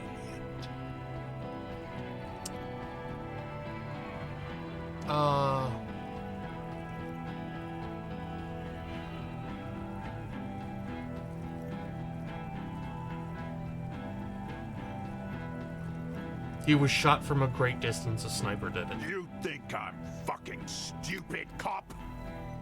What if I just shot? How about the kid? Tell me. It's a magic fucking sniper. What? Listen, please. This cop and this drumhead court marshal won't decide who... He's gonna do it. He's gonna shoot her.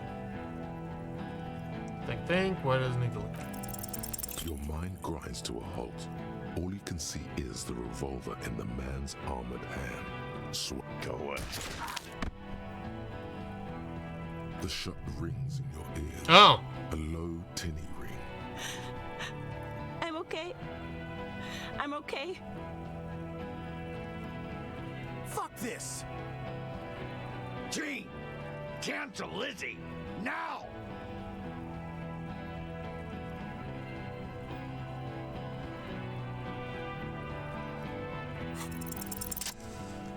Fuck you guys. Fuck you very much.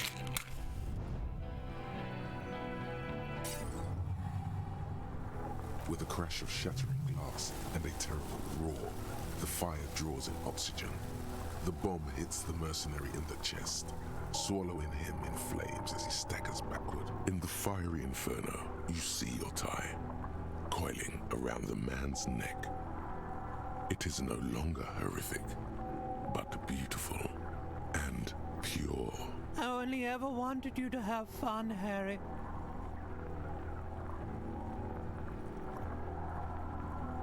Wait, I didn't even know your name. My name, should you know it, is Jobson AS Men's Fashion Model, Colorful Tie, Catalog number J327.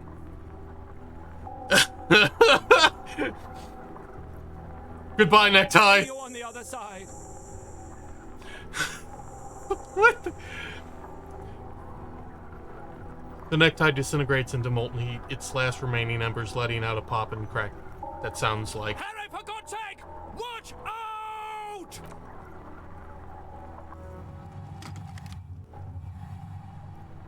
To your right, the killer raises his rifle and takes aim at you. His moves are steady, but the long barrel of the rifle sways slowly. From the corner of your eye, you see the lieutenant raise his pistol and aim it at Rude. A low shot rings. You feel a tapping, like rain on your chest plate. Heavy drops of rain. Then the sound of dice rolling as the cuirass distributes the shot evenly from plate to plate. You got hit. The armor took most of it, but still your ribcage burns. Feels like blood is slowly seeping into your lungs. God, please. The lieutenant says quietly without trembling. He aims, face pale. 2 shots ring at once. One from the lieutenant's pistol, and the other from DePaul's. It's aimed at the lieutenant, but it misses. You hear a scream behind you. Who screams? Glenn, dying in a puddle of blood behind you. His mangled torso has 2 gunshot wounds. Blood gushes out of them like red geysers. Oh God, watch out. You see 2 crazed eyes stare at you through the burning meat and the flames. With his face boiling off, the man raises his pistol at you. Then he squeezes the trigger. Look him in the eye, I guess. The look of vengeance framed by melting skin. This is the last thing he will do on Earth, but he will do it. Here it comes. Death. Let it happen. Cool.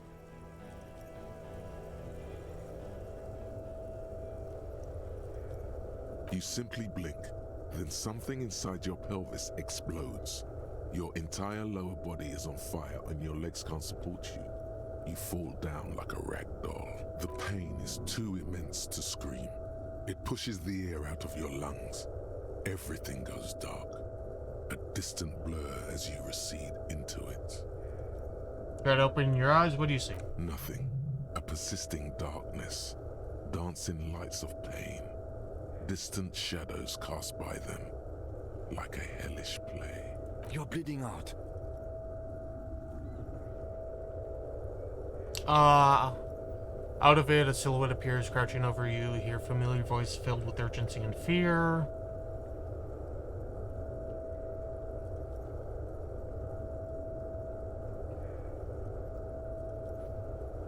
There's a white shadow that smells like apricots. It's always there. Stay with me.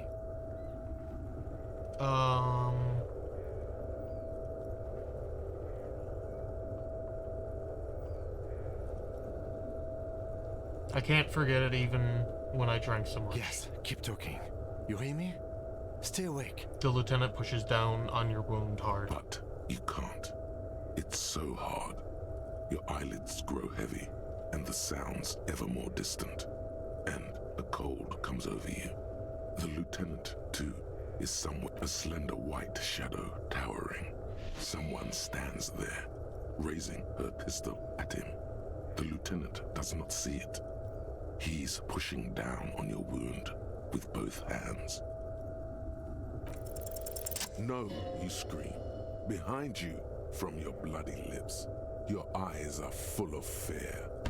There is no room for hesitation. The lieutenant turns around and fires, his body falling on yours in the course of the motion. You hear a faint scream, a woman's. Then the sound disappears, like someone pressed stop on the tape. The woman is gone. So is Kim. Then the whole world.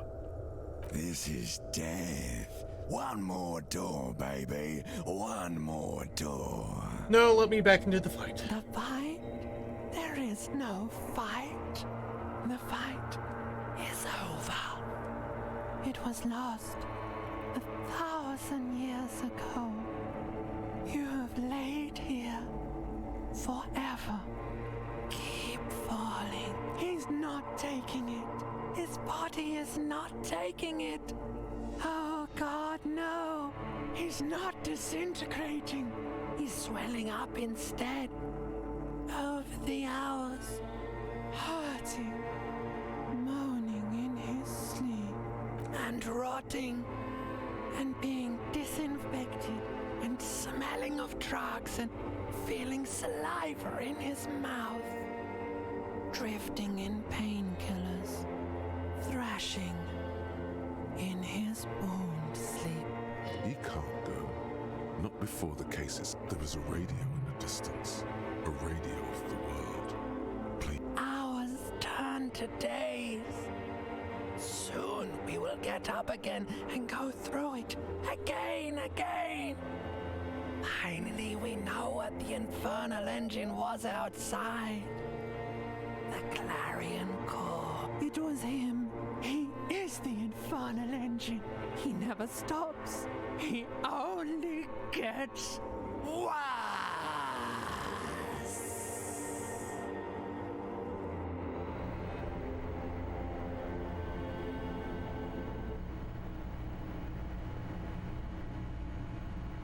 You see the lieutenant's familiar shape in the orange. Yeah! It turns double, then triple from the pain. It's nothing. You're alive. That's what matters. Kim. Sunrise, Parabellum. The lieutenant says he's in the middle of a freshly cleaned room with the fan above his head like a halo. His face is covered in bruises.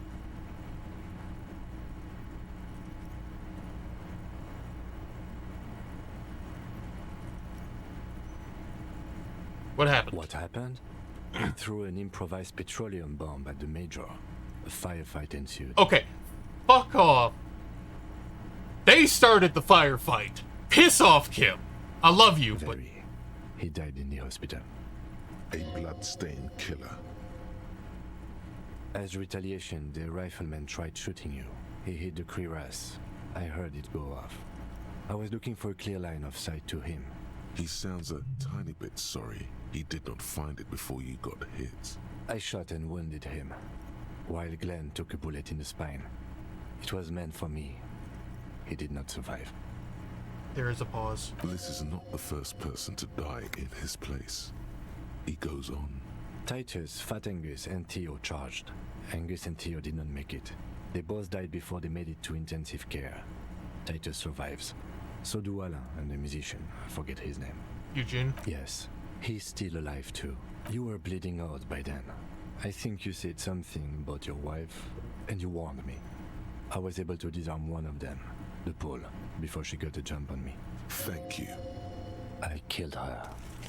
And that's what happened. The lieutenant takes a cigarette from his coat pocket and lights it. A bitter smell fills the room. And they're all dead, all three of the contractors. The Pole was the last to die. Evrard had their bodies returned to Crenel for a funeral. The company is yet to retaliate. Why? Because we deterred them? Or Joyce did? Maybe the harbor in full lockdown is too costly a target. Or maybe they are simply taking their time and will attack soon. I don't know. How many casualties on the Union side total? 5. Glenn, Theo, Shanky, and Angus. The fat one, he took a lot of bullets. There's a pause. And Elizabeth too. Elizabeth Beaufort was her name. The gardener. She did not make it. No, she bled out before Evrard's surgeon could help her. Evrard sent his personal doctor, but a costly loss for the Union. She was being trained for leadership. Did all I could there. I know you did. It's all right.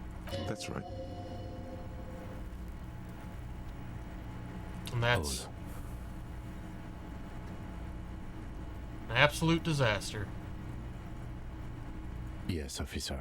6 people are dead. It's not a success. But what's done is done. The violence is cordoned off. The Hornets did not get into the beehive. The worst scenario has not materialized yet.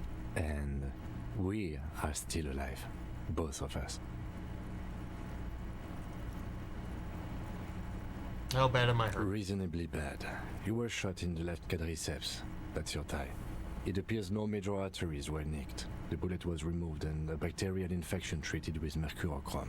The bruising in your shoulder is negligible. The armor took the brunt of the fire. Can I walk? We will see.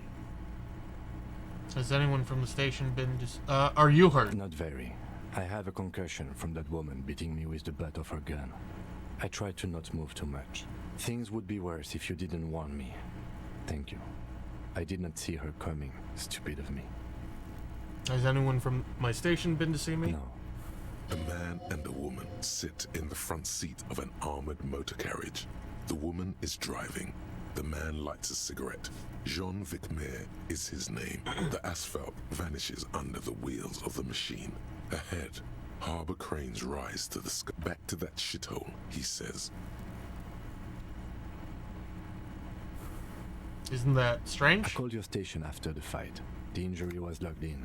They told me they've sent officers to join you on the site. Odd you haven't seen any yet. Okay. I'm sure they're worried about you.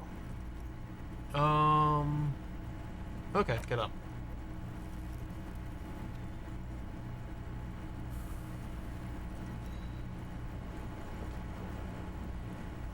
Easy now. The lieutenant turns double again before your eyes, an orange hue of pain. You can take it. Just don't lean on that leg of yours too heavily. How are you?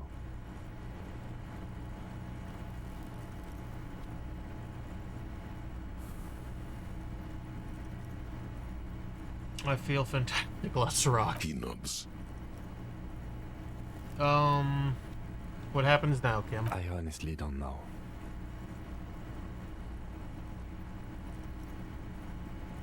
Good, because I totally do. Do you?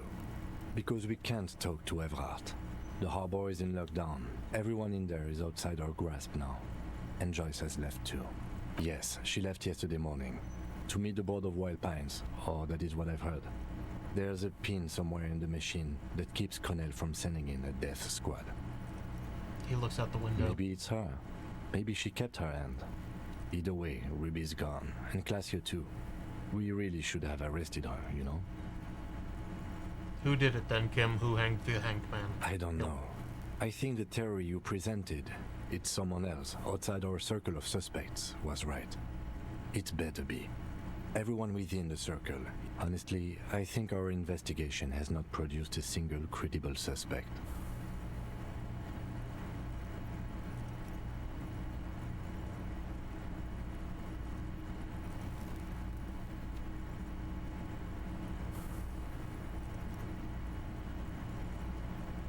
We should go upstairs, rethink the ballistics in situ. I agree with this. What else?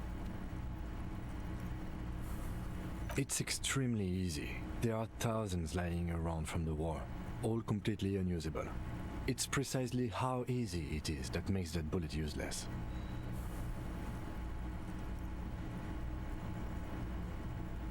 I don't know. That's been there for years. What? Every piece of garbage in the city is not connected to the case. You don't have to keep everything. He arches his brow. The ceiling fan patiently spins overhead.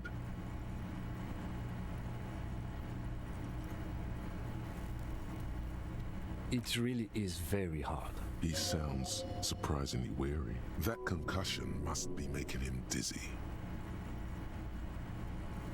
No. Are you ready to limp? Good. Where do you want to limp to? Let's do that. We can start upstairs in Classio's bedroom with your ballistics ID. Another look at the window, perhaps? The one he was shot through. I don't know. Cleaning out the rooms. Okay. I am going to...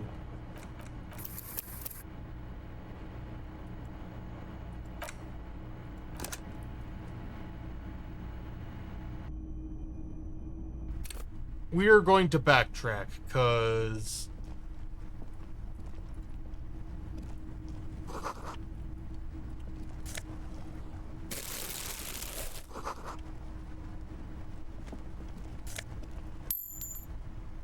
what title? The plain red tent. The tent looks, it reeks of cigarette. Assorted soft. See anything? Rhaegar month. You pocket a trusted. We should read. I think what I am going to do, because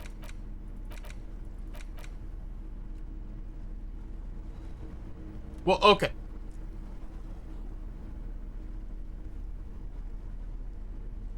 The issue is, the whole reason I'm reloading is because I did not realize, like, the end game was happening. I thought it was like a point of no return, not the end game. And I was fine with the point of no return. I was not fine with the end game. Because, like, I still need to get up here. Like, there are clues I have not finished with. Like, I need to get to the island. And I believe that happens later today. And so I'm going to... A thick journal. The cover is worn like someone used to carry it around in their back pocket. It's made of full grain. This was explore that, journal falls open. The large, perhaps two. It's a mix. It's good she left in a hurry. Hard. There could be useful. It's hard to tell it. There could be There could be useful. The way some stuff issued.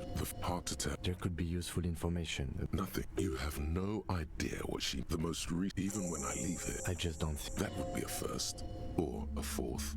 But I wouldn't go. Besides, could have been Titus. Then again, maybe there's a hard. One thing is for. Okay. Rattan! Now! Oh, first the spirits! The blue medicinal spirits! Grab the... Hush, hush, Rattan. The bottle of howlings. Now, Rattan, take me off. Your fingers. Now, put me in the bottle. Trust me! Just trust me! You and I are gonna have so much fun, it should be a... Just put me in the bottle! As the neck cleansed by the necktie floats in the bluish liquid, there is silence. There is silence. The lieutenant is struggling. I've got to ask. That makes... Okay.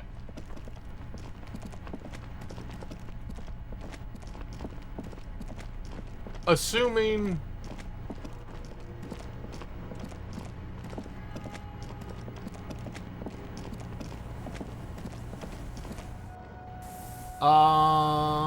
The interesting thing is I don't exactly know how I'm going to pass time now.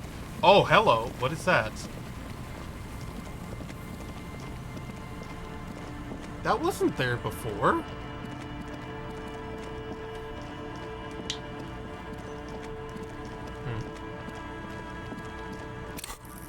Also, oh, I have many points now.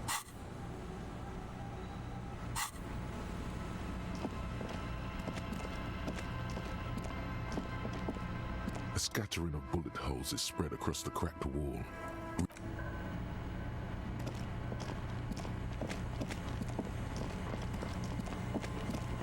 I think I will be... There's absolutely no... Didn't I... I'm pretty sure I already saw that bubble. But okay, game. Fine.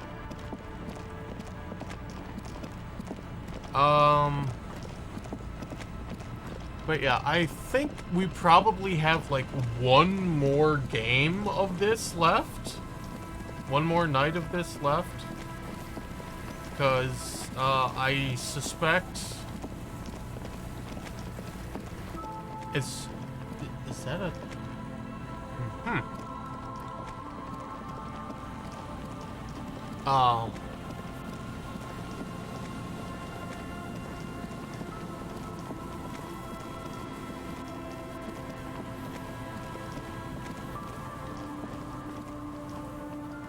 An old door, worn by elements, guards the...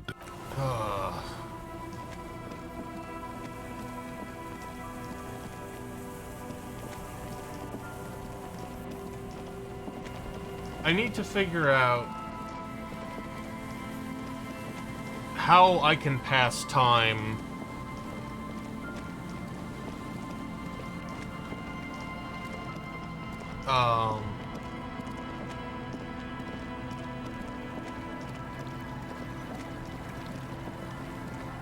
because later in the day is when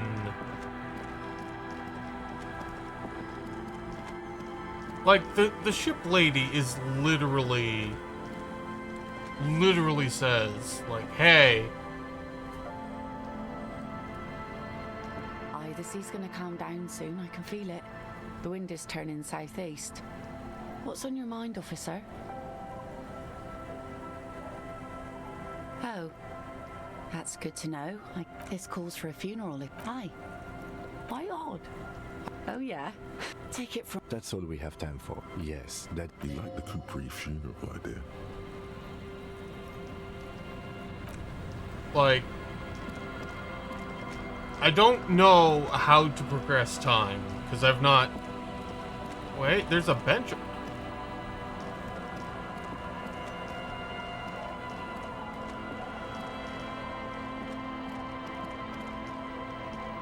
The worn and beaten wooden plank. We can sit on bench. You can revisit the bench if you ever need... How...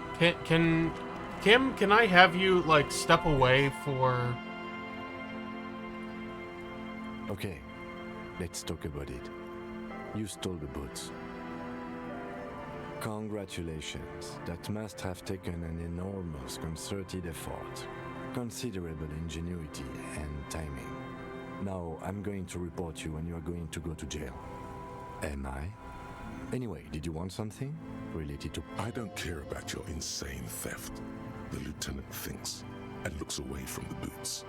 Just know, if anyone asks me, I will snitch on you. Fantastic. Yes? Excuse me? Detective, if I may be frank, you seem to be in a deranged state. You have trouble... Oh, so you're an unaccountable wreck who has to be supervised? You don't have... Some you time? This is a police investigation, not a journey of self-discovery. You'll still have your evenings to yourself. Please do. We wouldn't want your regiment to spill over it. How are you actually supposed to pass time? Hold on, let me actually look up.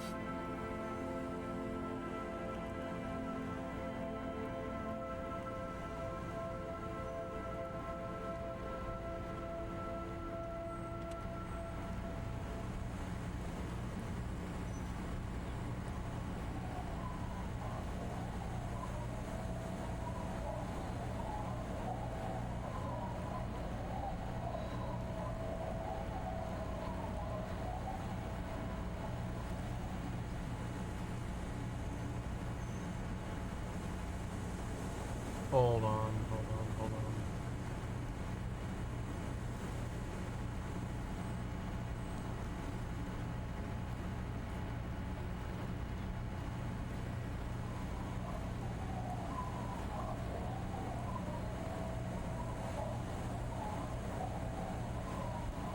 Wait.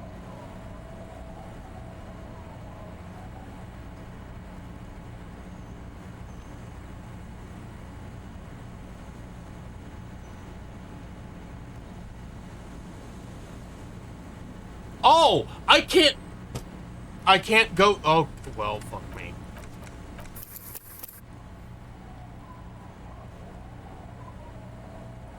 Okay, well, cool. Apparently I can't get there before the tribunal. That's good to know, I guess.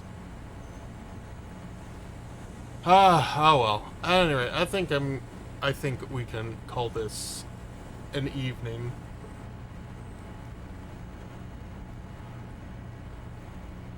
Like...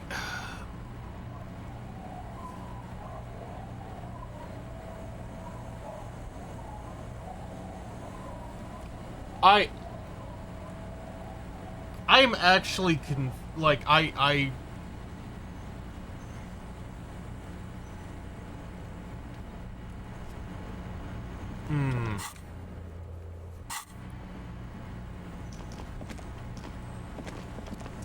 This is not a good part of the game. Like, there is a little bit of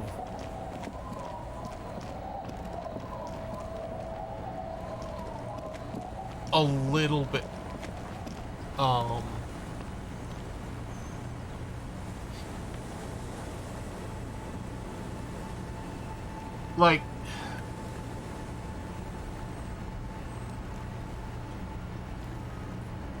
the way I'm reading the situation is that information that is pertinent to the case is on the island. That appears to be the case. Because we've concluded... Like, why can't I talk... Why can't we get...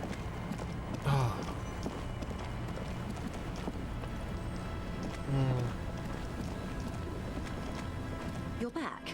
Good. What can I help you with? Boy. I have...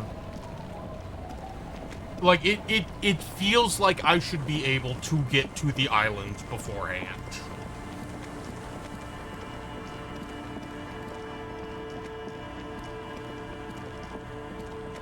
Because the boat lady specifically says, hey, the wind's changing soon, or whatever. Like...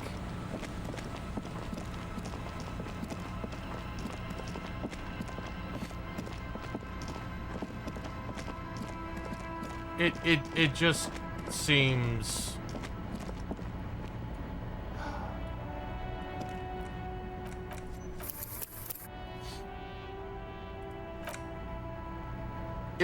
It seems a little bit, not deceptive, but like, I don't know. It feels like they could have communicated it better, in my personal opinion, but that is... You know, no game is perfect. And other than that, so far, this game is fantastic. And it just crashed. That's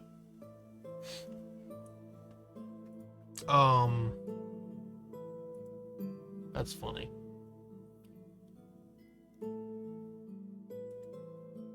But we have...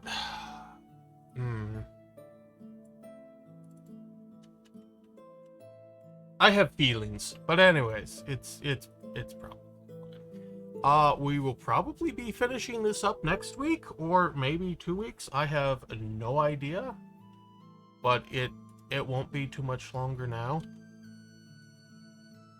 And thank you guys very much for hanging out.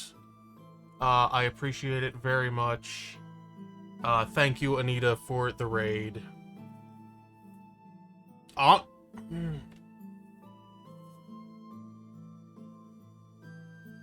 Like, I'm very much in two minds about, like, all of that, but it's fine. Oh, wait, oh no, I think Jen's stopping?